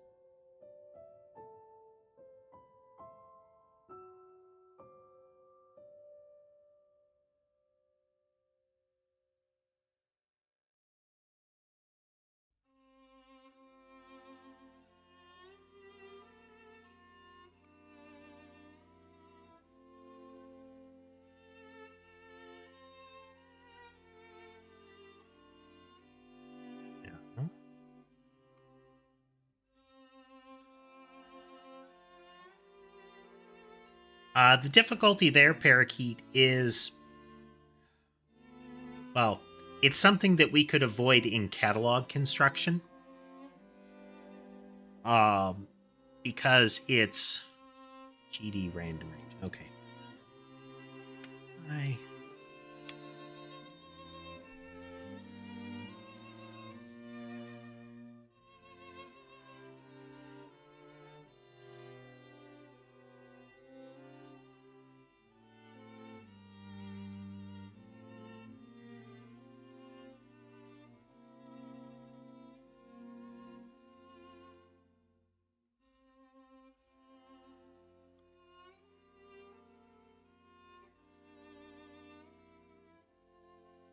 So this is to simulate that there's an offset. Every time we create one, we give it an offset.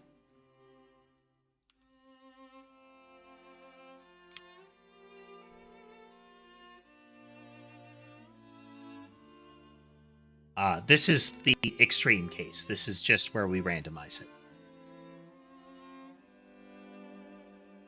So this is, they're wiggling in place and they're still going steadily backwards.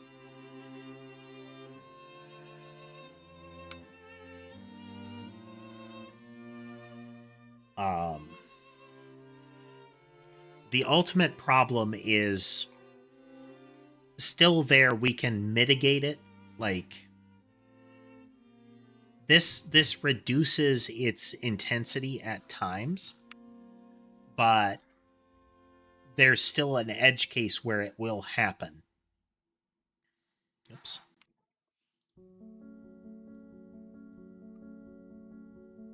And that's when you get the extreme cases where it's it's at the top of one of the arcs, and that arc lines up with another one, is it starts to pivot it backwards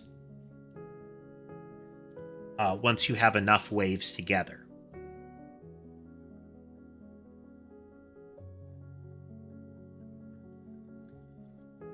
Well, hello, Dodds. Hello. We're working on wave motion.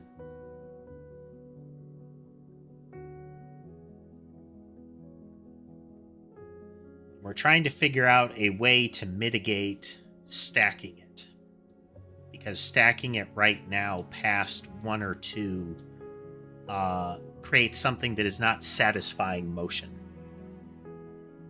It doesn't stack nicely.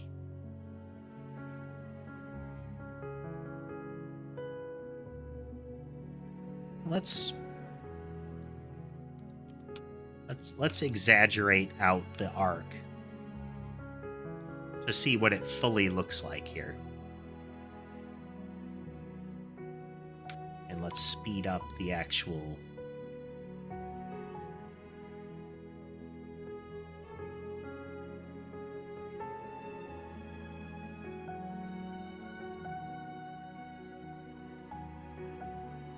amplify.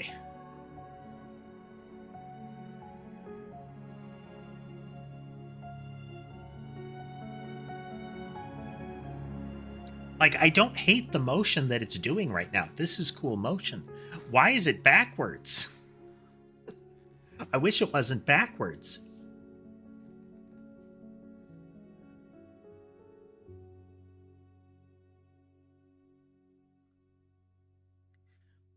Well, I'm glad that you're getting something out of it, Dots. I mean, like I've said, if I were more familiar with the language and tools, if I were,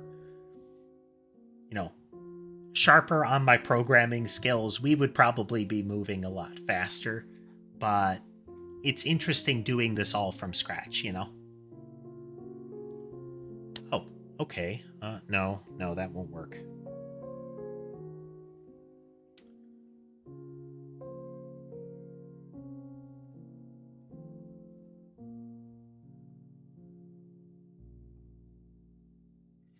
That's the thing, Lunar, is none of it knows what the other stuff is. So the wave motion that's happening now doesn't know that there have been any prior ones.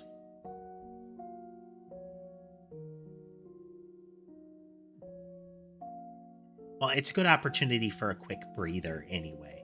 So let's do that, and then I'll swing back into this here.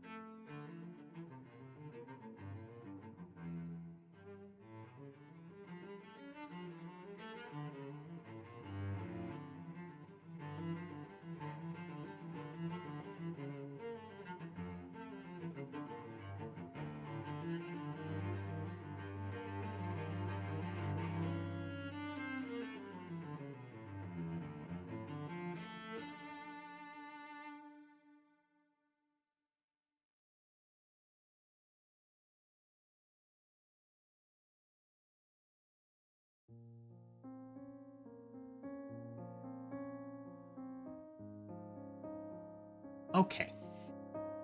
I have returned. Task tells me that there's been news on Monster Hunter Wilds. Interesting stuff. Anybody else looking forward to that game? I like me some Monster Hunter.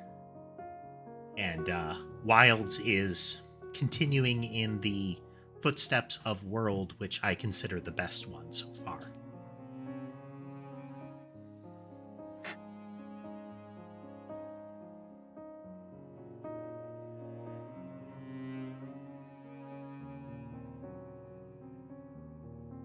How can we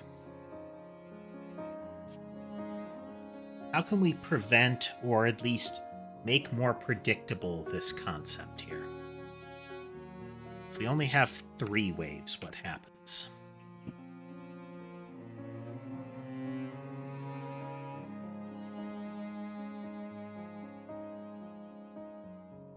We have 3 waves of the same type. We get a figure 8 with slight forward motion.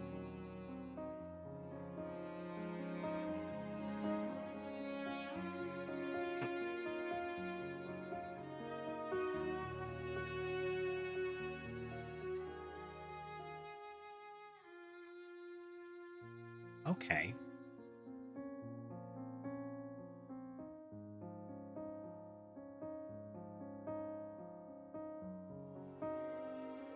Okay, what about this?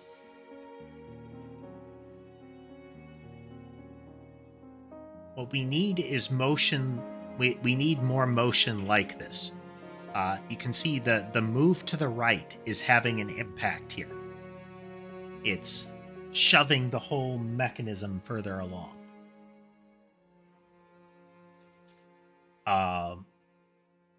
Which looks cool. It's got that like twin grinding rollers look. But what we need is another concept in here. We need an additional movement that says, yes, I get that the sine wave is aiming us in this direction, but I'm going to keep applying direction in our original vector. That is, it started as to the right. I'm going to keep applying that vector without it having to be to the right, you know?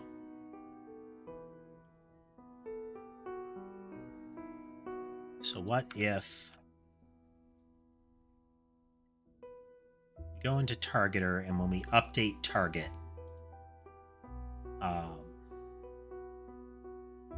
by default,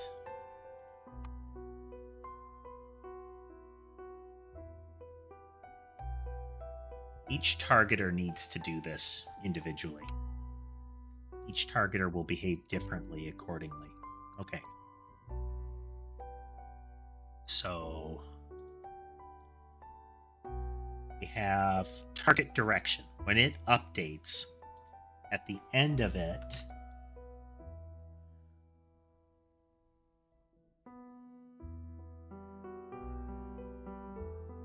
we can look at, like, at a target direction, we could look at it and have it adopt whatever direction was currently there.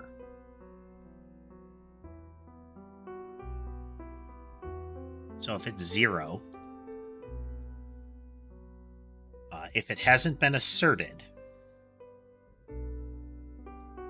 then we can look at it and say,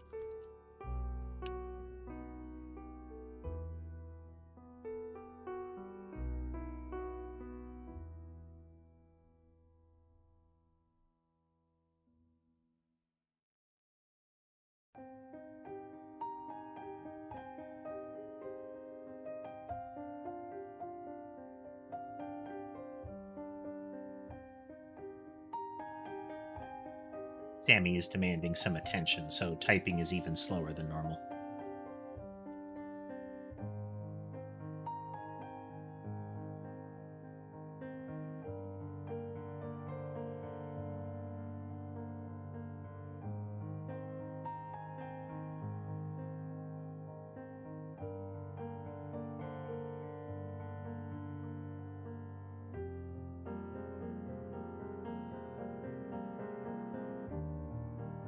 Okay, So in target direction, we're looking at it and saying, hey, if I don't have a direction, but the entity already has one, this is the direction that it's looking, then I am going to assume that one. Otherwise, I will go randomly. And so this is where target direction will look to what is already set. And then at the end of it, it will say entity.targetDirection is equal to direction. Now, it might just be setting it equal to the same thing, but it's passing the buck along and saying, if I got it from you, I'll set it to the same thing. But if not, I am going to override it now. This is relevant.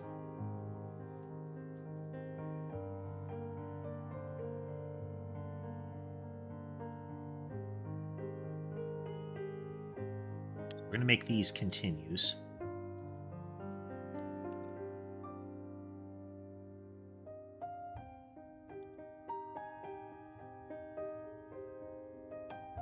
So I have a move right, a wave, a move continue. Okay, so each one of these has a movement prefacing it. And they all assert a vector. They're not just amplifying what was there. They're all saying go right.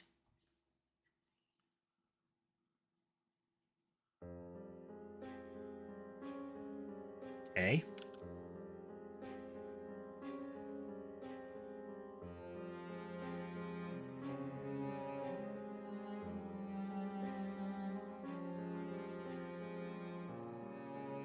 Okay, same problem. It also emphasizes the problem of we can't just keep adding to the speed. Otherwise, the first one won't feel as satisfying. We need a mechanism for subdividing the delta.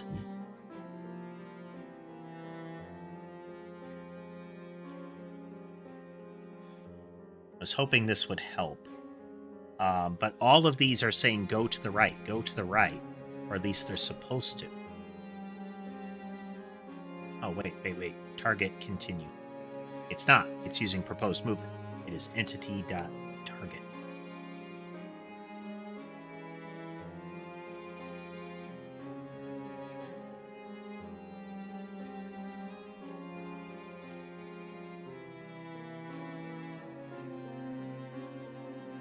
I think we got it.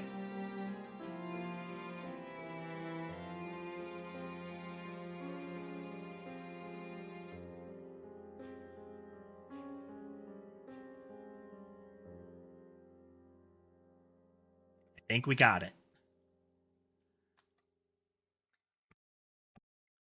Okay, so how did this work? Or why did this work? This is not I'm confused. I'm about to explain. So one of the concepts that we have here is composite motion. So you see behavior group. A behavior group is a behavior that contains other ones, and this is the basic atomic element. Or at least, this is the basic gameplay unit. The atomic element of it is an individual behavior, like these. These will not exist in the game.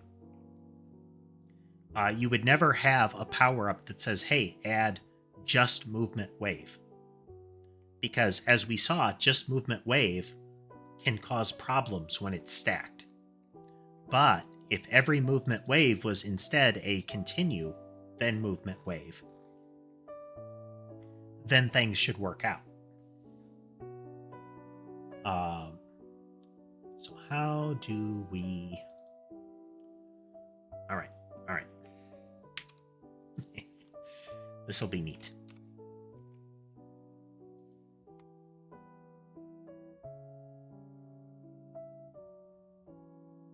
So we're going to make multiple behavior groups here.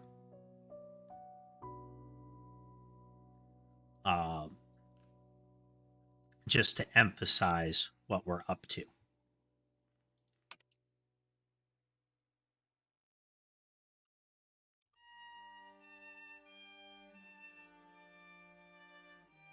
So we're making a new behavior group, we're populating it,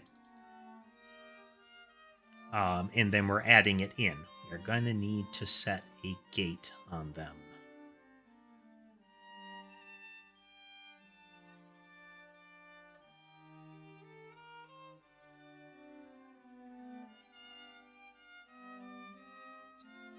Gate, wait 3.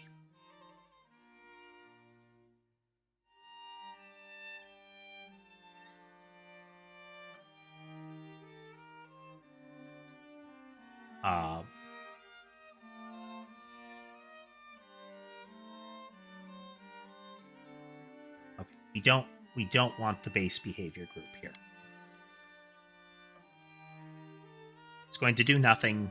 Again, this doesn't exist in the game world, but for test purposes.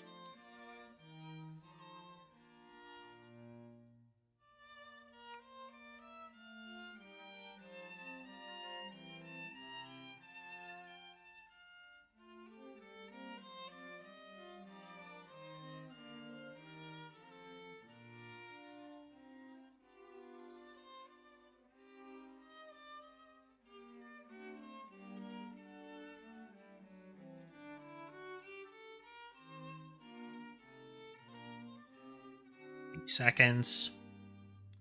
S-curve right. Then up. Then right. Then down.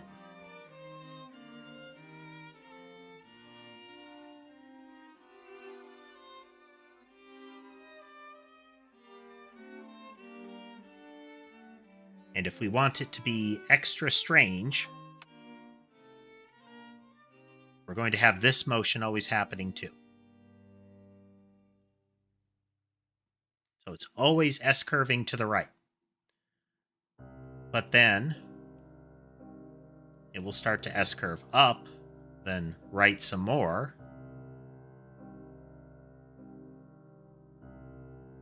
And then sort of down.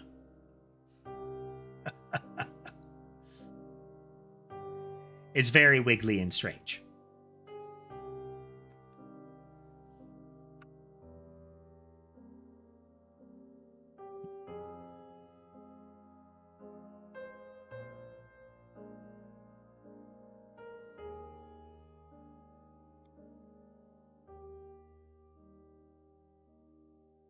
But it's this guy is the one that we need to... this is... For those that aren't as aware of it, the base behavior here, this always happens. So even if we remove the... we remove wave, instead we say move right.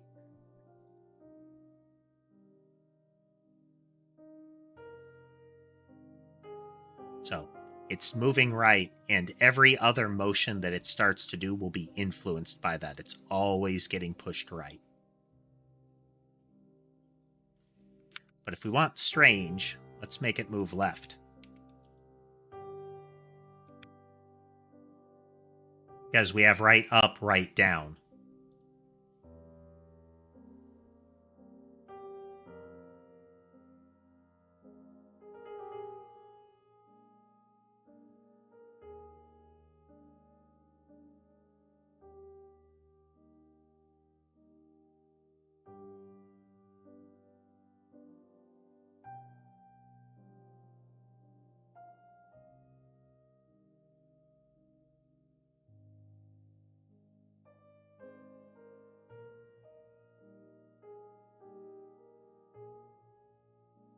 So we can see this, there's a stop right here where it went right, and there's a stop here where it went right. Those vectors collided with each other and stopped it.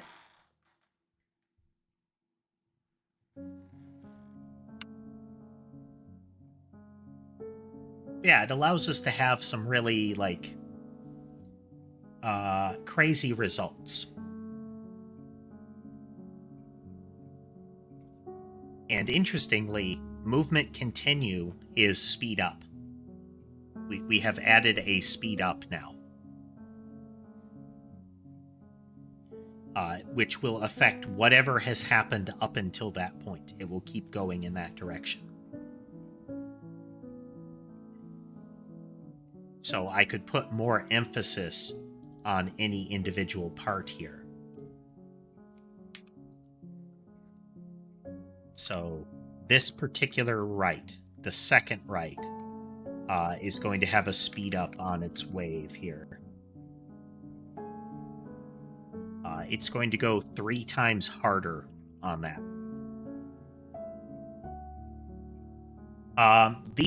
They're all blended within, but the types of motion we're operating with,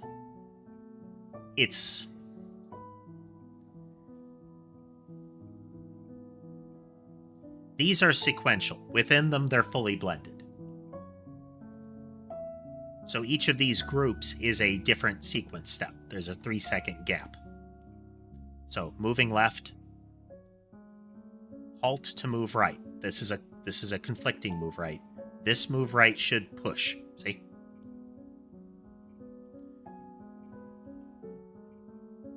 Then down, but the left is taken precedence again.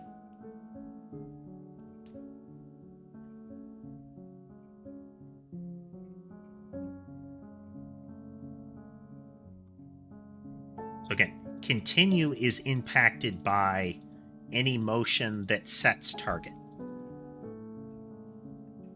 So movement right here asserts an entity target. It says the entity is targeting right. Movement continue will take that target and run with it. It ignores movement wave. We could have another type of movement continue that would amplify that, but really,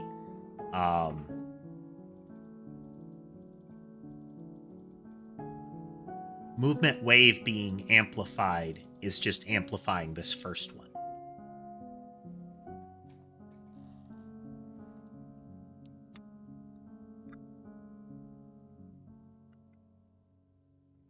As again, movement wave takes the existing vector that we're moving in and rotates it. Kind of left, right, kind of a metronome. So if I make the vector that it's operating in longer, that doesn't change the fact that it's going to rotate the whole thing. This is amplifying, is continuing to push to the right. It is not influenced by whatever this one did. It's applying more force to the right.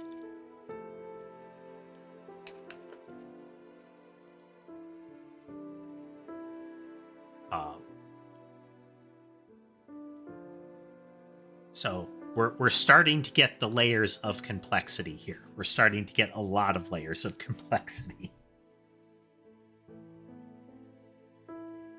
Yeah, we could have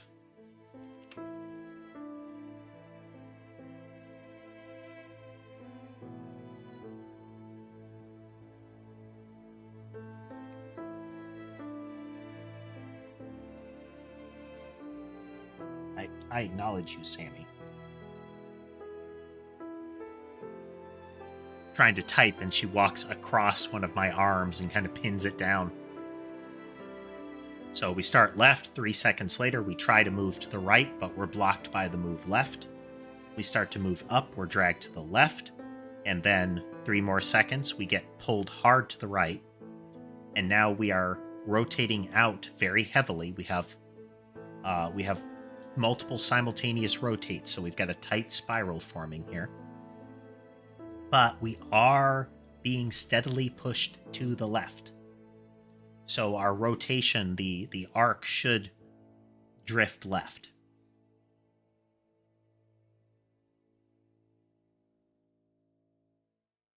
As in, the arc will be looser towards the left and it will be tighter on the right. Actually, no. No, actually, it would not be influenced much. It would have to be motion after the spiral that would contort it. If we have...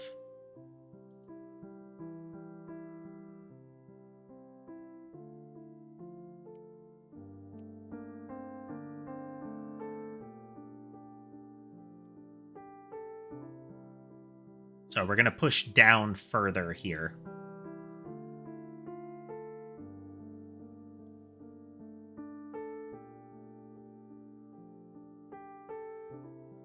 All the steps are happening. I mean, it's coming together. It's taken us a bit. I mean, we're spinning our tires on some things, but we're making progress. Blobs be doing stuff. They be doing a lot of stuff.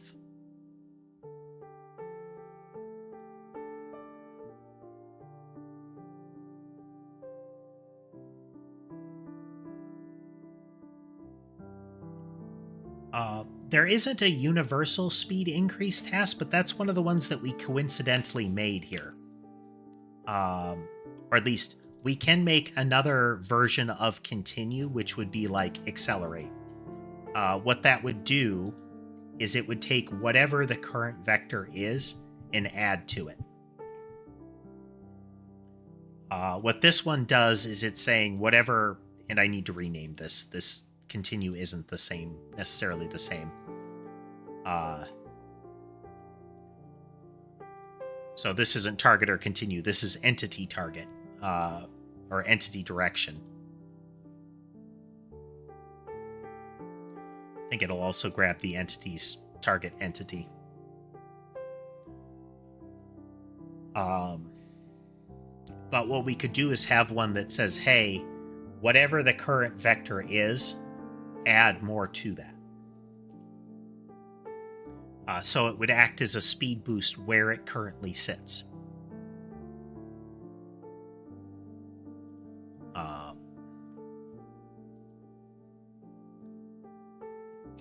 Yeah, we can hammer that in real quick.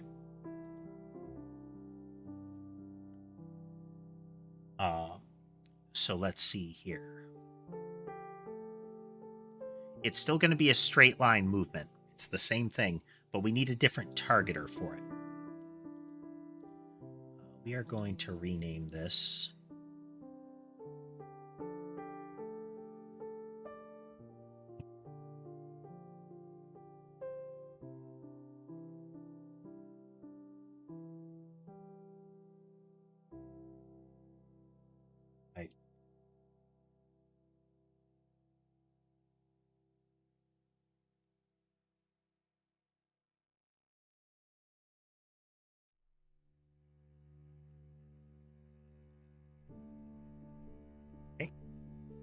So this is whatever the entity is targeting.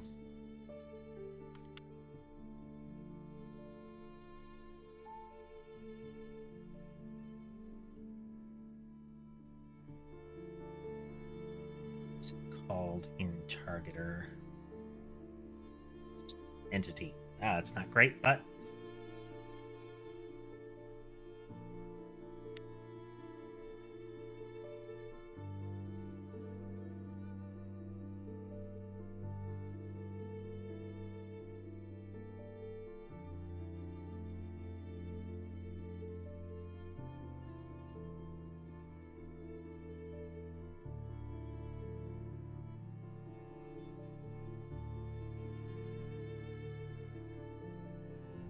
make a new one.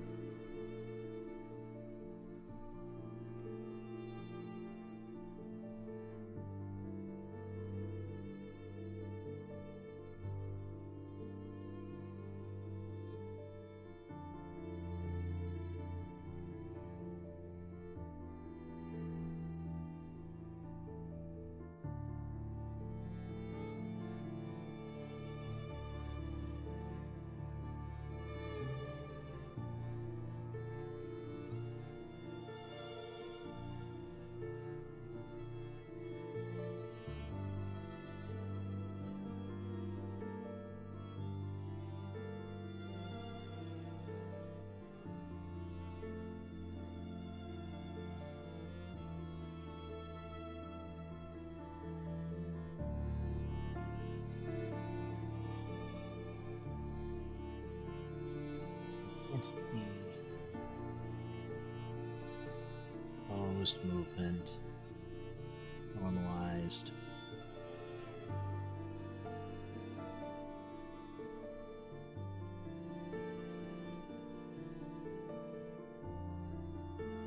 Generally, this will happen, but not every targeter would mess with it the same way. Okay, so this one always sets the direction equal to whatever direction the entity is currently moving in. Based on all of the prior motion, it will set it to that direction. So if it follows a wave, it will adjust according to that wave. Then if we go into our catalog,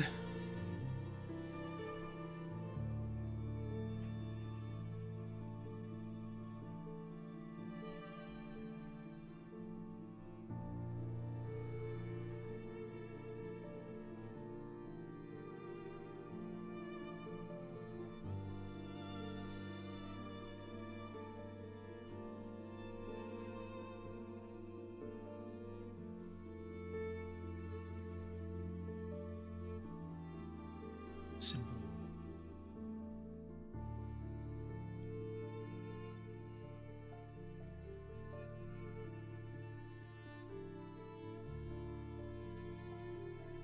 That. We should have just kept those constants because we're going to use them in just a moment here.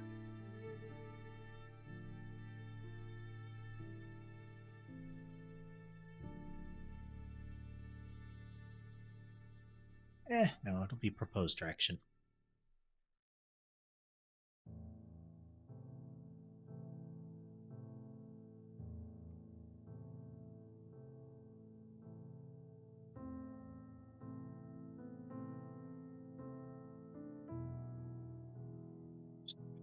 Is proposed direction.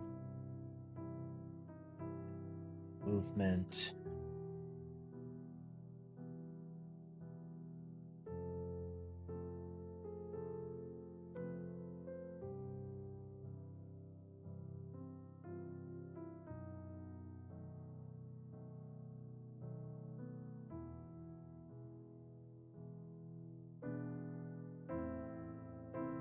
Come on, Sammy. Make up your mind.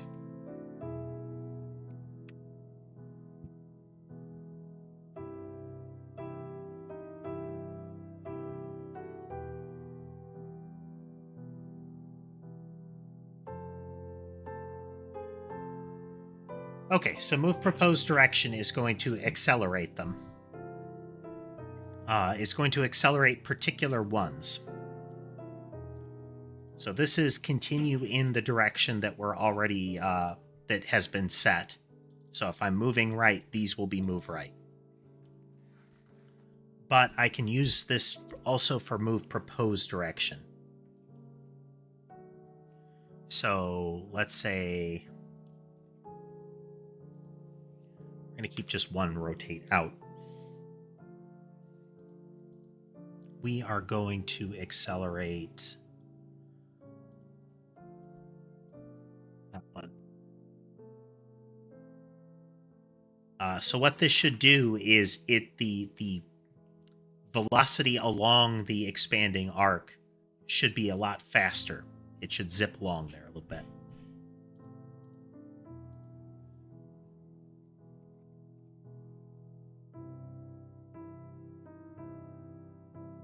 Again, left, stop,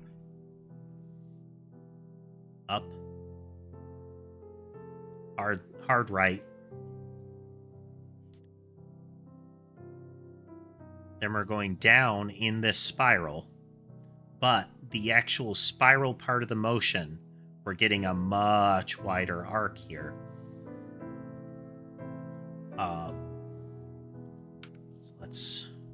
So we have rotate out. Let's really amp that up so you can see.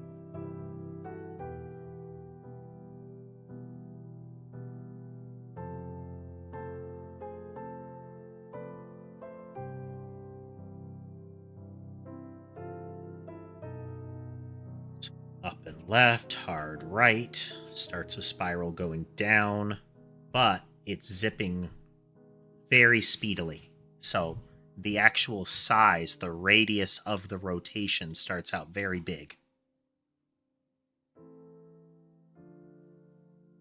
Yeah, now we have a speed it up. Is as soon as that one comes into existence, all of the prior motion gets a nudge. And where it's placed influences which part of the motion gets that nudge.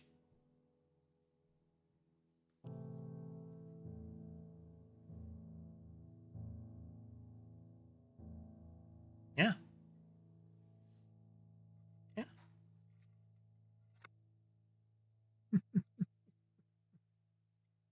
Oh. Okay, so we didn't get to entity multiplication at all, but I think we made a lot of progress on the front of kind of principle of motion. We have we have two solid examples of movement that doesn't accelerate the projectile anymore, and I like that. Acceleration of the projectile has always been kind of a problem as far as our movement model, because everything that you would add would make it go faster and faster and faster, and eventually that either makes it so that when you have too few movement types, it's too slow, or once you have a full movement array, it's too fast to see anything happen.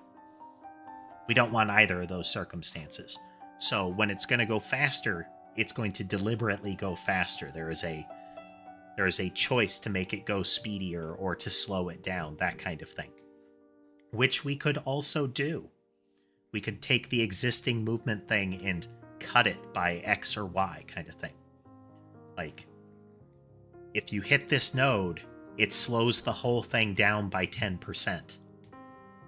So the entirety of the motion that would have happened up until this point is slowed down. All of this could be very cool. But next time, we're totally going to get to multiple projectiles. We need to get to that. Because that's where the weird stuff starts happening, and weird stuff is cool. Well, I hope everybody had a good time watching today. I'm happy if you did. If you like what you saw and would like to see more, remember to like, follow, subscribe. All that stuff is good for the channel. If you'd like to consider supporting the channel, you can do so through YouTube, Patreon, Coffee. There are links in the link tree in the description of the video and in my bios. With all that said, I hope the rest of your day is good, and I'll see you next time.